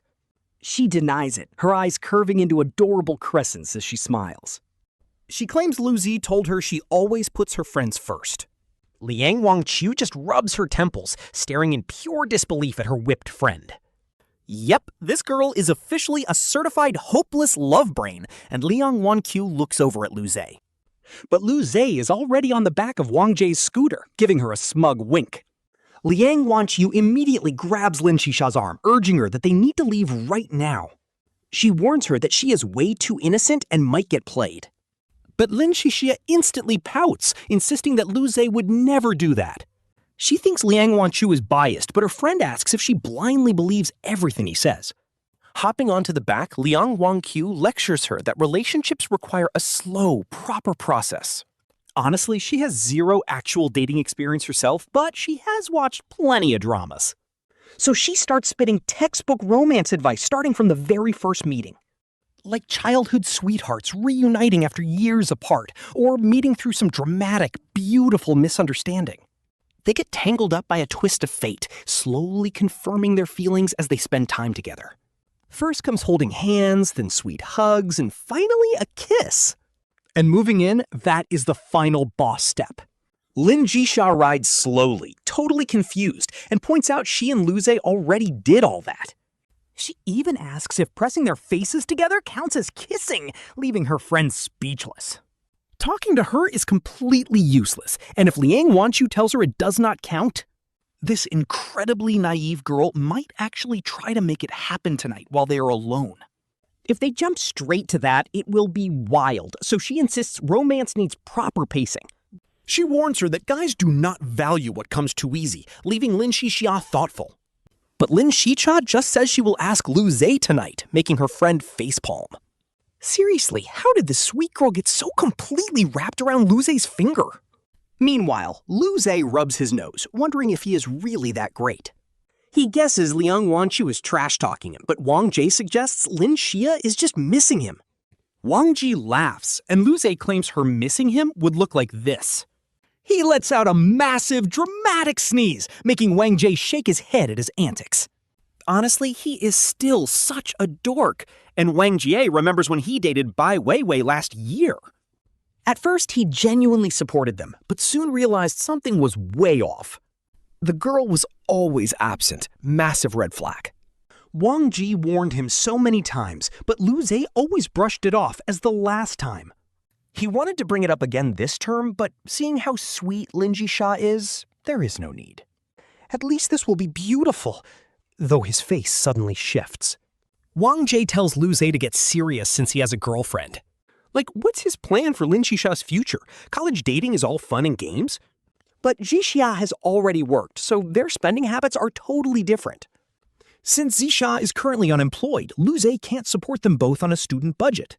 Our boy Lu Zi stops smiling and tells his senior. That printing those flyers yesterday basically wiped him out. They literally only have 100 yuan left for the month, and meeting Zhixia was completely unexpected. He was actually prepared for him to leave, but then a sweet smile creeps onto his face. He jokes that the adorable, petty guy was actually too mad to speak yesterday, but even then, He still stayed up late to help. Wang Jie's face literally twitches at the sweetness. Bro is usually forced to watch Yufan and Zhihua show off, and now Lu Zhe is flexing his own. sure, they made some quick cash, but what about the long run? Now that Lin Zhixia is unemployed, has he actually thought about his next move? Our boy frowns slightly. He's thought about it, but Zhixia lacks a degree. He'll probably end up working in some factory, Lu Zhe sighs. Seeing how utterly lost and helpless he looked when the teacher yelled at him today, he's just too good-looking and introverted. He'd definitely get bullied there. Wang Jie silently nods at agreement. For someone with literally nothing like Lin Zhixia, Good looks are actually a double-edged sword. but hey, isn't their student club called the Entrepreneurship Department? Lu Zhe plays it cool, saying someone actually has to launch a business to justify the club's name. Wang Jie laughs and promises to help consult if he finds a good project, which is a total win. Our boy grins, planning to start a whole company just to stamp internship forms for his seniors. Talk about absolute cheap labor. And with that, the conversation wraps up. Wang Jie speeds up the scooter, and once they grab the printed flyers, Lu Zhe has him pull over at a local phone shop to buy Lin Zhixia a brand new smartphone. Cruising past that little clothing boutique from yesterday, he calls another quick stop to grab some fresh outfits. Lin Zhixia's only outfit from yesterday was completely soaked in sweat, so they head right back inside the store. Going completely off his memory, he picks out a nice t-shirt and some classic jeans. It's just an emergency buy, especially since he still has 20,000 yuan on him. They're definitely not short on cash, so once he has some free time, He fully plans to take him on a real shopping spree to replace all those old rags. consider it a way to wave goodbye to the past. He pays and gets ready to leave. When a cute school uniform displayed right in the window catches his eye, and the shopkeeper immediately leans right in, whispering to him. That young girls absolutely love these, and since his girlfriend is so incredibly pretty, She'd look insanely gorgeous wearing it. Honestly, this guy sounds like a total devil. it instantly reminds Lu Zi of how longingly Lin Zhixia looked when hearing others talk about high school life. He wants to make up for the high school days he missed, though he can't make him study for years. And experience that brutal exam prep terror. At least he can give him a little slice of it. This is purely to heal his partner's inner child. Okay, absolutely zero personal preference involved here. Our boy repeats that lie to himself, nodding with the most serious face possible. The boss keeps sweetening the deal, offering to throw in 2 pairs of knee-high socks. Since he's a regular, he even tosses in the bow tie for free. Meanwhile, Wang Jie is just leaning on the scooter's handlebars, watching the owner pack up that school uniform from the display window. Something feels extremely off about this. First a brand new phone, now a school uniform? What is Lu Zi actually planning tonight?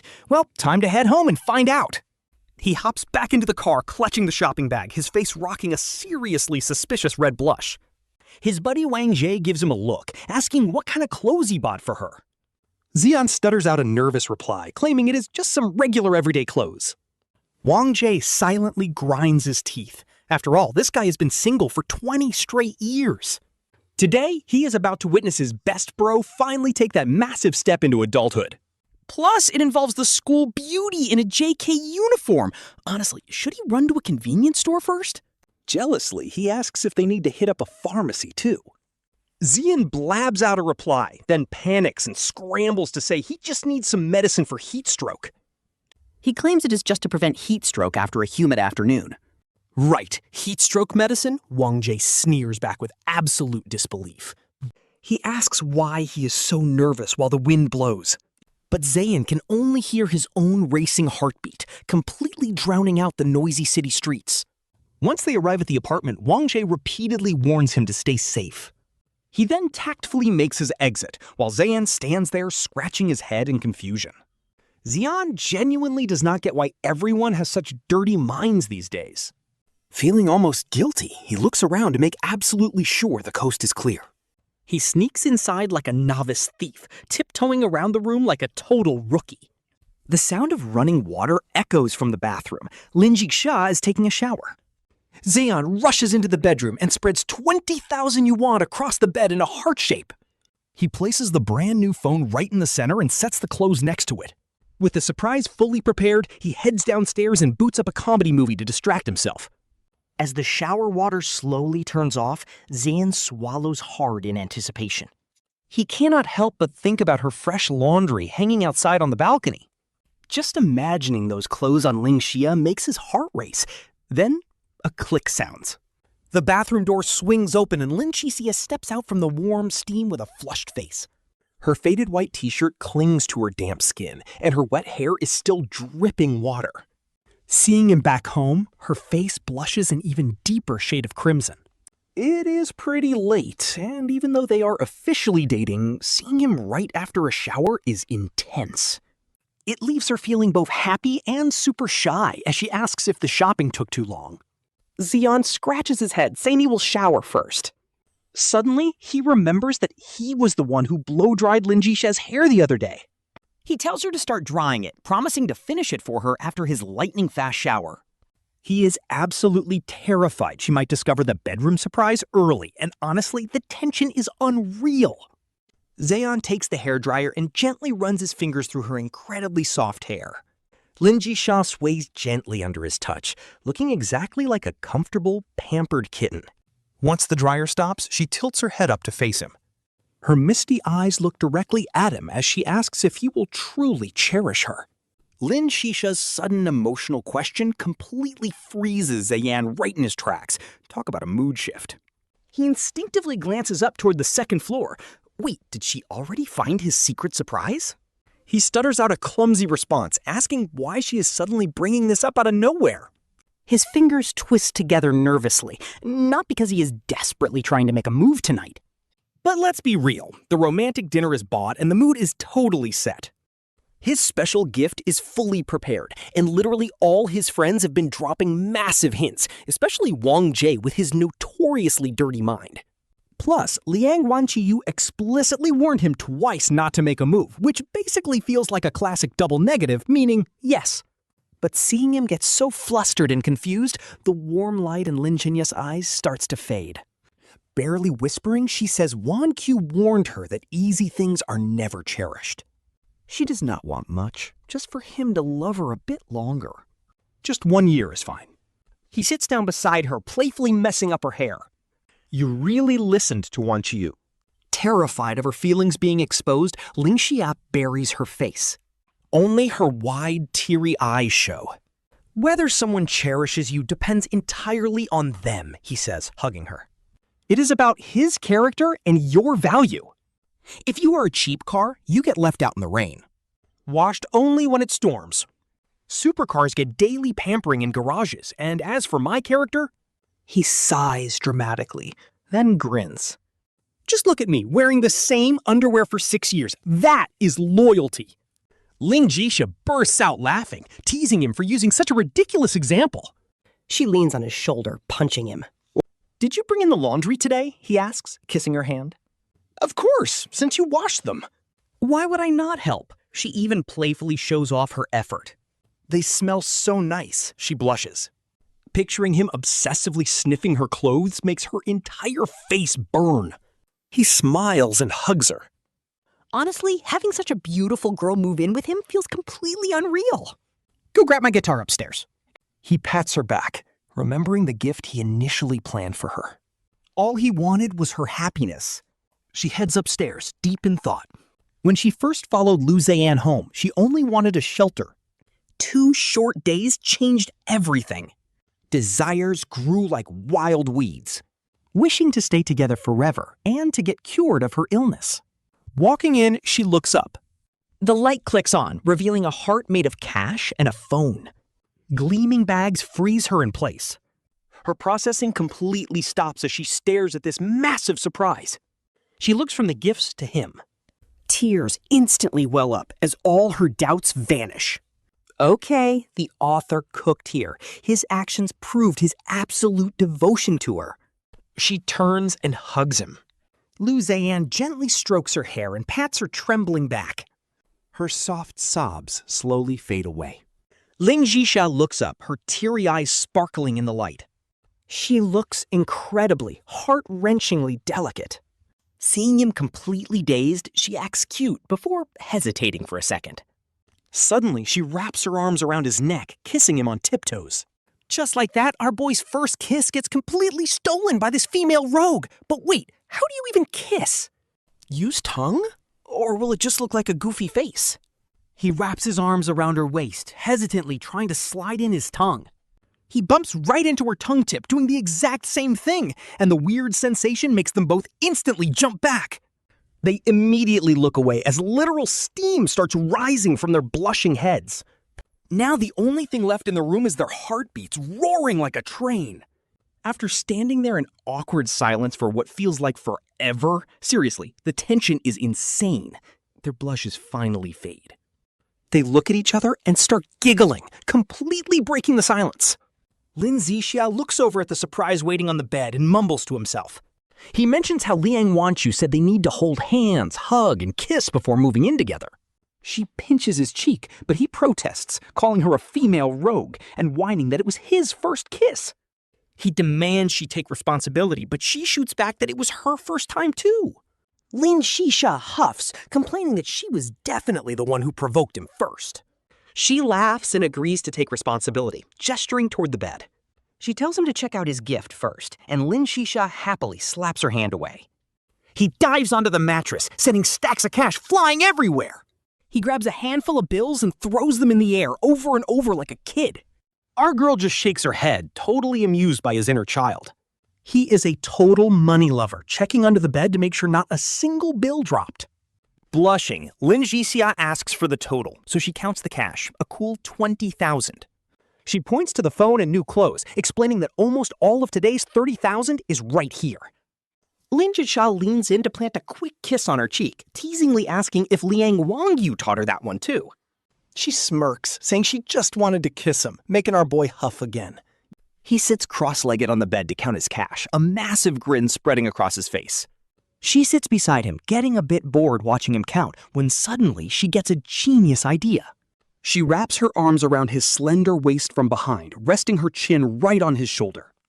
Her hands start teasingly wandering over his stomach, making Lin Zhixia's ears instantly burn red. He gasps that she is holding him too tight, reminding her of Liang Wanqiu's rules. She just smirks, playfully telling him to focus on counting his money instead. He puffs out his cheeks, calling her a little pervert for interrupting his hard-earned cash count. But honestly, he totally lets her hold him. Yep, he's definitely falling first, even if he starts counting way faster. Her hand secretly slides lower, sliding down those insanely long legs of his. Lin Zhixia completely freezes up, and his counting voice instantly hits overdrive.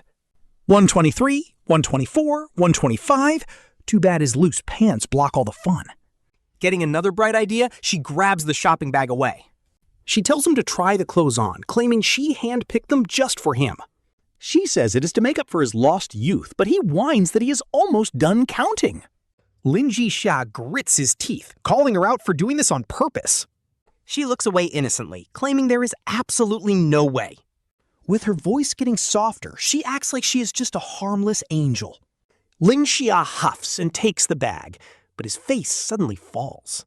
He pulls out 2 pairs of thigh-high socks and asks what they are. She plays dumb, claiming they are freebies and it would be a crime to refuse them. She tells him that mix and match is trendy, so wearing one black and one white looks amazing. But since they literally just bought stockings yesterday, Lin Zhixia is not buying her lies for a second. Lu Zeyan rolls his eyes, acting like he would never buy a whole outfit just for the freebies. No way, that would be like buying a whole pig just for a single strip of bacon. But Lin Zhixia is not buying it. She shoves the socks back and pulls out a JK school uniform. Dark blue blazer, light blue ribbon, a white shirt and blue plaid skirt. She flashes her cute little fang. Our boy quickly lies, claiming it is just a totally normal high school uniform from abroad. He says it is for reliving her youth. Like, what did she expect, actual exam prep books? Smiling, he pinches his fingers to show that his own spicy preferences only played a tiny role. Calling him a total idiot, she buries her face in his chest before pointing toward the stairs. He turns around, completely clueless, only to find the staircase empty. Before he can even react, she blushes hard and starts pushing him out the door. Get downstairs already. She needs to change. And his eyes instantly light up. He plants a quick kiss on her forehead and sprints down like it is Christmas morning.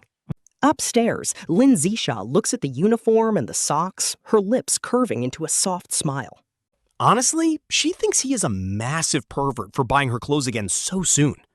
Since the shop owner luckily remembered her exact size, she easily slips into the outfit. She stands in front of the mirror, admiring her long, slender legs. But thinking back to how he touched them earlier, her cheeks immediately go bright red. Are they really that nice to touch? She curiously traces her own thighs to check. They feel smooth and firm, but she is so used to it that she does not get the hype. Suddenly, she hears urgent pacing coming from downstairs. Peeking down, she sees Lu Zeyan acting like a nervous dad waiting outside a delivery room. The guy is literally wearing out the floorboards, making her bite her lip in amusement. Yep, confirmed, this man is a certified hopeless pervert. She picks up the thigh-high socks, debating if she should actually try his wild mix-and-match idea. But looking at the cash, new phone, and clothes on the bed, she got everything she wanted. If doing this makes him happy, it is fine. But then she remembers his warm touch. Her face instantly goes red hot, and she buries her face in her hands, practically steaming. Meanwhile, downstairs, Lu Zeyan is losing his mind, imagining his girl in that energetic schoolgirl look. He cannot sit still. Will she go with black or white? Or maybe she will actually try his asymmetrical suggestion. Suddenly, he hears counting from upstairs. Wait, is she seriously counting cash up there? He calls out, asking if she is ready. All he gets in response is 15, 16, 17, just the continuous counting of bills. He dashes up the stairs, only to find Lin Zhixia fully dressed in the uniform. She is chilling on the bed counting cash, looking incredibly stunning in the outfit. But check out her legs. She actually went with the half-black stocking, half-bare leg look. One leg is encased in sleek black, while her bare foot gently rests on the white socks. Is this her silent way of asking him to choose for her? Noticing his intense gaze, Lin Zhixia quickly looks away, getting super flustered. She claims she's too tired, but her hands start shuffling the cash in a total panic. Even so, her toes give the socks another gentle tap, and our boy can only gulp. He crawls onto the bed, placing her leg on his lap to inspect the black and white choices.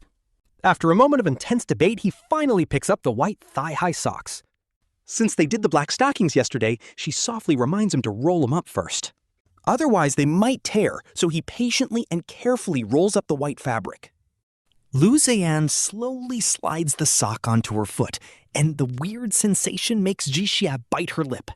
She is completely flushed, her head practically steaming from embarrassment. He admires his masterpiece, slender calves wrapped in thigh-high socks. That soft thigh squeeze? Pure absolute territory. He snaps the elastic band. Total pervert! She kicks him away.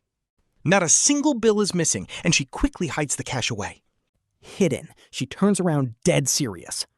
Lock your door, she warns, or no more breakfast for you. But he's just staring at her legs, thinking 20,000 yuan is way too cheap. He needs more money, but a sudden headbutt shatters his daydream. She interrupts his fantasy. She does not know his thoughts, but that grin means trouble.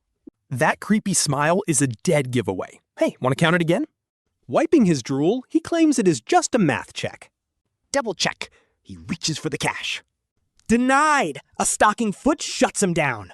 She flashes her cute fangs, warning him that missing bills mean trouble. She steps down. His heart races like crazy. Pure bullying. Sunlight floods the room next morning. He stretches, waking up totally refreshed. Still, he cannot shake the memory of last night's teasing. No recount, but setting up her phone. Those long legs were resting right on his lap. Downstairs, she is cooking, wearing an apron. Sneaking up, he wraps his arms around her waist. She scoffs, telling him to wash up. She silently calls him a pervert who took her in for looks. Never mind, last night he tried to rub her feet on his face. She recalls online memes warning about foot fetishists. She thought it was a joke, but Lu Zeyan is a certified menace. Worse, she is getting corrupted too. Her heart raced like crazy, and she barely caught him staring. So close. He finally comes out. Breakfast is ready, but he is completely distracted by her jeans. Those leg lines, he cannot help himself. He remembers the soft, smooth feel of her devastating outfit. Absolutely addictive, especially when she struggled.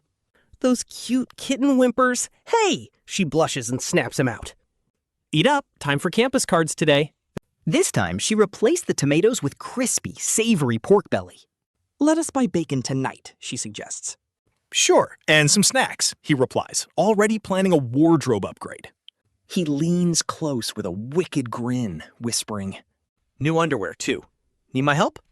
No way, she snaps, blushing crimson. I am not wearing them for you. Our boy holds her waist, teasing her about wearing nothing but thigh-highs now. Stroking her soft hair, she asks if she is just a thigh-high fanatic in his eyes. Lin Zhixia blinks those big, innocent eyes, playfully threatening to never wear them again. Speechless, completely checkmated. Seeing him struggle, Lin Zhixia leans right in and gives him a quick, sweet kiss. Running off, she softly whispers that if they get more card sign-ups today than yesterday, she might just listen to his fashion tastes with maid outfits and Lolita dresses on the line. Motivation skyrockets. Heading to the living area, his buddies Wanqiu and Yufan have already set up. The rival telecom booth only sent a single young girl today who looks exactly like a student. Even worse, the rest of their staff are all part-time student hires now. To make things harder, a third operator has already taken over their prime pavilion spot. Lin Zhixia tugs at his sleeve, pouting as she asks what they should do now. He sighs, knowing yesterday only worked because they had zero competition and the student advantage. Now both advantages are completely gone, leaving them at the mercy of pure luck. Lin Zhixia gently squeezes his hand, reminding him they already made a killing yesterday. It is not about the money, he laughs, gently pinching her cute little nose. There are endless ways to make cash, but some special rewards are once in a lifetime. Lin Zhixia has a sudden light bulb moment. Remembering her morning promise, she blushes to her ears. Calling him a thigh-high loving pervert, she playfully takes a step back. She holds up their signature ugly seal mascot flyer with a gorgeous, beaming smile. His move now. Look at her go! He scratches his head and glances over at the rival booths. Suddenly, he completely understands how that desperate rival boss felt yesterday. Even though he is a student, he low-key wants to report them for illegal booth placement. The scorching midday sun bakes the campus as he sits completely drained at their booth. His head is buzzing. They only managed 92 cards all morning. Will they even break 100 before lunch? Lin Zhixia peeks at the screen, her adorable pout showing her clear disappointment. Yesterday, they had over 130 by now. He tells his little money grubber to go eat. He rubs her head gently and hands over his student card so she can buy lunch. He decides to stay behind. Today has about the same number of freshmen arriving as yesterday. Around 300 students in total, with maybe 200 of them actually needing cards. Split across 3 competitors, each booth should only realistically walk away with 70 signups. The only reason they are beating the odds is that uniquely hilarious, ugly poster. And their clever flyers. Still, today is proving to be way tougher than yesterday. Wanqiu hands him a cold bottle of water, and he takes a massive gulp. There is really nothing they can do with a whole new competitor stealing their spotlight. He sighs, mentioning that Lin Zhixia promised to match his style choices if they win. When she buys new clothes, his buddy instantly cuts him off, yelling, "Enough is enough!" Wanqiu, twitching with annoyance, says their constant couple bragging is getting way too loud. Well then, he laughs, he definitely won't mention her wearing that school uniform last night.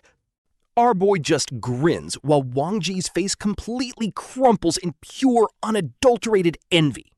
Waving his hands in disgust, his buddy runs off to grab lunch to escape the flexing. Our MC is slouching at his desk, bored out of his mind and staring blankly toward the cafeteria. His sales numbers are totally tanking, and all he can think about is if Lin Zhixia has eaten. Suddenly, a super charming voice interrupts his thoughts, asking if this is the registration desk for economics. He looks up and sees a stunning girl rocking a black crop top paired with denim shorts. She has a loose white shirt hanging halfway off her shoulder, showing off a slip of skin. Her sharp makeup highlights her gorgeous features, making her stand out instantly. After checking her ID, he finds out her name is Zhu Jinghe. He hands her the registration form and quietly looks down to type her info. But as Zhu Jinghe leans down to fill it out, our boy accidentally catches a glimpse of something. He immediately looks away to keep it respectful and asks if she knows how to dance. "Your posture is amazing," he says, trying to break the sudden awkwardness. Zhu Jinghe covers her collar with a smirk and mentions she has been dancing for 8 years. She tells him he can look back now, leaving him pretty impressed by her dedication. But then our MC completely switches gears and asks her a totally unexpected question. Zhu Jinghe frowns, fully expecting another boring pickup line. Instead, he pulls out a poster of Lin Zhixia and asks if she wants a school data card. Only 29 yuan for 220 gigabytes, perfect for streaming new dance tutorials. Honestly, this is hilarious. Zhu Jinghe literally bursts out laughing and playfully shakes her phone. She says it is a shame she already has a plan, otherwise she would totally buy one. Our boy instantly deflates and mechanically hands over her freshman welcome pack. He tells her there is a freshman meeting tonight and points to the FAQ on the flyer. Zhu Jinghe blinks and asks if she can just ask him directly whenever she has questions. He asks which chat group she is in, but mentions he is actually not in her group. He points toward the admin building and tells her to hurry and top up her meal card.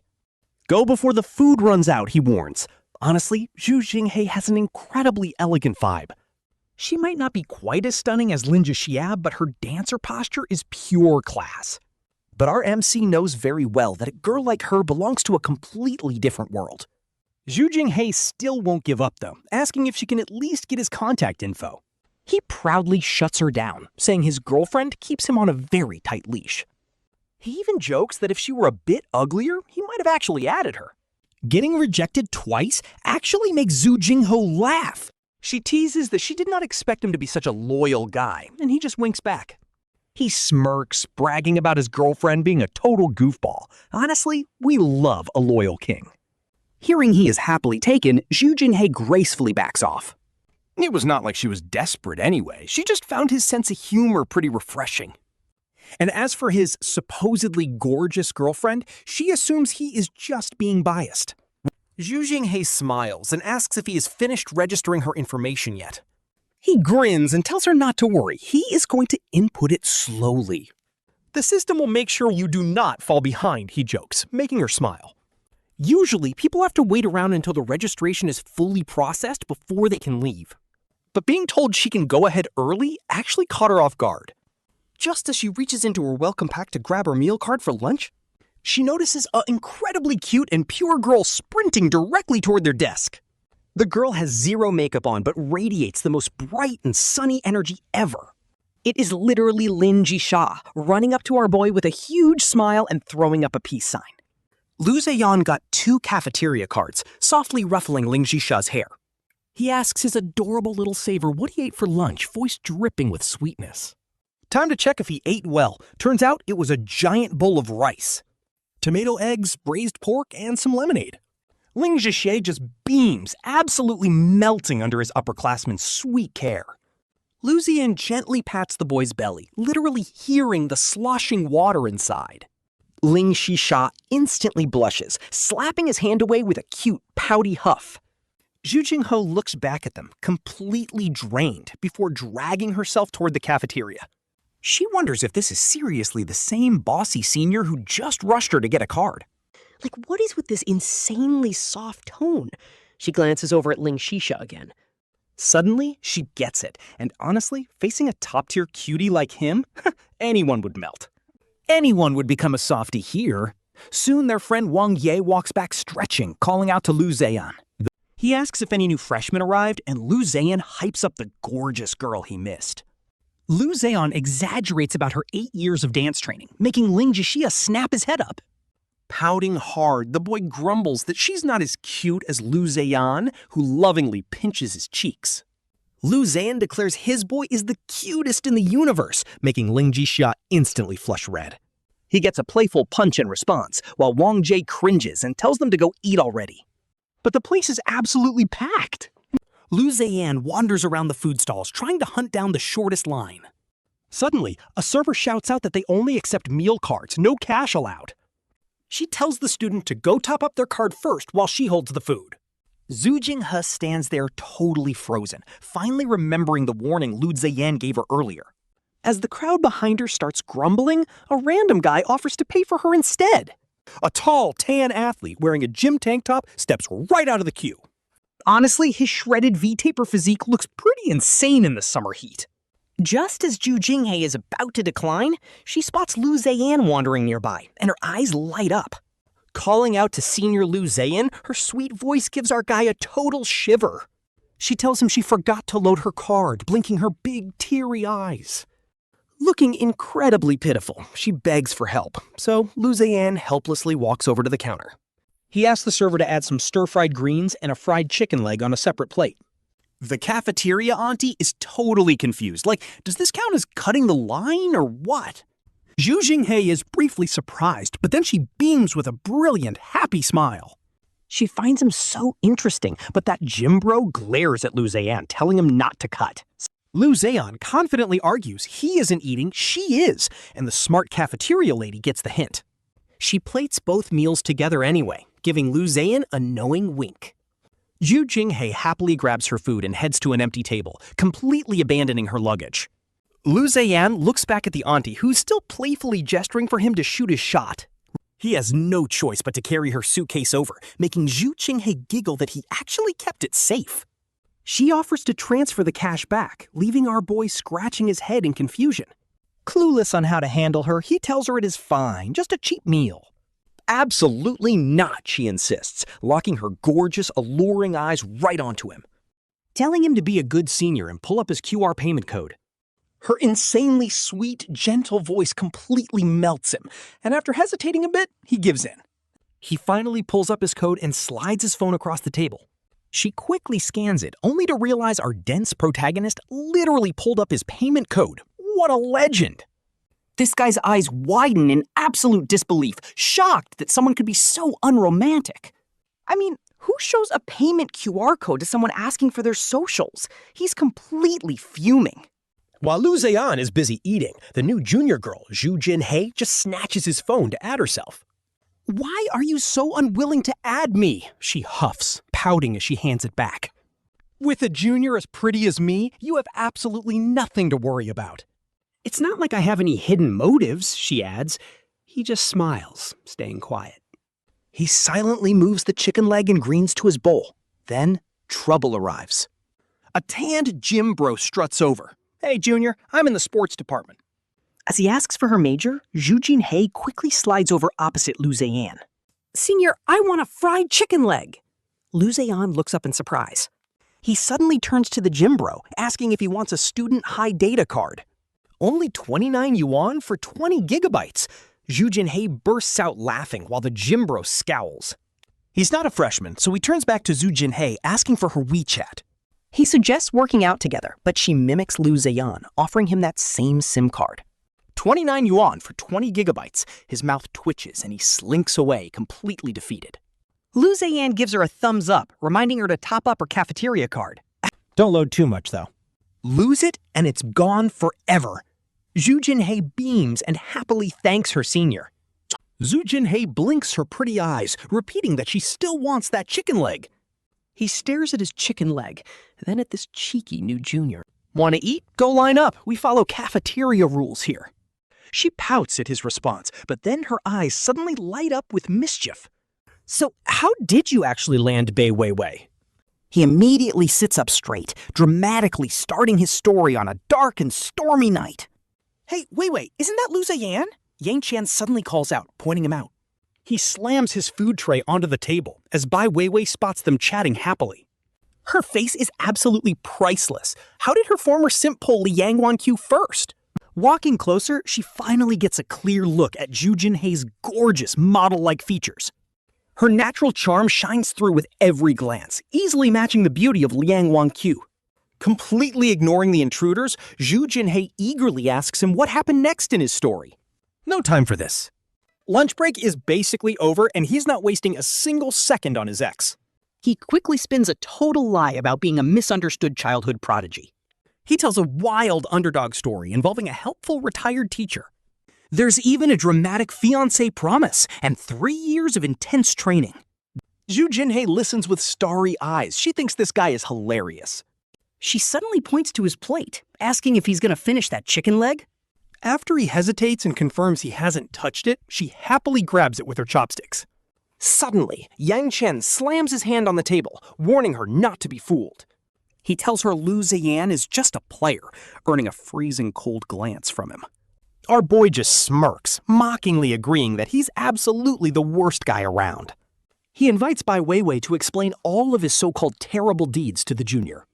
Turning his gaze directly onto his ex, his voice drops to a freezing temperature. Don't play dumb. Bai Weiwei shivers. She has never heard him use such a bone-chilling tone before. Lu Zeyan feels a sudden suffocating pressure as his heart races out of control. He gets up, buys 6 cups of lemonade, and hands one over to Zhu Jinhei. He walks out of the cafeteria without looking back, leaving Zhu Jinhei munching on a drumstick. Zhu Jinhei sips his drink, looking annoyed as he judges the 2 older girls. It was hard enough for Lu Zeyan to contact them, and they constantly pressured him for free meals. Honestly, with his cold attitude, how could anyone think he's a playboy? Yang Qian squeezes Bai Weiwei's hand, whispering that Lu Zeyan is a total jerk. He chased her for a whole year, but right when she was about to agree, he suddenly quit. He immediately moved on to someone else without even a single day of transition. Talk about a player. Wasn't he just trying to hit on you a moment ago? My best friend has stomach issues, so he brought her breakfast every single day last year. Now that she is finally doing better, he just stopped bringing it without warning. Zhu Jinhei's jaw drops as he turns his eyes toward Bai Weiwei. When he asks if she really agrees with that, she just awkwardly scratches her neck. She never minded his attention before, but hearing his cold tone today makes her feel uneasy. Feeling super uncomfortable, she quietly tells her friend to stop talking. But Yang Qian snaps back, telling her she is just way too kind. She is totally frustrated, claiming that every girl needs to stay away from such a scumbag. She warns the junior not to get fooled, but Zhu Jinhei isn't buying any of this. He asks if Bai Weiwei ever actually gave him a clear rejection, making her blush instantly. She avoids his gaze because she actually loved the attention and never truly rejected him.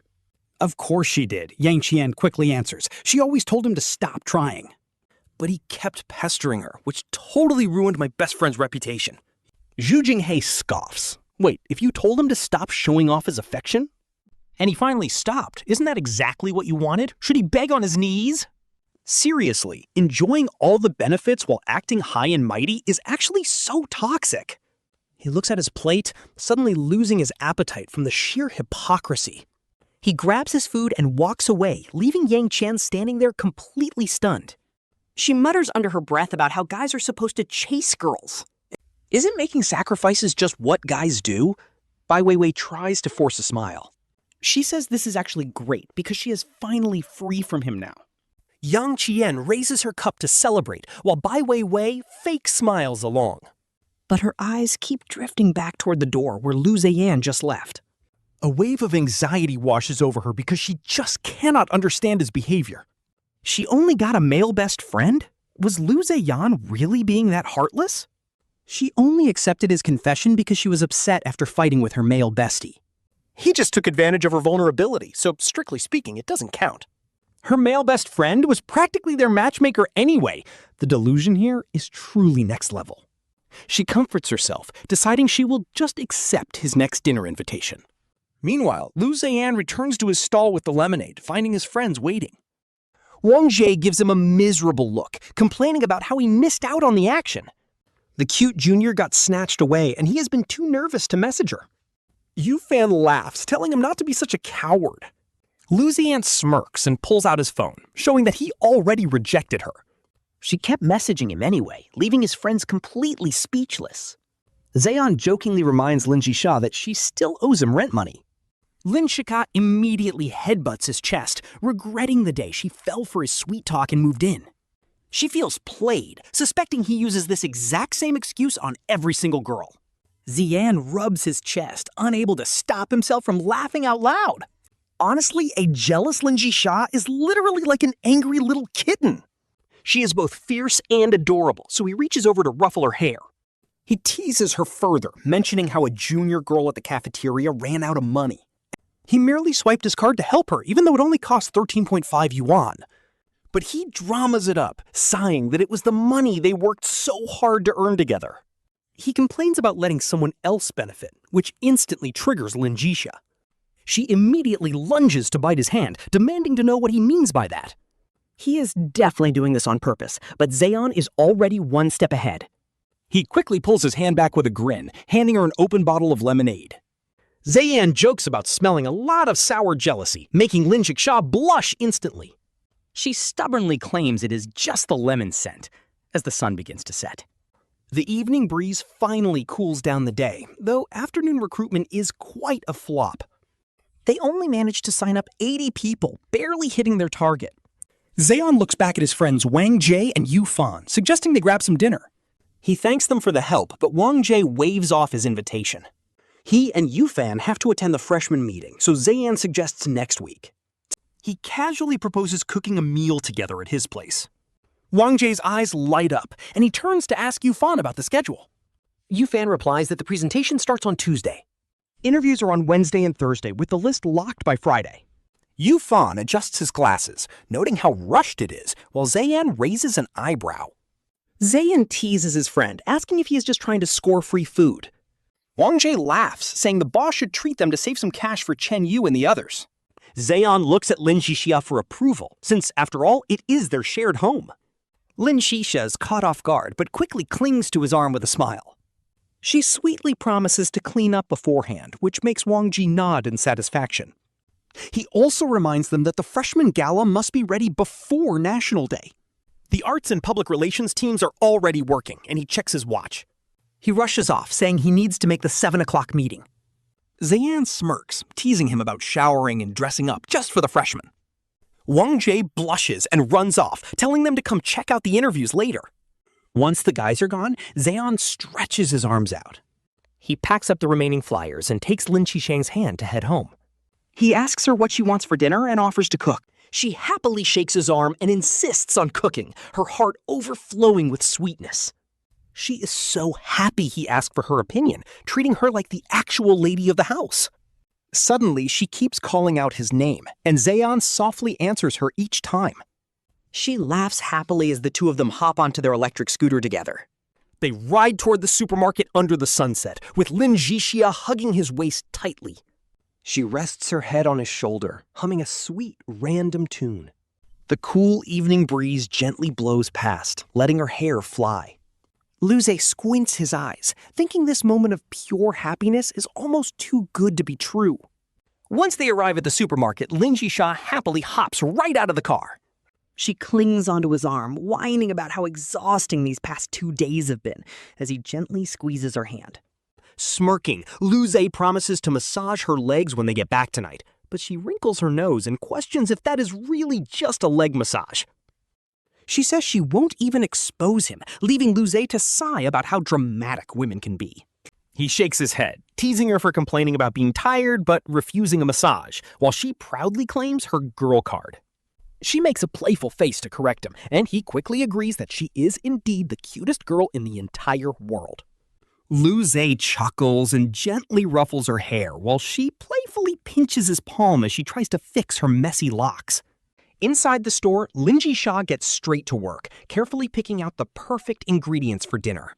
Meanwhile, Lu Zeyan completely ignores her playful glare of death and just keeps throwing random snacks into the cart anyway. She complains that 6 yuan only gets them 70 grams of chips when that same money could buy 2 whole gins of potatoes. At over 40 yuan a gin, these chips are literally more expensive than actual beef, which is crazy.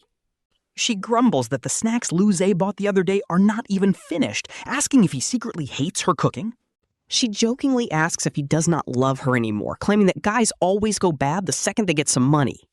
As she keeps teasingly asking if he is turning into a bad boy, Lu Zeyan just bursts out laughing. He asks what kind of guy turns bad by just buying chips and cola, laughing at what the neighbors would even gossip about. They would probably say that despite looking decent, he is secretly living a wild life of chips and soda. Lin Zhixia is completely cracked up by this, a cute smile tugging at the corners of her lips. Lu Zeyan pinches her nose, teasing his little money grubber that her definition of going bad is way too cheap. He jokes that going wild should at least involve hot pot and barbecue, and honestly, her eyes instantly light up at the idea. She immediately drags him over to the seasoning aisle, insisting they buy some hot pot base and barbecue dipping sauces right now. Back at the apartment, Lin Zhixia locks the door behind them, her fingers lingering on the handle for a brief moment. She gently tugs on his sleeve, her voice dropping to a whisper that is as soft as a feather. She asks him how many cards they actually managed to sign up over the past 2 days, and he pulls out his phone. The blue light of the screen reflects on his face as he reads out 429, and she eagerly peeks under his arm. Staring at that exact number, her eyes instantly light up, as if they are filled with 1,000 shining stars. Her mind does the math at lightning speed, 429 cards at 200 yuan commission each.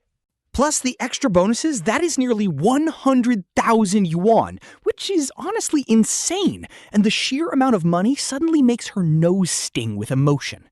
Just last year, she worked at a boba shop until her ankles swelled, and she barely saved 60,000 yuan in a whole year. Seeing her tear up, Lu Zeyan gently cups her face in his hands, wondering why she is crying. He brushes away the tears from her damp eyes with his thumb, asking if his little money grubber should not be celebrating instead.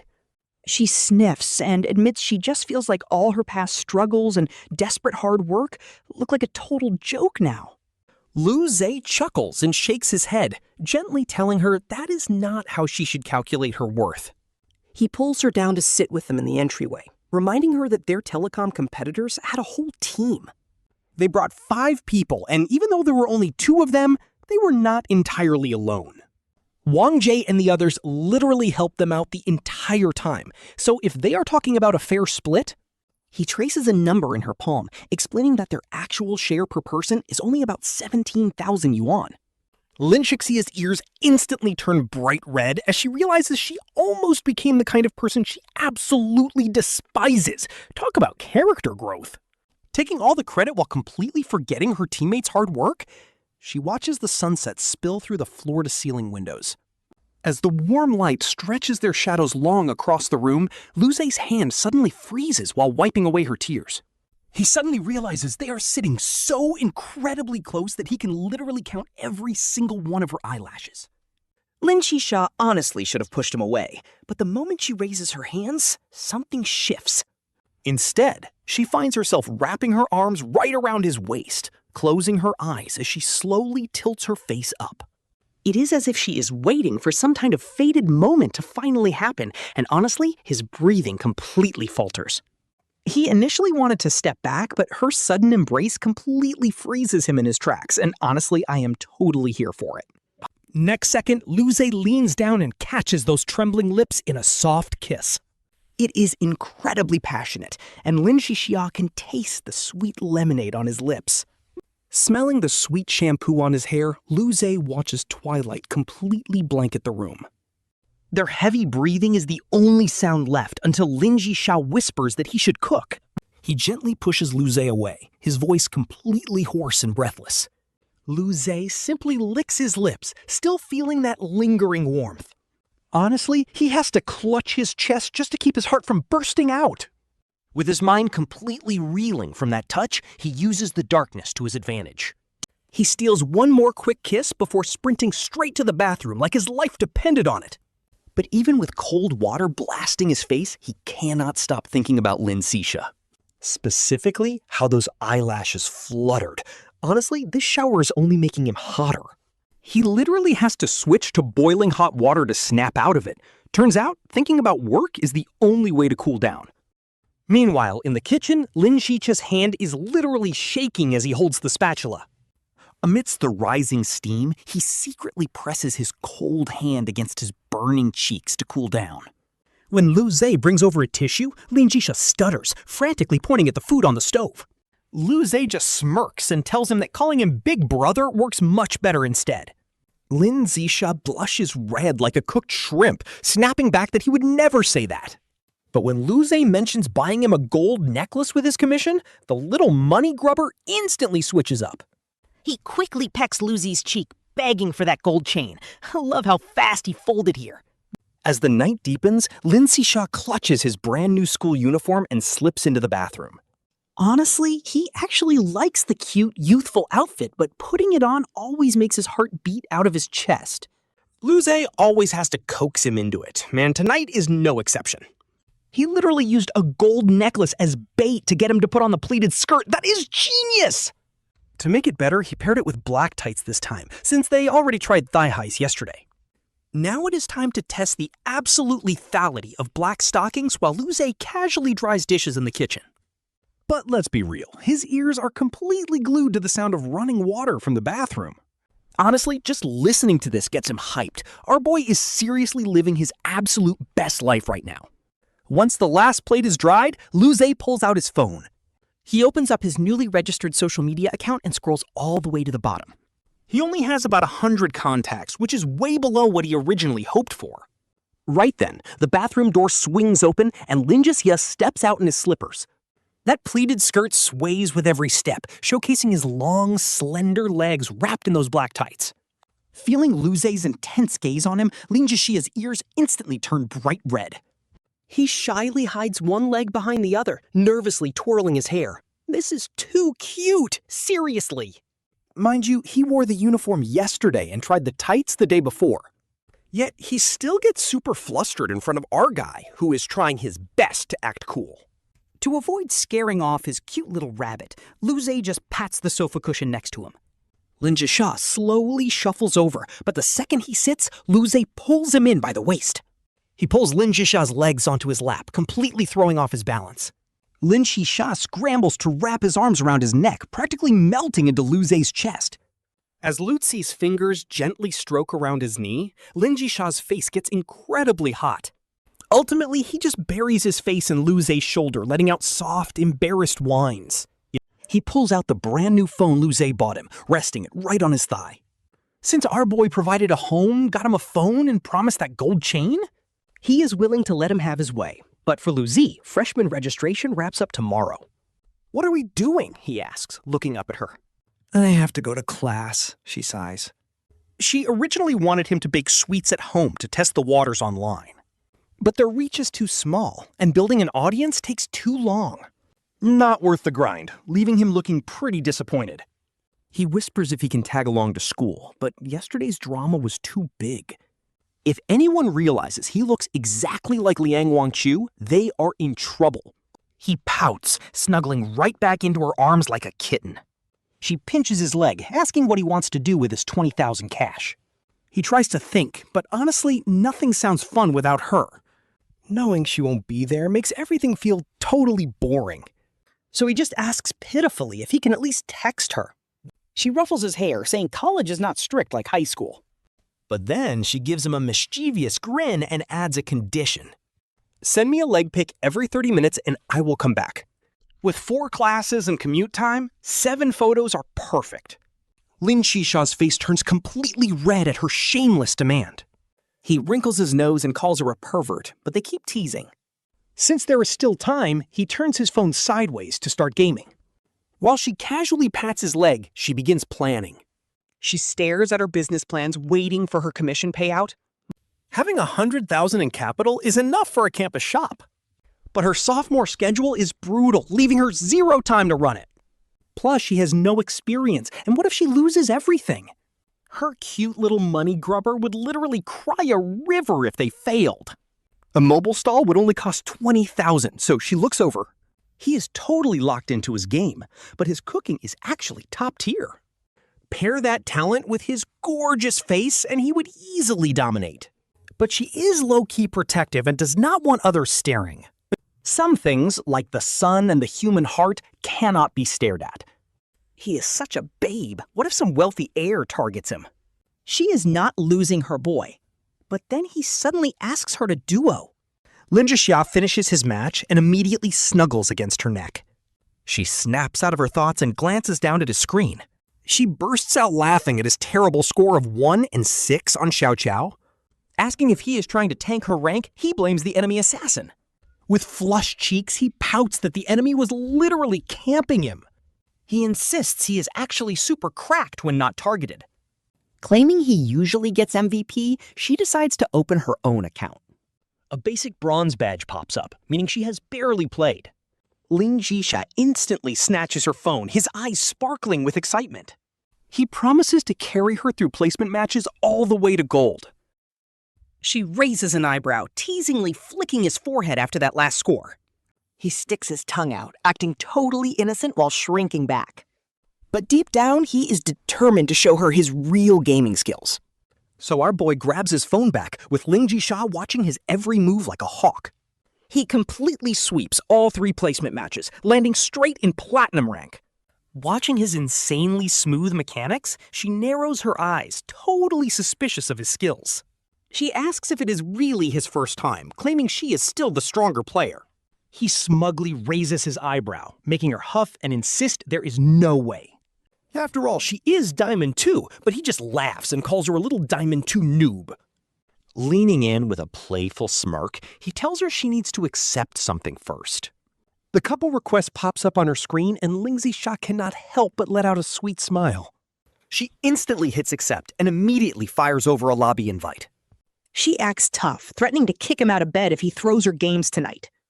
But he just blinks, teasingly asking what happens if she is the one throwing. With a sly, mischievous smile, she says he can just kick her out of bed, too. His mouth twitches because no matter how he looks at it, he is the one losing here.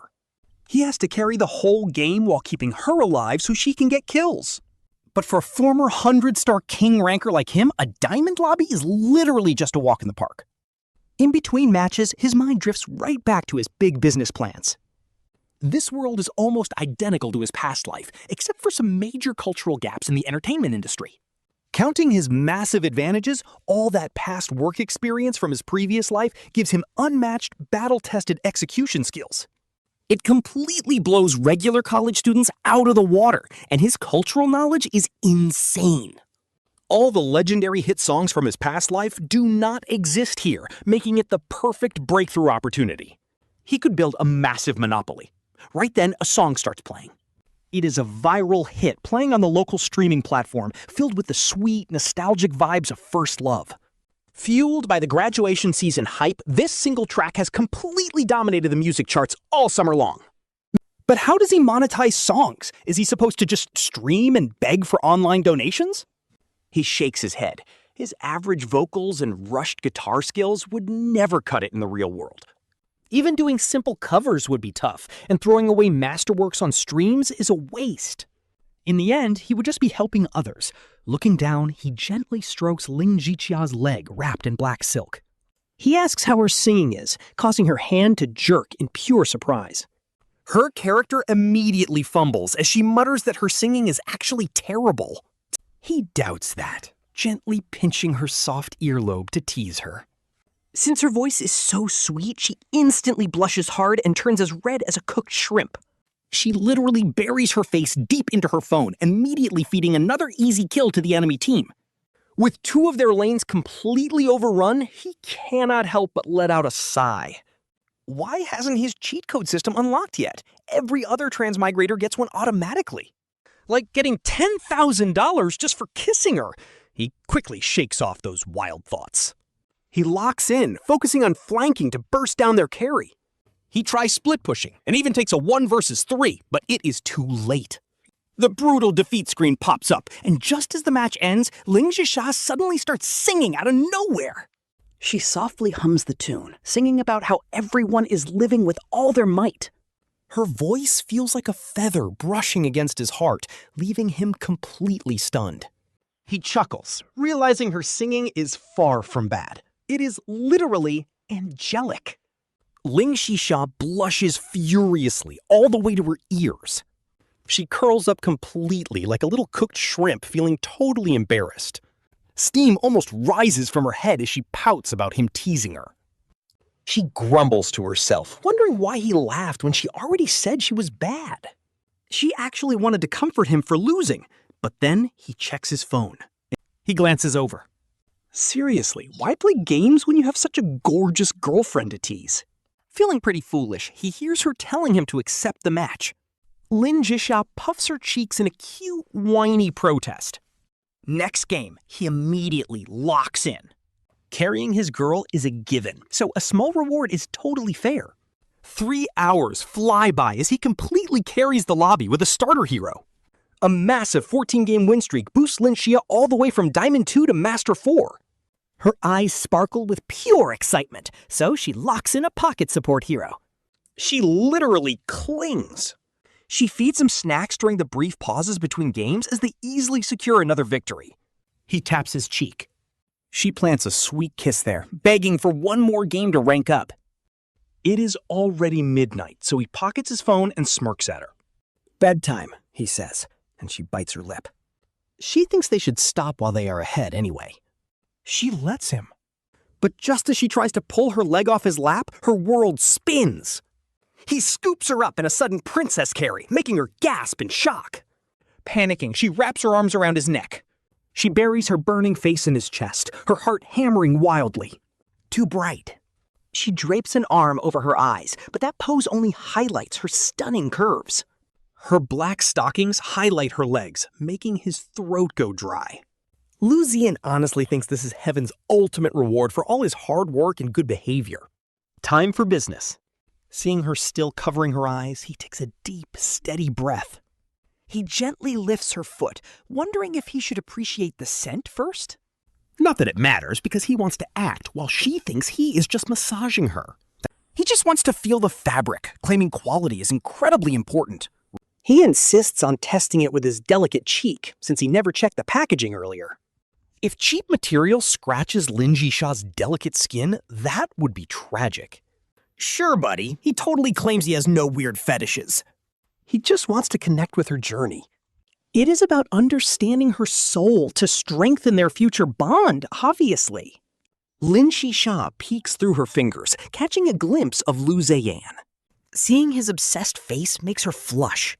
Steam practically rises from her head as he hesitantly gets closer. She is impatient since her eyes are covered. Suddenly, she freezes. Wait, is this guy actually trying to smell her foot right now? Panic sets in even though she remembers scrubbing her feet really well in the shower tonight.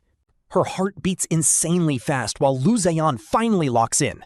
He gets ready to worship her legs in the most dedicated way. Just as he gets close, he suddenly locks eyes with those big, watery eyes peeking through her fingers. Talk about a jump scare. His brain literally explodes. She saw all his weird setup moves and oh my god, that is so embarrassing. Total panic mode. He looks like a foot fetish pervert, and Lin Zhixia is terrified.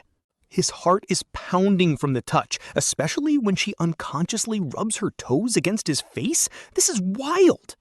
Then, bam, she pulls her feet back under the blanket, shaking like a leaf. She is doomed. Spending too much time around Lu Zeyan is rubbing off on her. Meanwhile, Lu Zeyan is just sitting blankly by the edge of the bed, feeling absolutely lost. His face still tingles from... His heart instantly drops. Did he seriously just play himself? She gently pokes Lingji's back under the covers, and he acts just like a grumpy little kitten. He shrinks deeper under the blankets, turns off the light, and goes to sleep. He deliberately uses this icy cold tone, acting like he wants to draw a clear line between them.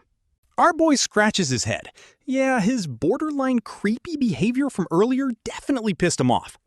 He obediently shuts off the lights, slides into bed, and tentatively reaches out to pull him close. Lingji puts up a token struggle, so adorable, before giving in and leaning against his chest. Honestly, he isn't even actually mad. He just doesn't want her thinking he's some kind of weird creep. This is so wholesome. Feeling the girl in her arms finally relax, Lu Zeyan sighs in relief. She gently runs her fingers through his hair, low-key wanting to apologize. She is totally hesitating, not knowing how to bring up her request to hit the king rank. Lin Zhixia suddenly mutters in a muffled voice, breaking the awkward silence. Our boy just bursts out laughing and promises to carry her to king rank in 2 days. As he says this, his hand slips from her waist straight down to those long legs and black tights. Lin Zhixia instantly slaps his hands away, telling him not to push his luck. She angrily protests, bringing up how he was literally kissing her feet just a second ago. He plays totally innocent, deadpan arguing he just wanted to feel the texture of her tights with his cheek. It only looked like sniffing because he lingered too long, and surprisingly, Lin Zhixia actually nods along. She feels a bit better thinking that compared to him acting like a total panting creep, using his face is somehow barely acceptable, but she quickly snaps out of it and punches his chest. That is still incredibly weird, she yells, though when her foot was actually on his face, she felt this weirdly sweet flutter, but there is no way she is ever admitting she liked it. You seem way too proud of yourself, she pouts, so he just chuckles and kisses her forehead. Then he suddenly dives under the blanket, offering to carry her from Diamond 2 to Starry 4. Since she kicked him under the sheets, he claims she owes him some serious compensation. Feeling a sudden warmth on her thigh, a blushing Lin Zhixia tries to push his head away. It is already past midnight, she complains, reminding him that he has class tomorrow morning. What an absolute down bad creep! The next morning, our boy wakes up feeling incredibly refreshed. Lin Zhixia is already dressed, resting on his chest with a glare to announce that breakfast is ready. She pouts and issues a warning that if he ever tries anything like that again, her foot, hidden under the sheets, suddenly presses against his thigh, wiggling as a threat. He just playfully pinches her puffed up cheeks, giving her a highly suspicious, knowing smile.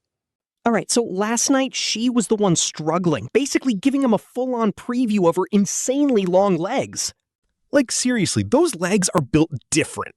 And yet, she still ended up resting her feet right on his shoulders while he whispered an apology in her ear.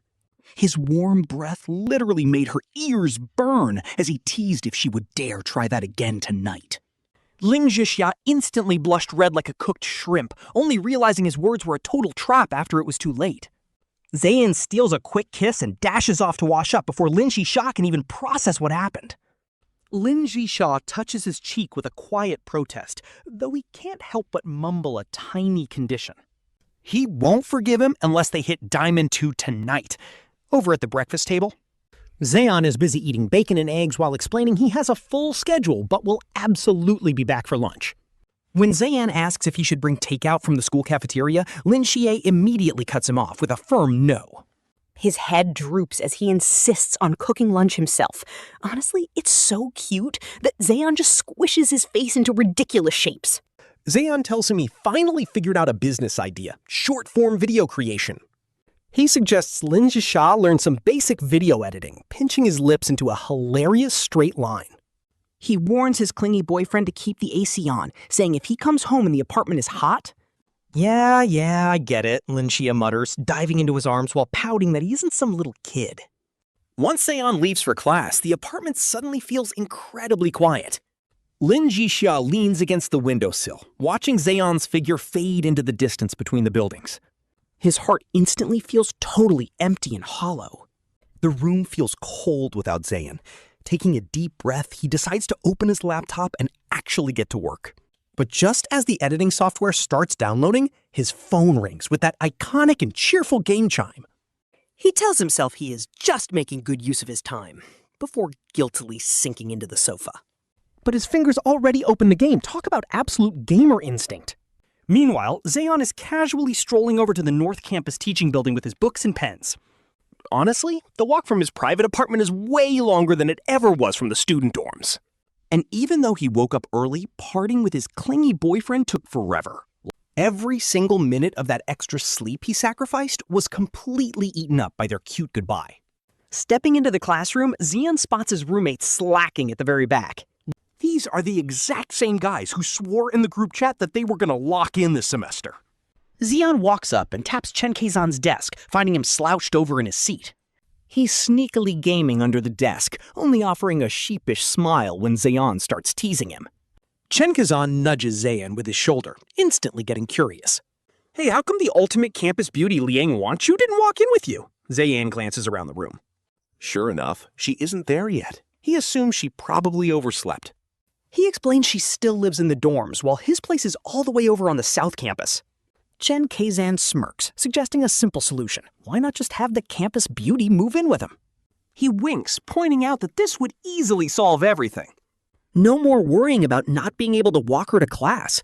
Hearing this, Zeyan actually starts fantasizing about it. Imagine coming home to find both Lin Zhixia and Wanqiu waiting for him. Both of them welcoming him back. Man, that is a wild scenario. Just picturing it makes an unstoppable, goofy grin creep onto Zeyan's face. Seeing this, Chen Keizan nudges the roommate on his other side with his elbow, signaling the rest of the guys to take a look at this absolute clown. Everyone looks up to witness Zeyan completely lost in his own smitten delusion. They stare at his totally dazed expression. But then again, he is dating the actual school goddess Wanqiu. Honestly, if they were moving in together, the boys agree Zeyan's grin is actually way too modest. A moment later, the campus queen herself, Wanqiu, steps into the classroom and glances at the front rows. Her eyes scan the back of the room, and every single guy she looks at instantly drops his phone and sits up as straight as a board. They all try to flash their most charming smiles, even though she already announced her relationship with Zeyan. But hey, they just started dating, so the rest of the guys think they still have a shot. Chen Keizan nudges Aze's arm, whispering that he might actually steal his girl. Hey Aze, the school beauty is falling. Aze looks over at Wanqiu, who's wearing a casual oversized shirt. A sky blue academy top paired with a short black skirt. She looks incredibly bright, active. Looking closely, he compares Wanqiu with her sister, Lin Zhixia. There is a pretty clear difference. Wanqiu has a much sharper, bolder look. She radiates raw confidence, while Lin Zhixia's features are way softer and gentler. Zhixia is basically a cute, socially anxious little cinnamon roll. Ase lets his gaze drift down. Zhixia has slimmer legs. He snaps out of it, realizing Wanqiu is already right there. She is walking over with a bright smile, standing directly in front of him. Looking around, Eyes notices the back row is completely packed. He stands up, offering his seat. Sit here. Keizan's jaw drops, pure disbelief. He wants to ask if his bro is for real, while Wanqiu's mouth twitches. She looks him up and down, completely unimpressed. How could she love a dense guy who lets his girlfriend sit in the back? Sitting with other boys? Absolute madness. Even without dating experience, she knows this is just plain wrong. Don't you think we should sit together, boyfriend? She asks with a fake smile. Aze just laughs awkwardly. Right, he totally forgot, making Wanqiu roll her eyes and drag him by a sleeve. The second row. Aziz sighs in defeat. Under her low-key threatening glare, he has no choice but to sit up front. This is right under the teacher's nose. Remember to save me a seat from now on, boyfriend, she whispers quietly. Aze leans in and whispers, "Seriously, sis? Are you for real right now?" My phone is blowing up nonstop. Dream on, she says. Wanqiu scoffs, saying she is literally just asking him to save a seat. Isn't a boyfriend supposed to do that anyway, she asks, pointing at the spot. Grab this exact spot if I am late. Nobody is around. He shrugs. Maybe the academic vibe here on the South Campus is just way stronger. Back on our North Campus, things are completely different. Trust me on this. Nobody ever touches the front seats. Wanqiu totally ignores him, resting her chin on her hand, looking pretty bored. She casually flips through the massive macroeconomics textbook they're about to use. Total silence. Aze sighs. Sure, they look identical, but his actual girlfriend is still way, way cuter. What if I save you a seat here but sit in the back? He tries to negotiate. The second he decides to skip class, the teacher will notice instantly.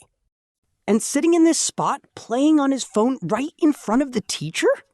That is just way too bold. After all, college grades depend on participation, midterms, and finals. If the professor catches him, his final course grade is toast. Instead of helping him pass, they would probably drag him down further. Lu Zeyan jokingly begs Wanqiu, saying his grades are terrible. He pleads that failing means a makeup exam, and if that fails, he will have to retake the entire course from scratch. Wanqiu tells him to sit in the front and listen. She turns to him, asking what he would even do in the back. She asks if he wants to make Lin Zhixia happy or ever get a job. Lu Zeyan scratches his head. It is hard explaining reality to someone with no work experience. Their school isn't some elite college, so the only real career edge they have is their fresh graduate status, meaning grades do not matter all that much. A bright, outgoing personality is way more useful. Just as he is about to speak, his phone screen suddenly lights up on the desk. It is a message from Lin Zhixia, and clicking it open reveals she has somehow changed into white, over-the-knee, thigh-high socks. She sent a spicy leg photo straight to Lu Zeyan. Wanqiu spots it immediately. Her face instantly darkens. Is this the real reason why you wanted to sit in the back? Looking at his screen, Lu Zeyan cannot help but smirk. He had only joked with Lin Zhixia that collecting 7 photos would summon him home. But she took it literally, sending them one after another. Talk about a major plot twist. He expertly saves every single photo and fires back a nosebleed emoji. Sitting right next to him, Wanqiu catches him saving the pictures. She frowns and quietly scoots away. Honestly, what is he teaching her? She wonders how he corrupted sweet little Lin Zhixia like this. She had warned Lin Zhixia to keep her distance from Lu Zeyan before. But looking at this, the two have clearly crossed every single line. Wild thoughts start flooding Wanqiu's head, making her cheeks burn red hot. Her ears turn red as she whispers, "Did you two already do it?"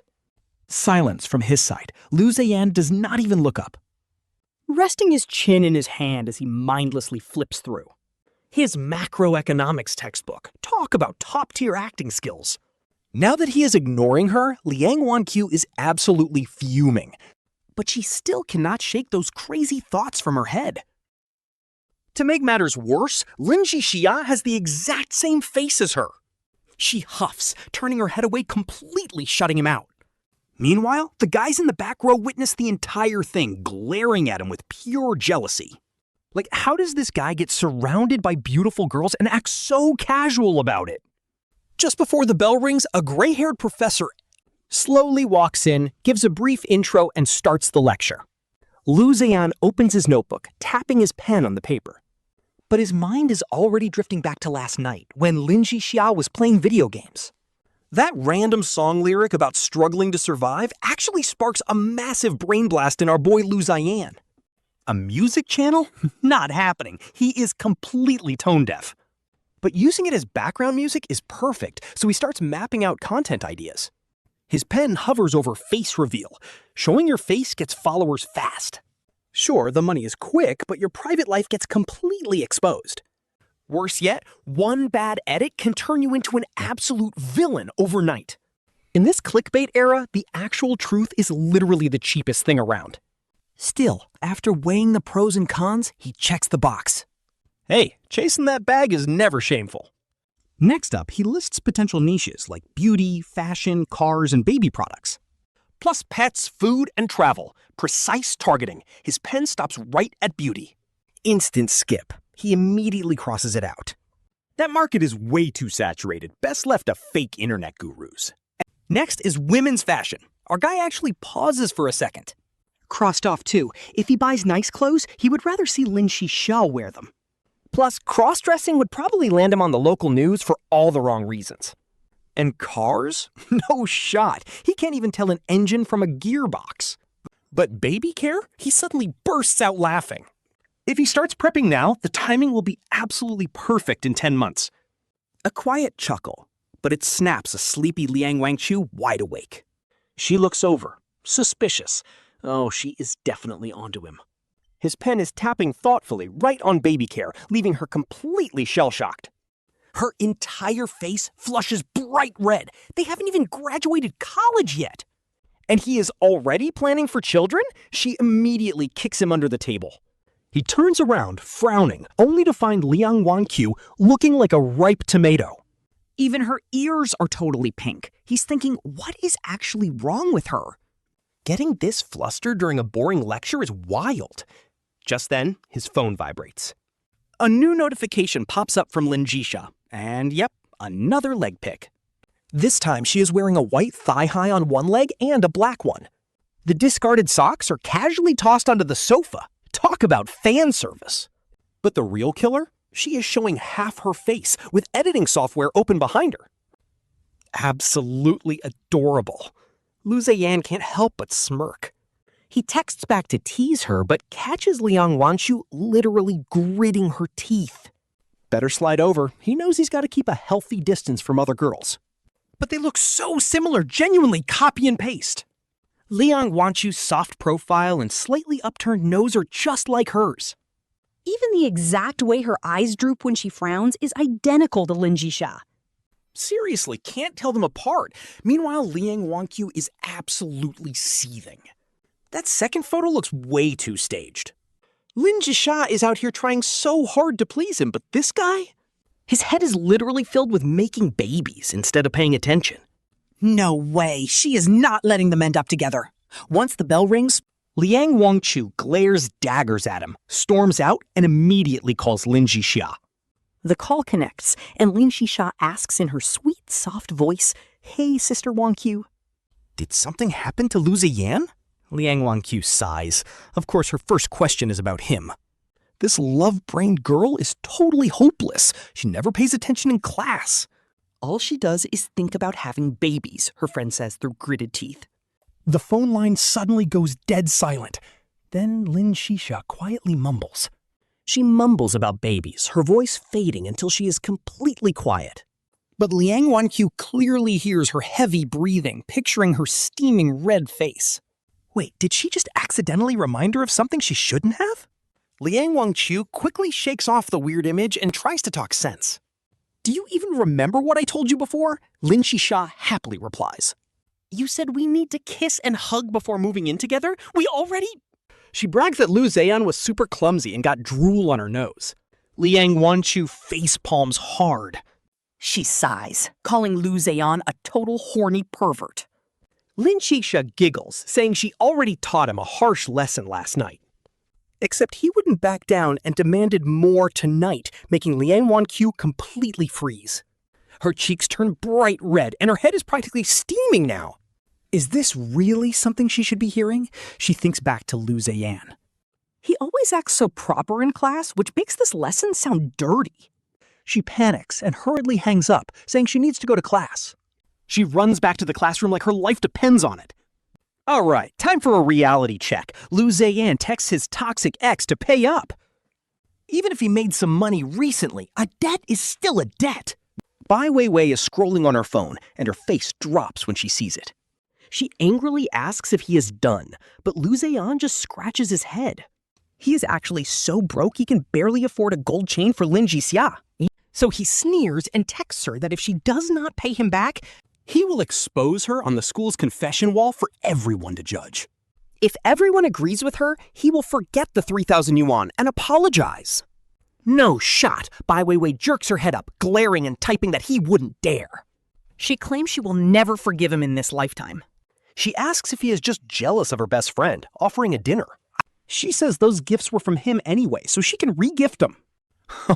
So she actually knows this is completely shady business. He tells her to find proof that she was generous before they dated. Proof she was always this desperate to please her guy best friend. If so, he will drop it. Bai Weiwei freezes. It was only after dating Lu Zeyan that she constantly bought her best friend skins. And snacks. Lu Zeyan keeps roasting her. Oh, did she coincidentally fail to find any? Did she only care about him? Did she start caring about him after getting with Lu Zeyan? What a joke.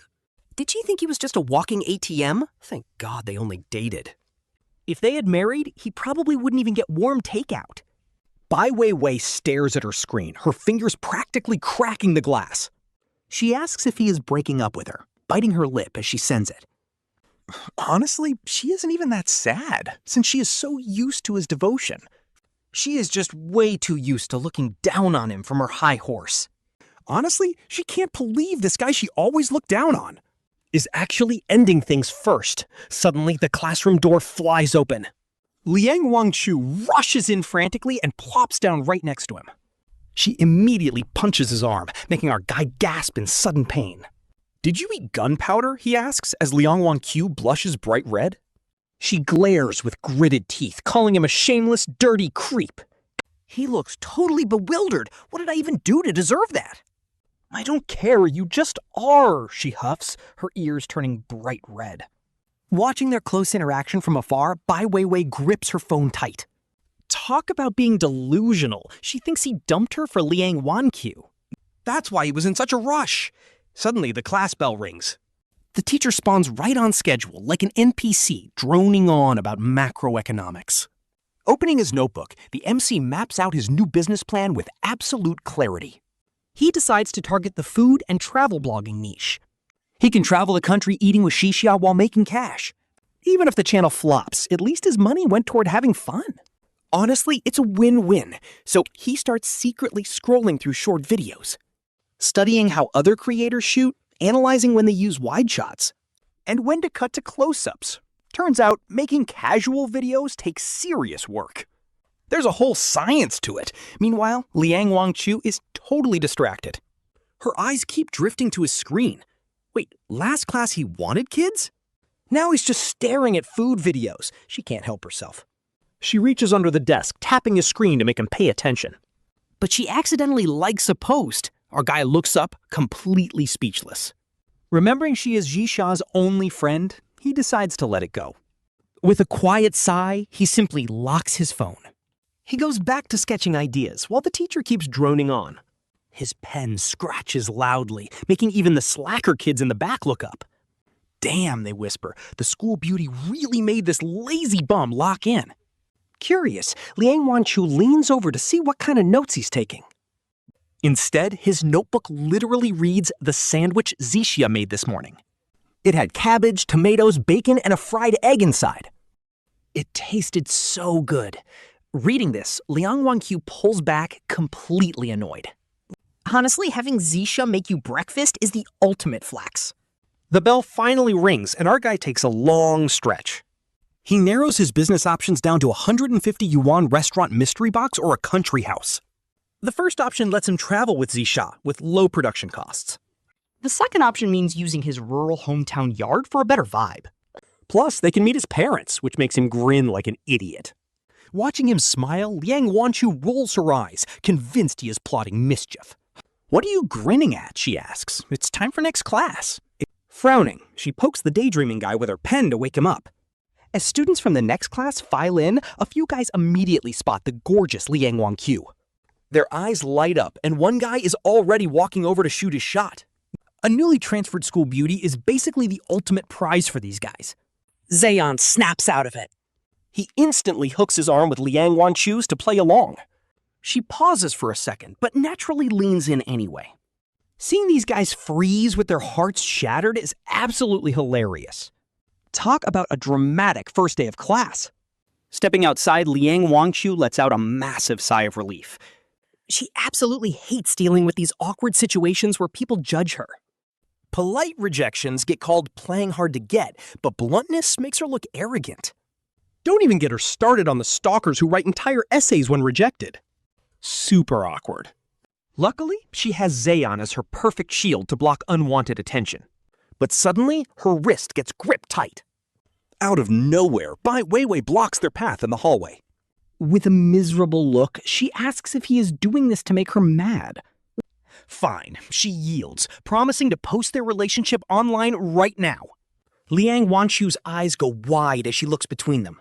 This is wild. She thinks Zeyan is actually two-timing her. Bai Weiwei is pretty, but compared to Lin Zhixia, she is a massive downgrade. Zeyan just scoffs. He reminds her they only have a creditor and debtor relationship. Bai Weiwei freezes while Liang Wanqiu's gossip instincts kick in. The drama is literally fueling her soul. Turning to her, Bai Weiwei warns her not to get fooled. She claims he is only using her to make his ex jealous. Liang Wanqiu steps hard on his foot while keeping a sweet smile. She asks if Bai Weiwei really thinks she can steal him away. Zeyan winces in pain, swearing he will get back at Lin Zhixia tonight. Bai Weiwei looks at him in utter disbelief, asking why she would ever like a guy like him. Liang Wanqiu literally starts counting his flaws on her fingers. She lists how he is lazy, flirty, and a total troublemaker. Zeon's face turns completely dark as she keeps going. He is offended, but she quickly adds that he has great qualities too. He has charms, she insists. He dryly asks if not having smelly feet counts as a charm. Liang Wanqiu sheepishly pulls her foot back, looking so much like Lin Zhixia. Zeyan almost reaches out to pat her head before catching himself. He awkwardly scratches his neck instead, then turns to Bai Weiwei. He asks why she keeps bothering him when she never actually liked him. Did she just want her human ATM back to fund her shopping? He is done spending thousands of dollars just to get treated like trash. How does she think that is a relationship? Or does she want him begging her to eat breakfast and waiting hours for a single-word reply? Zeyan laughs bitterly, realizing how pathetic he used to be. He grabs Liang Wanqiu and walks away without looking back. Watching him walk away, Bai Weiwei's eyes well up with tears. This time, she knows she has truly lost him for good. Our boy and Liang Wanqiu sit down in the front row, but the original soul's lingering feelings are still messing with him. That argument with Bai Weiwei left his chest feeling tight, and Liang Wanqiu quietly watches his expression. Honestly, Liang Wanqiu is pretty sharp. He's already pieced together the whole situation from that quick chat. It was a totally toxic, one-sided relationship where our MC did all the heavy lifting. Bai Weiwei just took it all for granted, but now that they've finally broken up, she's the one who won't let go. Liang Wanqiu slips him a text under the table, telling him not to be too sad. Our guy just shakes his head. Not sad, not even close. He just feels bad for the original owner who wasted so much effort. Meanwhile, Bai Weiwei sits in the back, eyes turning red. Suddenly, her stomach starts cramping up bad because she skipped breakfast again. It instantly reminds her of how our MC used to bring her breakfast every single day, knowing she had stomach issues. He always kept stomach medicine in his pockets just for her. Now, cold sweat pours down her face. She bites down on her lip, her eyes unconsciously staring at our MC's back. It's only now that she finally realizes what she actually wanted all along. She just wanted to keep leeching off his care without ever giving anything back. Classic user behavior, honestly. The pain eases. She grabs her phone. She texts her male bestie, Lu Zeyan, complaining that she skipped breakfast and her stomach is hurting. He replies instantly with some cheap sympathy, telling her to eat on time next time. And of course, Bai Weiwei falls for it, thinking, see, someone still actually cares about me. She changes the subject, asking if he is registered at the school yet. He texts back saying he wants to surprise her so they can see each other every day. Seeing those words makes Bai Weiwei temporarily forget about her pain. She even starts looking forward to sharing campus life with her beloved bestie. She looks up and glares at our MC, thinking he never understood what she truly needed. She wants emotional value, not his basic breakfast and cheap snacks. The audacity of this girl is honestly wild. But then another sharp spasm hits her, and the pain makes her think of something she didn't expect. She remembers the warm soy milk our MC used to bring her every single day, without fail. It's a massive, brutal contrast to the totally empty comfort Lu Zeyan is giving her. So she hesitates before texting him, asking if he can bring her breakfast tomorrow. But Lu Zeyan instantly fires back a game-skin poster, hyping up the new season. He tells her to just sweet-talk her boyfriend into buying it, promising to carry her in matches tonight. Promising to carry her in the game, Bai Weiwei's fingers completely freeze on the screen. She types and deletes her message over and over, but finally asks him about the breakfast again. But the guy immediately fires back a list of excuses about sleeping roommates and long cafeteria lines. He even claims his scooter is dead, finishing it off by asking if she is going to be mad. Bai Weiwei's chest tightens. She digs her nails deep into her palms. Let's not forget, RMC delivered breakfast for a whole semester in rain or shine without a single complaint. When the bell finally rings, a stomach pill and a piece of bread are suddenly dropped on her desk. She looks up in shock, only to see our MC's totally cold expression, telling her that the medicine costs 1.2 yuan. He adds that the bread is from Liang Wanqiu, so it's free, but she better not try to stiff him on the pill. Just like that, the regret hits. Tears start streaming down her face. During class, Liang Wanqiu's eyes keep darting around.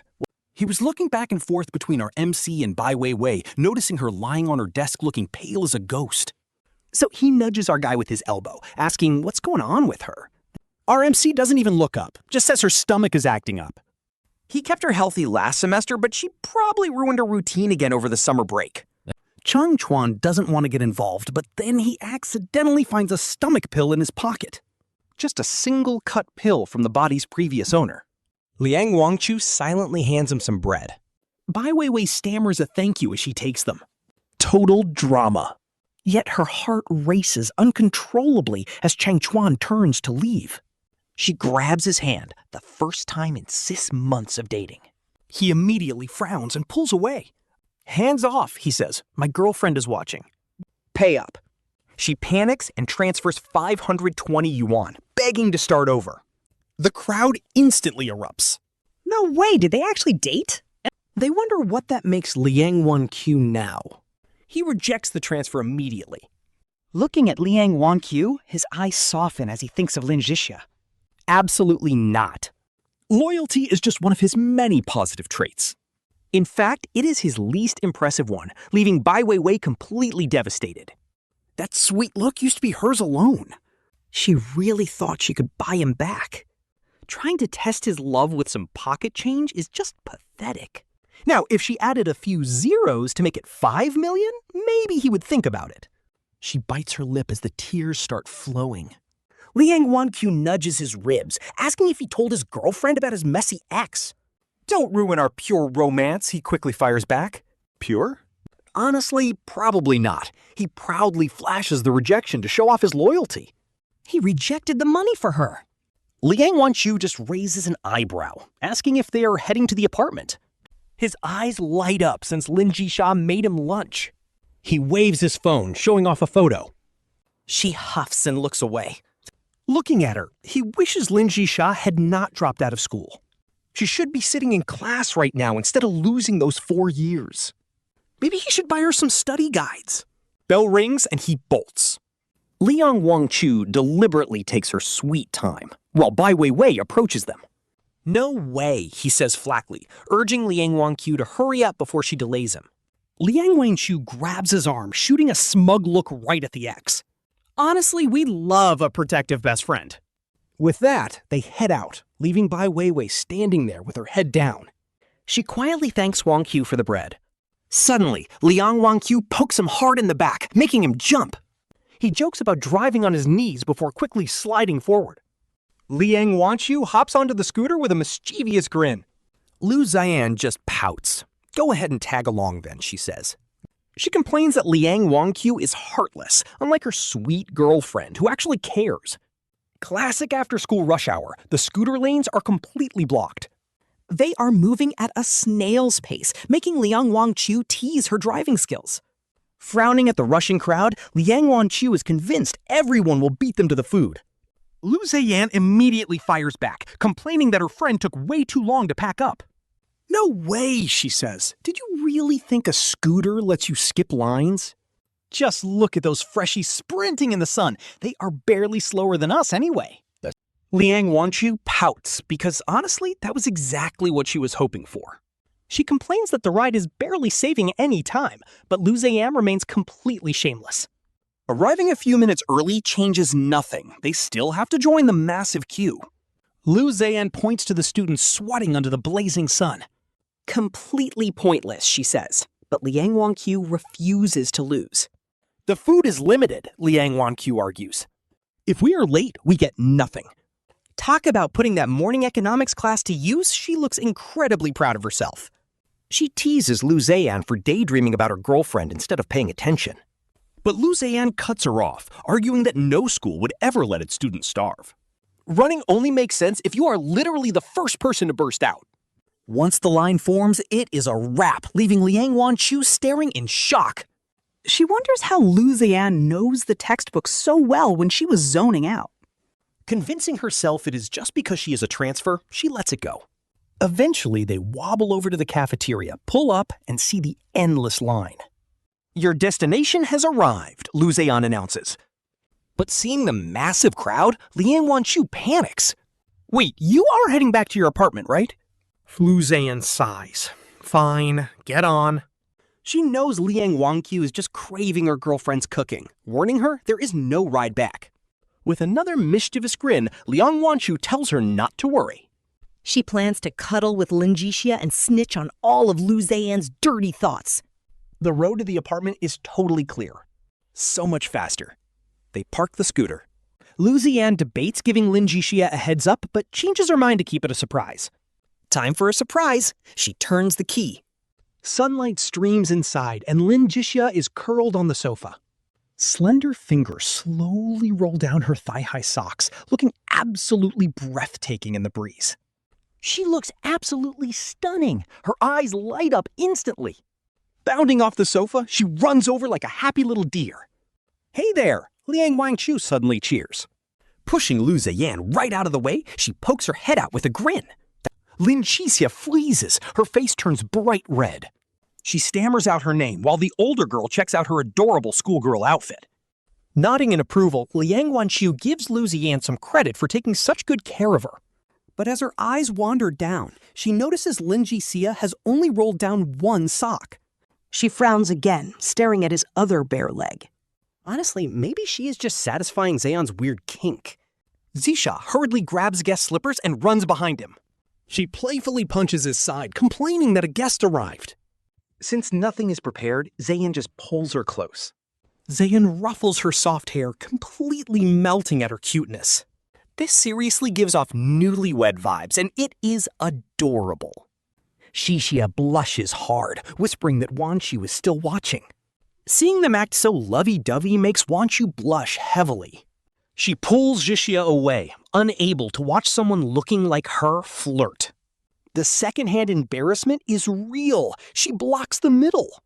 She glares at Zeyan, warning him to back off. Tell him no touching, so our boy raises his hands. Zeyan glances at the table, wondering if there is enough food. Who is a freeloader? Wanqiu lifts her chin high. Wanqiu boasts that Zhixia cooked this for her, not him. Zhixia just giggles and nods, teasing Zeyan along with her. Grabbing Wanqiu's hand, she proudly brings her first friend home.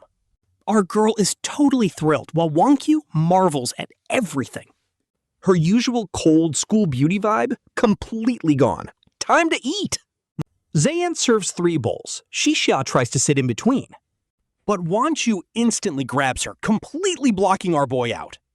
The simple table has stir-fried cabbage, stewed pork, and soup. Wanqiu sighs, calling Zhixia the ultimate perfect housewife material. She eagerly shakes Zhixia's hand, while Zeyan grabs some cabbage. He totally agrees, asking Zhixia if she studied editing today. Zhixia shrinks back shyly, admitting she only learned a bit. But then she pouts, complaining that taking photos takes forever. Plus laundry and cooking. Wanqiu immediately jumps to her defense.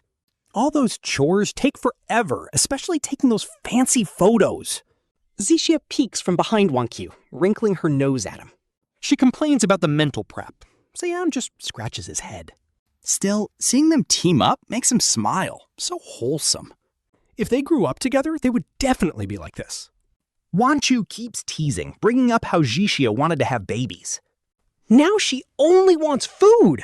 Zhixia's face turns instantly red. She hides behind Wanqiu, stealing a glance with watery eyes.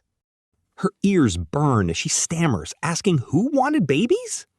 Granted, she did fantasize about it once, but still. How did Wanqiu find out?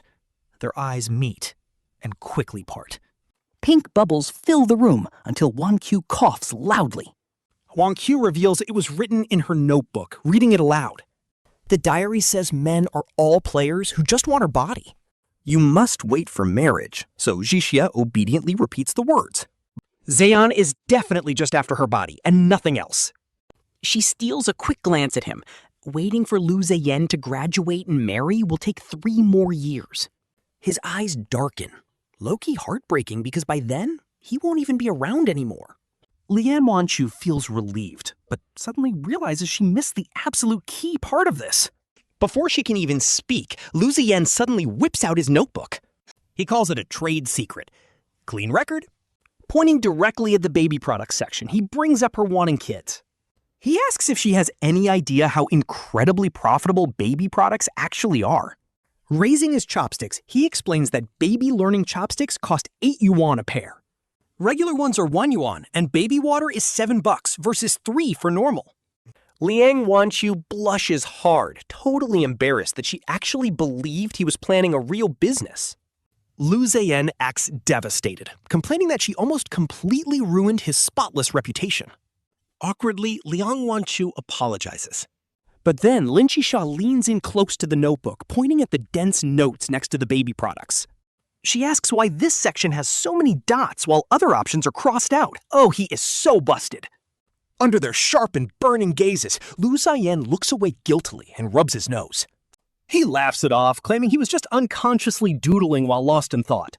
He says more dots mean he considered it longer, but they see right through his act. Instantly catching on to his real desires, Lin Zhixia's face turns red. Honestly, this couple is too cute. She looks down and bites her lip, her tiny fists clenching nervously against her thighs in embarrassment. Realizing Lu Zeyan definitely wants babies after all, Liang Wanqiu wrinkles her nose and chucks a sofa pillow straight at him. She complains about actually believing his business talk, then wraps her arm around Lin Zhixia to head upstairs. She tells her sweet sister Zhixia to completely ignore this absolute creep. Napping time, she snorts back. She tells him to wash the dishes as punishment, but Lin Zhixia softly whispers a reminder. She reminds her that Lu Zeyan always cleans up, prompting Liang Wanqiu to pinch her cheek in playful frustration. Lu Zeyan suddenly grabs Liang Wanqiu's used dishes and gasps dramatically. Talk about a total menace. He jokes that these are the school beauty's authentic used utensils and suggests keeping them as a family heirloom. He says they can tell their kids Auntie Liang used them, and they might even become valuable antiques. Liang Wanqiu freezes in her tracks, absolutely stunned because she has never seen anyone this shamelessly bold. Calling him a total creep, she snatches the dishes back, her ears flushing red. Whistling, Lu Zeyan retorts that she wanted to sleep in his bed on her very first visit. He asks who the real creep is before walking over to pinch Lin Zhixia's nose. He calls her a little traitor for getting kidnapped so easily, but she softly denies it. Lin Zhixia gently bumps her head against his chest, so he suddenly scoops her up bridal style. This is peak romance. Wiggling his eyebrows at Liang Wanqiu, he announces he is going to join Zhixia for a nap. He leaves the couch for her while Liang Wanqiu rolls her eyes and heads to wash the dishes. Hearing Lin Zhixia's happy giggles from upstairs over the running water, she sighs that her advice today was completely useless.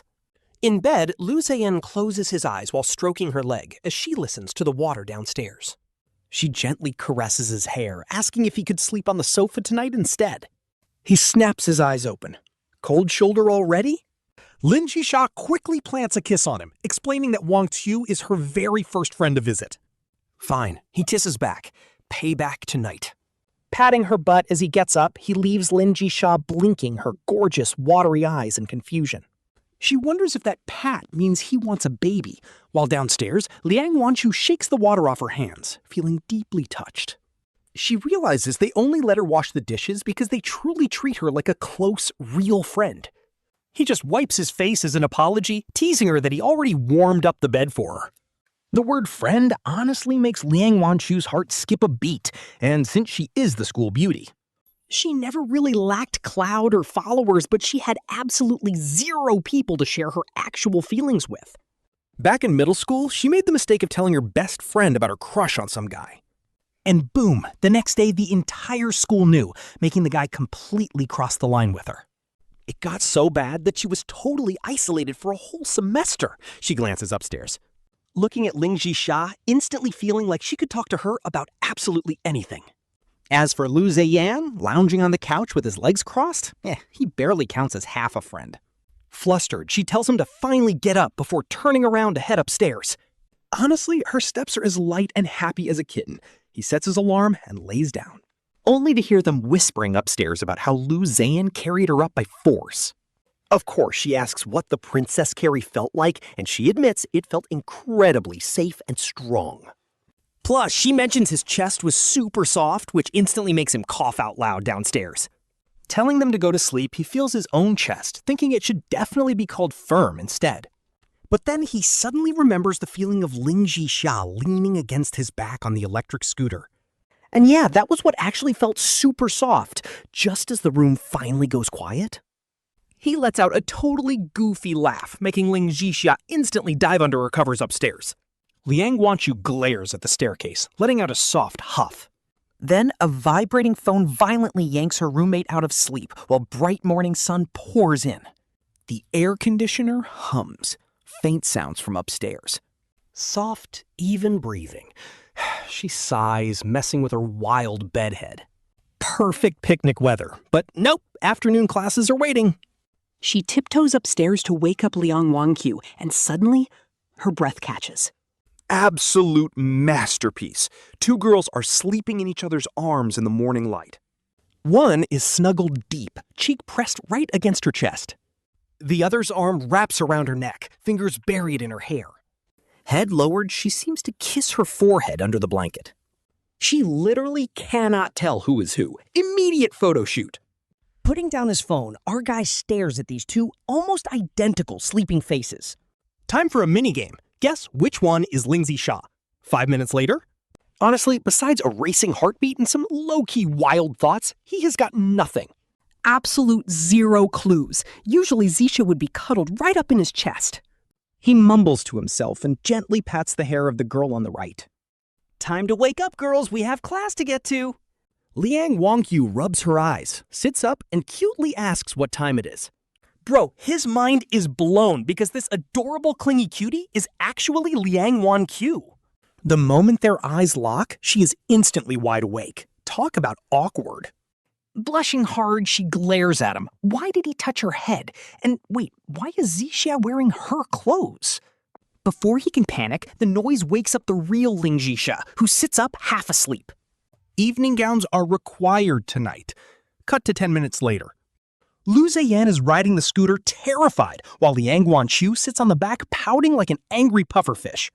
She complains that they look totally different, asking if Lu Zeyan mistook them on purpose? Lu Zeyan shrugs her shoulders, insisting she really couldn't tell them apart, and offering photo proof.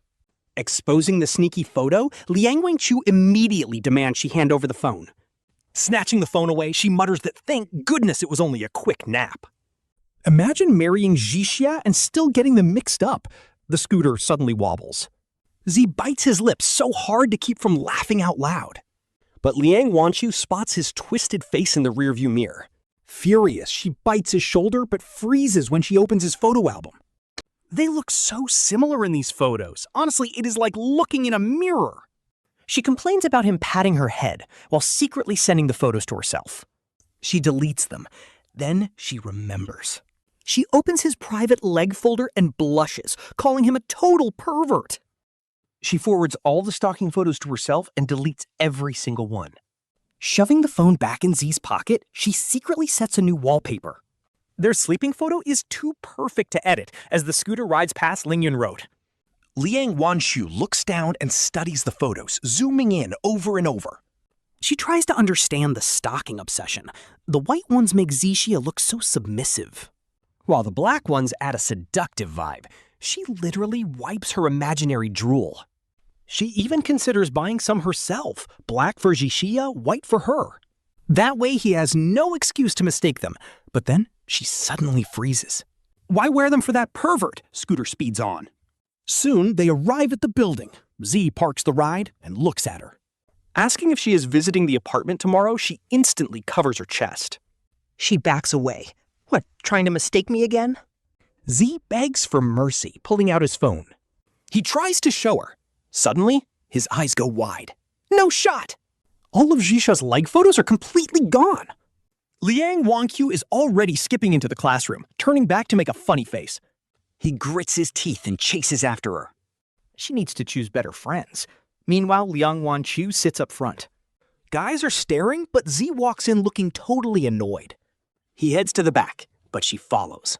Wanqiu taps his desk, demanding to sit together so she can monitor his studying. Z rolls his eyes. He bought her lunch, and she deleted his Holy Grail collection. Want those photos back? She leans on his desk and teases. Z's eyes subconsciously drift down to her long legs peeking out from her skirt. Is this her way of making it up to him? Honestly, they look identical. But the one he loves is definitely Zhixia. Pervert. Wanqiu gasps, holding down her skirt. Her face turns completely red. I meant I would give you back Zhixia's photos. Just then, his buddy Chen Keizan hooks his arm. What photos did the school beauty delete? Z tells him to flush his dirty mind. Z pushes him away. Your brain is totally empty. As Wang Guorong laughs along, Zhe explains they were just normal, everyday pictures. The Chen Keizan whips out his phone, showing off his candid shots of the school beauty. Flawless from 360 degrees, whether she is sitting elegantly or looking away. There really isn't a bad angle. Z, why don't you go sit in the front? Don't block my progress, Chen Keizan winks. Z grabs his books and, after playing a few games, walks over to Liang Wanqiu. He asks to sit on the inside, and she begrudgingly makes room. Lin Zhixia secretly texts our boy, and yep, those spicy leg photos are still in the chat. He gives a knowing smirk, because honestly, who could blame him? Nobody is turning down Lin Zhixia's leg photos. Even the school beauty herself is staring like, what on earth are you looking at? Liang Wanqiu blushes and glares, telling him to look at his own legs next time, but our boy just whistles. I did not, Liang Wanqiu stutters, completely shrinking back into her seat in embarrassment. The class bell rings, and he immediately texts Lin Zhixia to brainstorm their next viral video concept. It is either a 150 yuan restaurant blind box or a country house DIY, leaving her totally torn. She always dreamed of a cozy garden yard to grow veggies, but traveling around also looks incredibly epic. Traveling sounds pretty expensive, so she is just about to vote for the cozy farmhouse option. But then another text from our MC pops up, telling her to think again.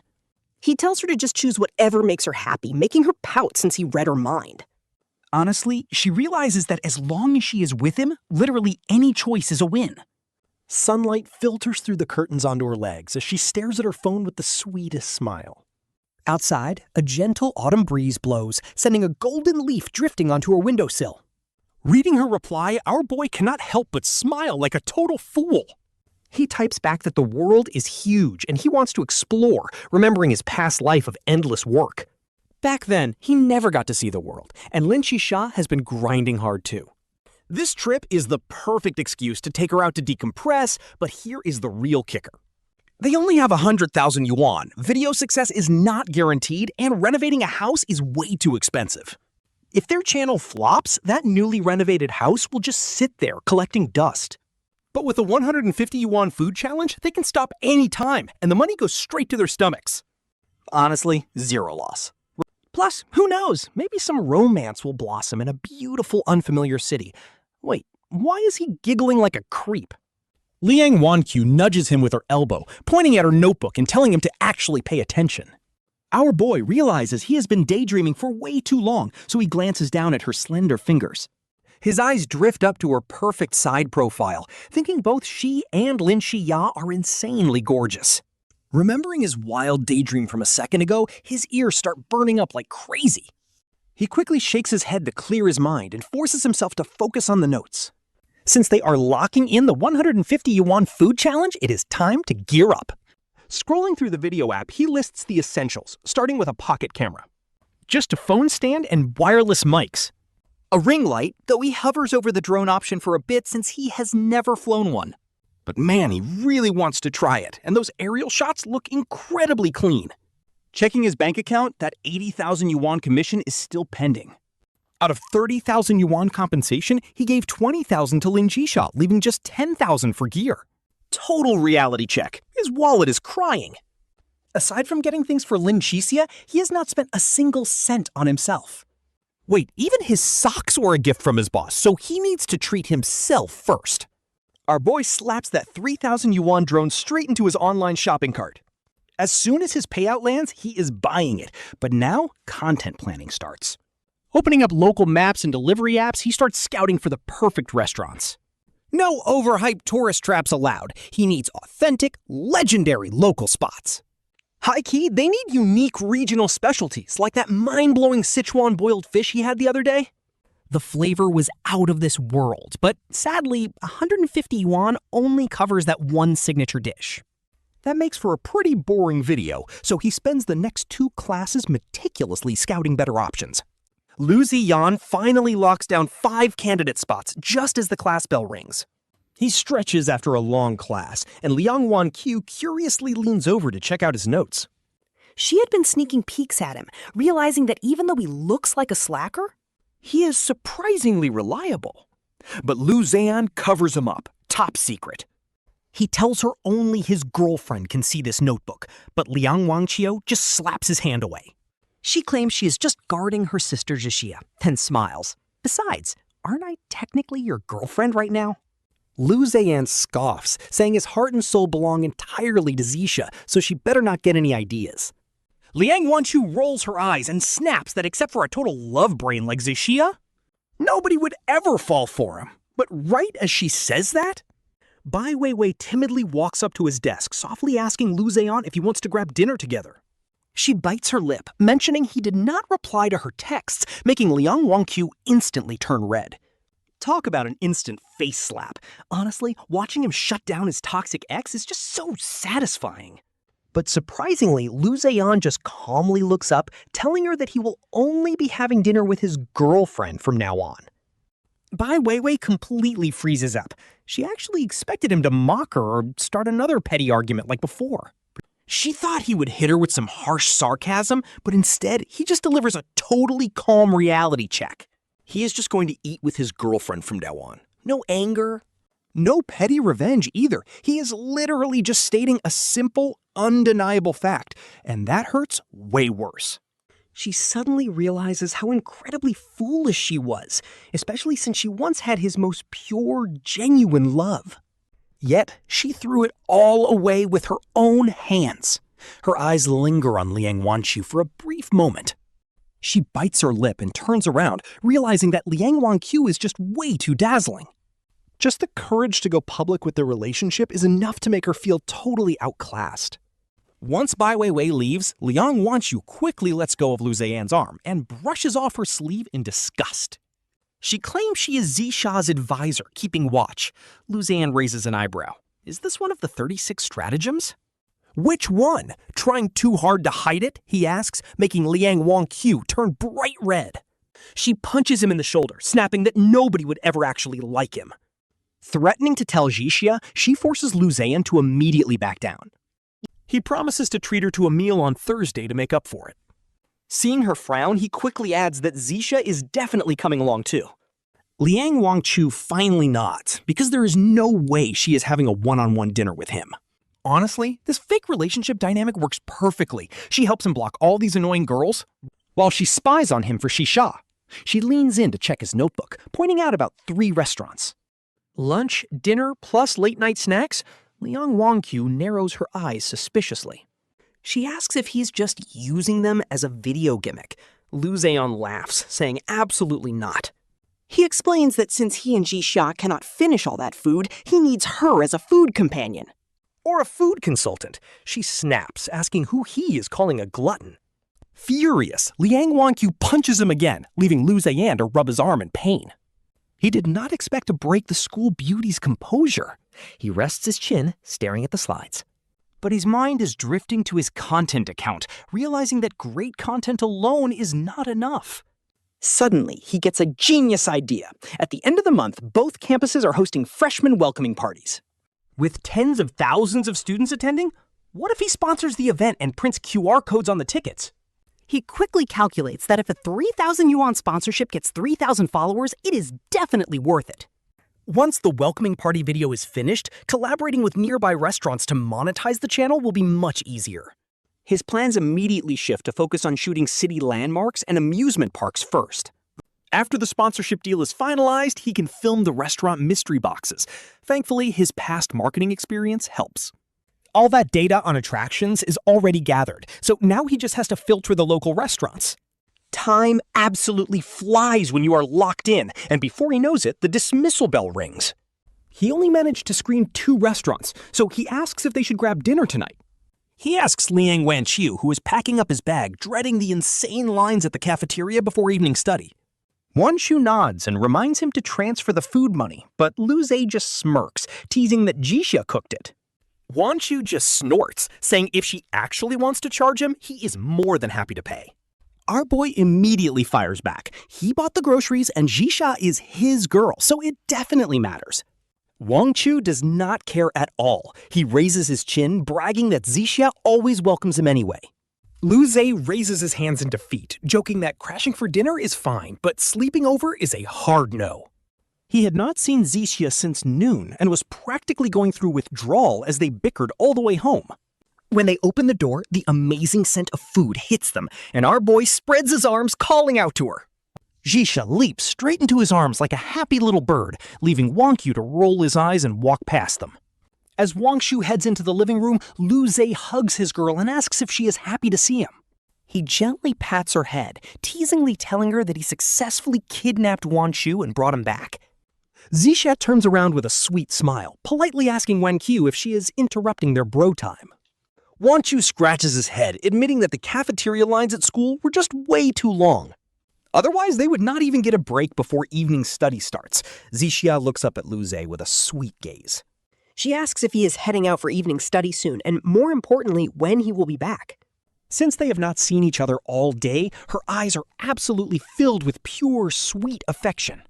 Hearing about evening study, our boy's eyes dart around as he instantly debates whether he should just skip class.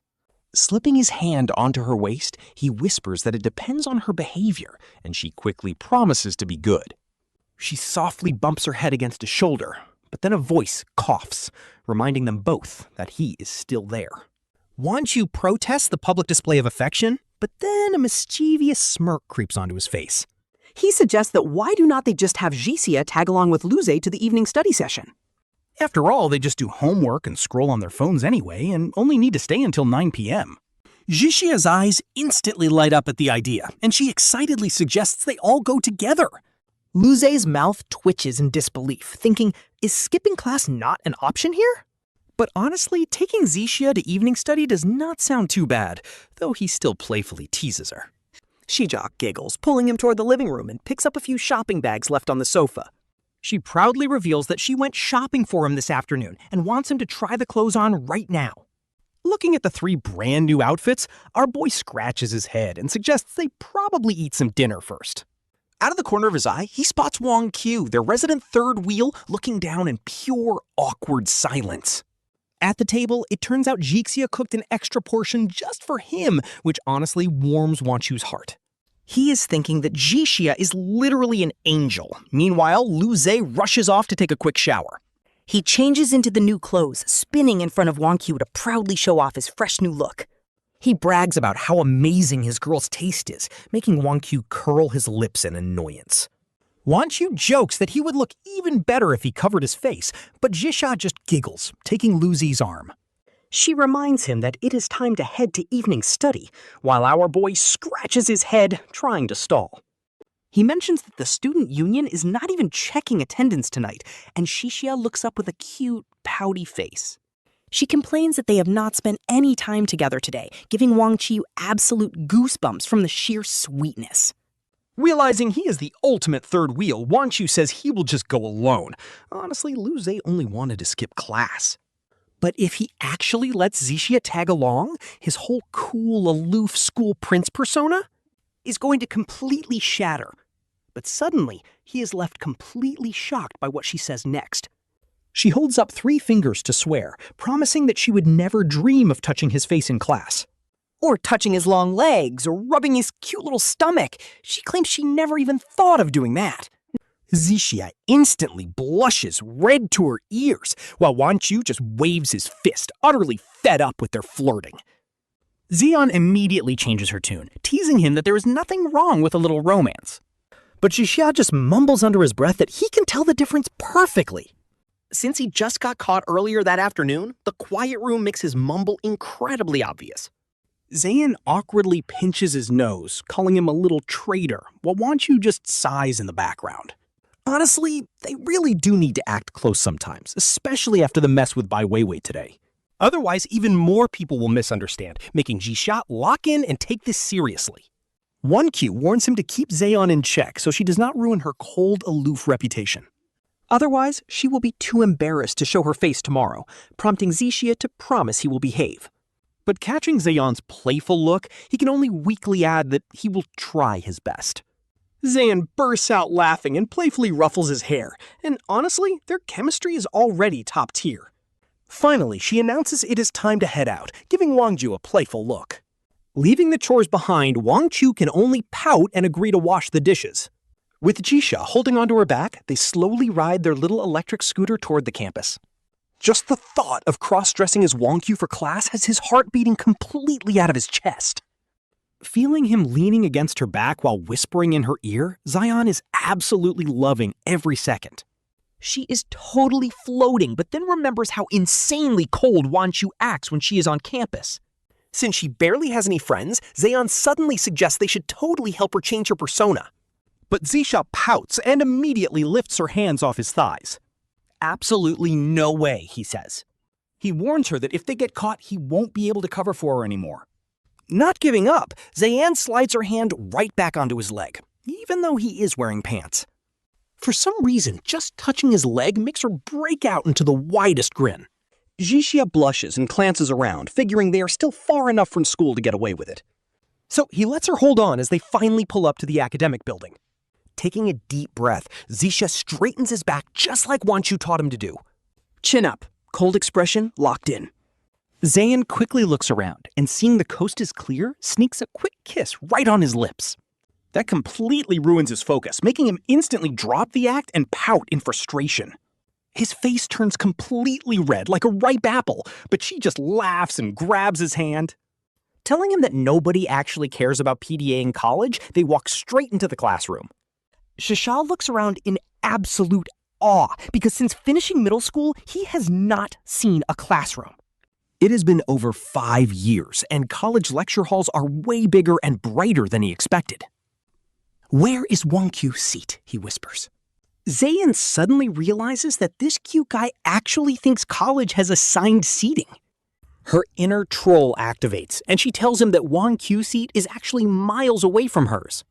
She even claims he will be sitting next to some Massive burly guy, enjoying his instant panic. Holding back her laughter, she offers to go negotiate a seat swap for him. She leads him to a quiet corner seat, but Zhixia is still nervously clutching his shirt. He begs her to make the switch, admitting he is totally terrified. Leaning in close, Zeyan points to her cheek, making his eyes dart around nervously. He looks around at all the classmates who seem focused on their books, totally conflicted. He softly begs her to wait until they get home, so she demands 2 kisses later. Zeyan ruffles his hair and confesses there are no assigned seats, and honestly, her teasing is unmatched. Realizing he got played, Zhixia playfully grabs her hand and bites it, saying Sister Wanqiu was right. He complains that she only knows how to tease him, while Zeyan just affectionately pinches his cheek. With her aloof persona about to crumble, Lin Zhixia quickly tries to keep a straight face. But then gasps start echoing from the back row. Turns out these model students aren't actually studying. They're absolutely spamming the boys' group chat, typing that Az's hand is definitely on Wanqiu's leg. The school beauty looks even cuter when she blushes, you absolute beast! Let her go! Let me take over. Lin Zhixia grabbed his phone to play games, but seeing those texts made her face steam.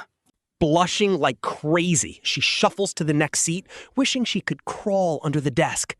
He was stroking Lin Zhixia's thigh, feeling inspired, when she suddenly pushes him away. Confused, he scratches his head while Lin Zhixia puffs her cheeks in annoyance. She pokes his chest, telling him to sit on the outside because he swore nobody would see. They were totally caught. Glancing back, the boys in the back row were all sitting tall, looking proud like they just won a major war. Fine. He helplessly scoots back to his seat, telling her to play some games for now. He focuses on his homework, though Lin Zhixia secretly hoped he would persist a bit more. After hesitating a bit, she slides right back to him, resting her head on the desk to play. Game notification pings start going off as the boys frantically spam her with team invites. "Can I play with them?" she asks, gently tugging at his leg. He glances at the screen, then at the classmates pretending to study like total ostriches in the back. But since they are basically trying to steal his girl right in front of him, he leans in. If anyone starts acting smooth, she has to tell him. Hearing this, Lin Zhixia blushes hard. She instantly rejects every invite and chooses to solo queue instead. Once the match ends, she angrily starts hitting him. His account doesn't even have her main heroes, leaving her with an embarrassing 1-9 score. Calling her a little noob, he ruffles her hair and promises to carry her after finishing his homework. Lin Zhixia nods heavily, determined to win back her ranked stars.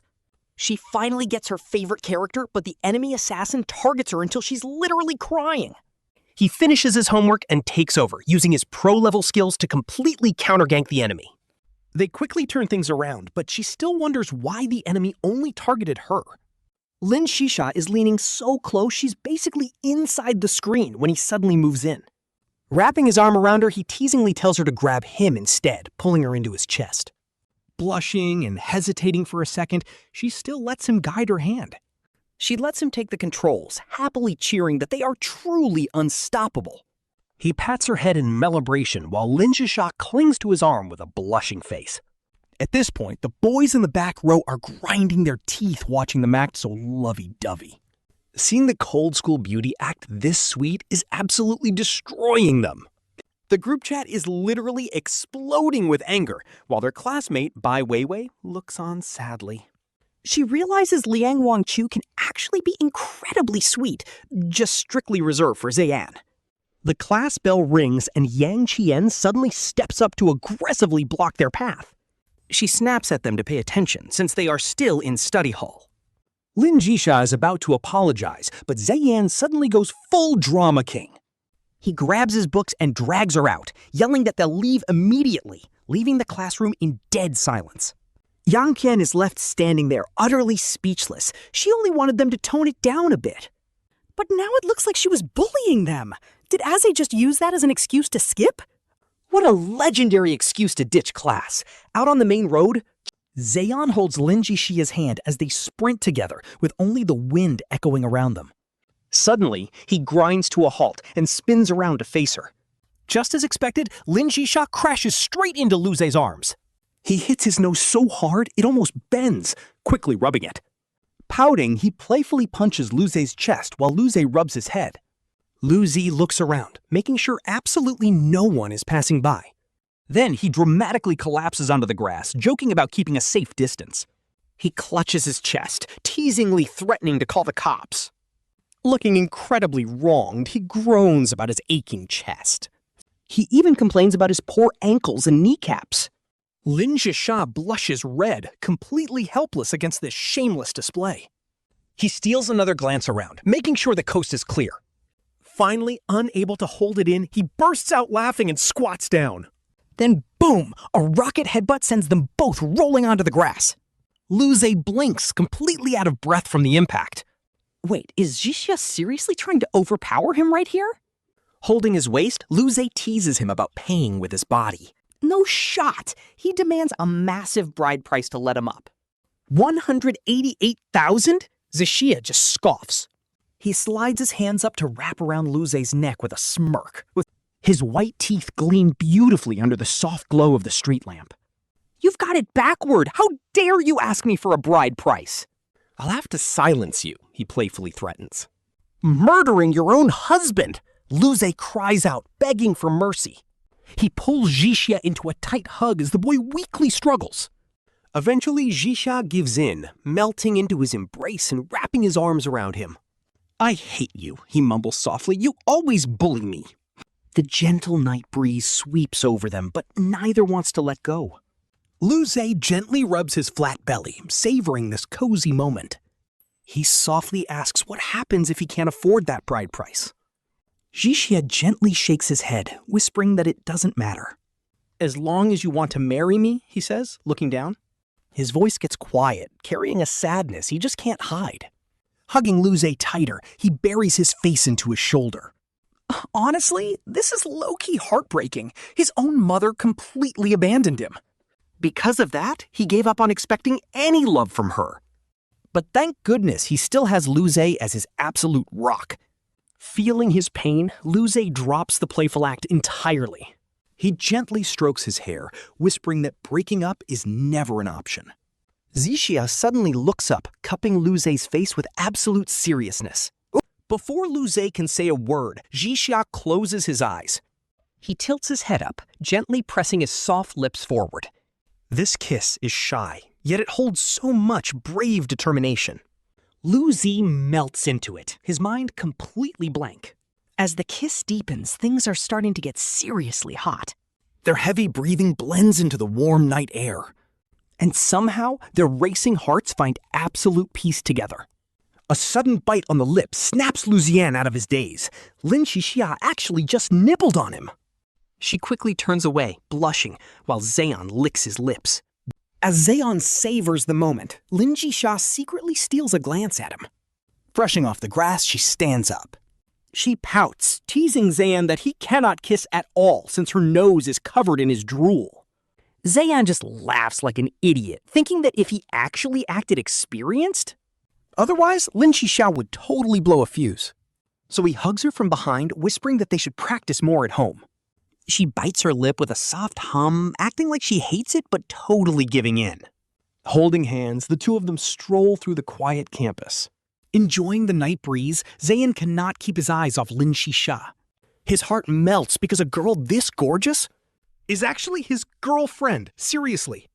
She desperately tries to save her serious reputation, but then she notices all the passing students, staring at them with sheer shock and envy, making Lu Zeyan let a pretty smug smile slip onto her face. Talk about a major flex. Meanwhile, Lin Zhixia keeps her head down. With blushing red cheeks, she happily skips along the path, kicking random pebbles as she goes. She knows Lu Zeyan is watching her, and she originally wanted to maintain Liang Wanqiu's icy, aloof reputation. Yet somehow she ended up acting like a totally cute, giggling young girl instead. It is definitely a bit childish, but she is absolutely sure that to Lu Zeyan, she must look incredibly adorable like this. After walking together, Lin Zhixia tilts her head, blinking those watery eyes as she looks up at Lu Zeyan. She asks what's next, prompting Lu Zeyan to quickly check the time. There is only 30 minutes left before 9 p.m., prime time for a late-night food street run. It is the perfect bribe to shut up Liang Wanqiu, especially since Lin Zhixia shattered her cold, aloof reputation tonight. But right before she can suggest it, she stops mid-sentence as a thought hits. Tonight is the Student Union Freshman Seminar, and since Lin Zhixia never got to go to college, Lu Zeyan wants her to experience campus life to the fullest, so she points to the nearby building. So basically, the student council is holding a massive presentation down on the first floor. Lin Zhixia immediately grabs Zi's arm, asking if they should go check it out. She smiles sweetly and takes a deep breath. Then she instantly puts on this hilariously fake cold face, telling him not to tease her. Gotta keep up appearances, right? Meanwhile, the dim administration hallway is pretty sketchy. Z holds her hand tightly as they squeeze past a crowd of class presidents waiting outside. They look like nervous parents watching their department newbie struggle on stage. Wait, is that Zeb? The seniors spot them. Their eyes go totally wide, and one guy literally rubs his eyes in disbelief. After some teasing about kidnapping her, Z playfully punches his buddy Wang Jie. Our turn? Chen Yu is last. Wang Jie sighs, pointing inside where all the freshmen are already totally glued to their phones. It is a tough crowd. Suddenly, Lin Zhixia ducks right under Zay's arm.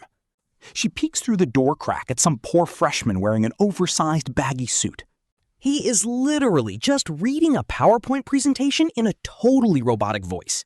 Her eyes light up, tugging his sleeve. Wearing a suit would make you look way hotter, she says, so Z smugly ruffles her hair. He winks at their boss Wang Jie, asking if he was recruited to the startup club. Solely because of his looks, which Wang Jie completely agrees with. Wang Jie strokes his imaginary beard, claiming their department's good looks are literally legendary.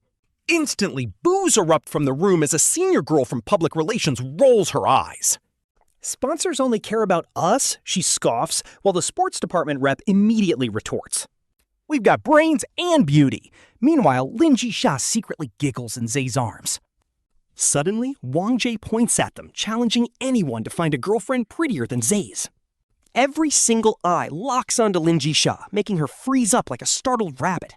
She buries her face in his shoulder as Z smirks, teasingly saying he's not greedy.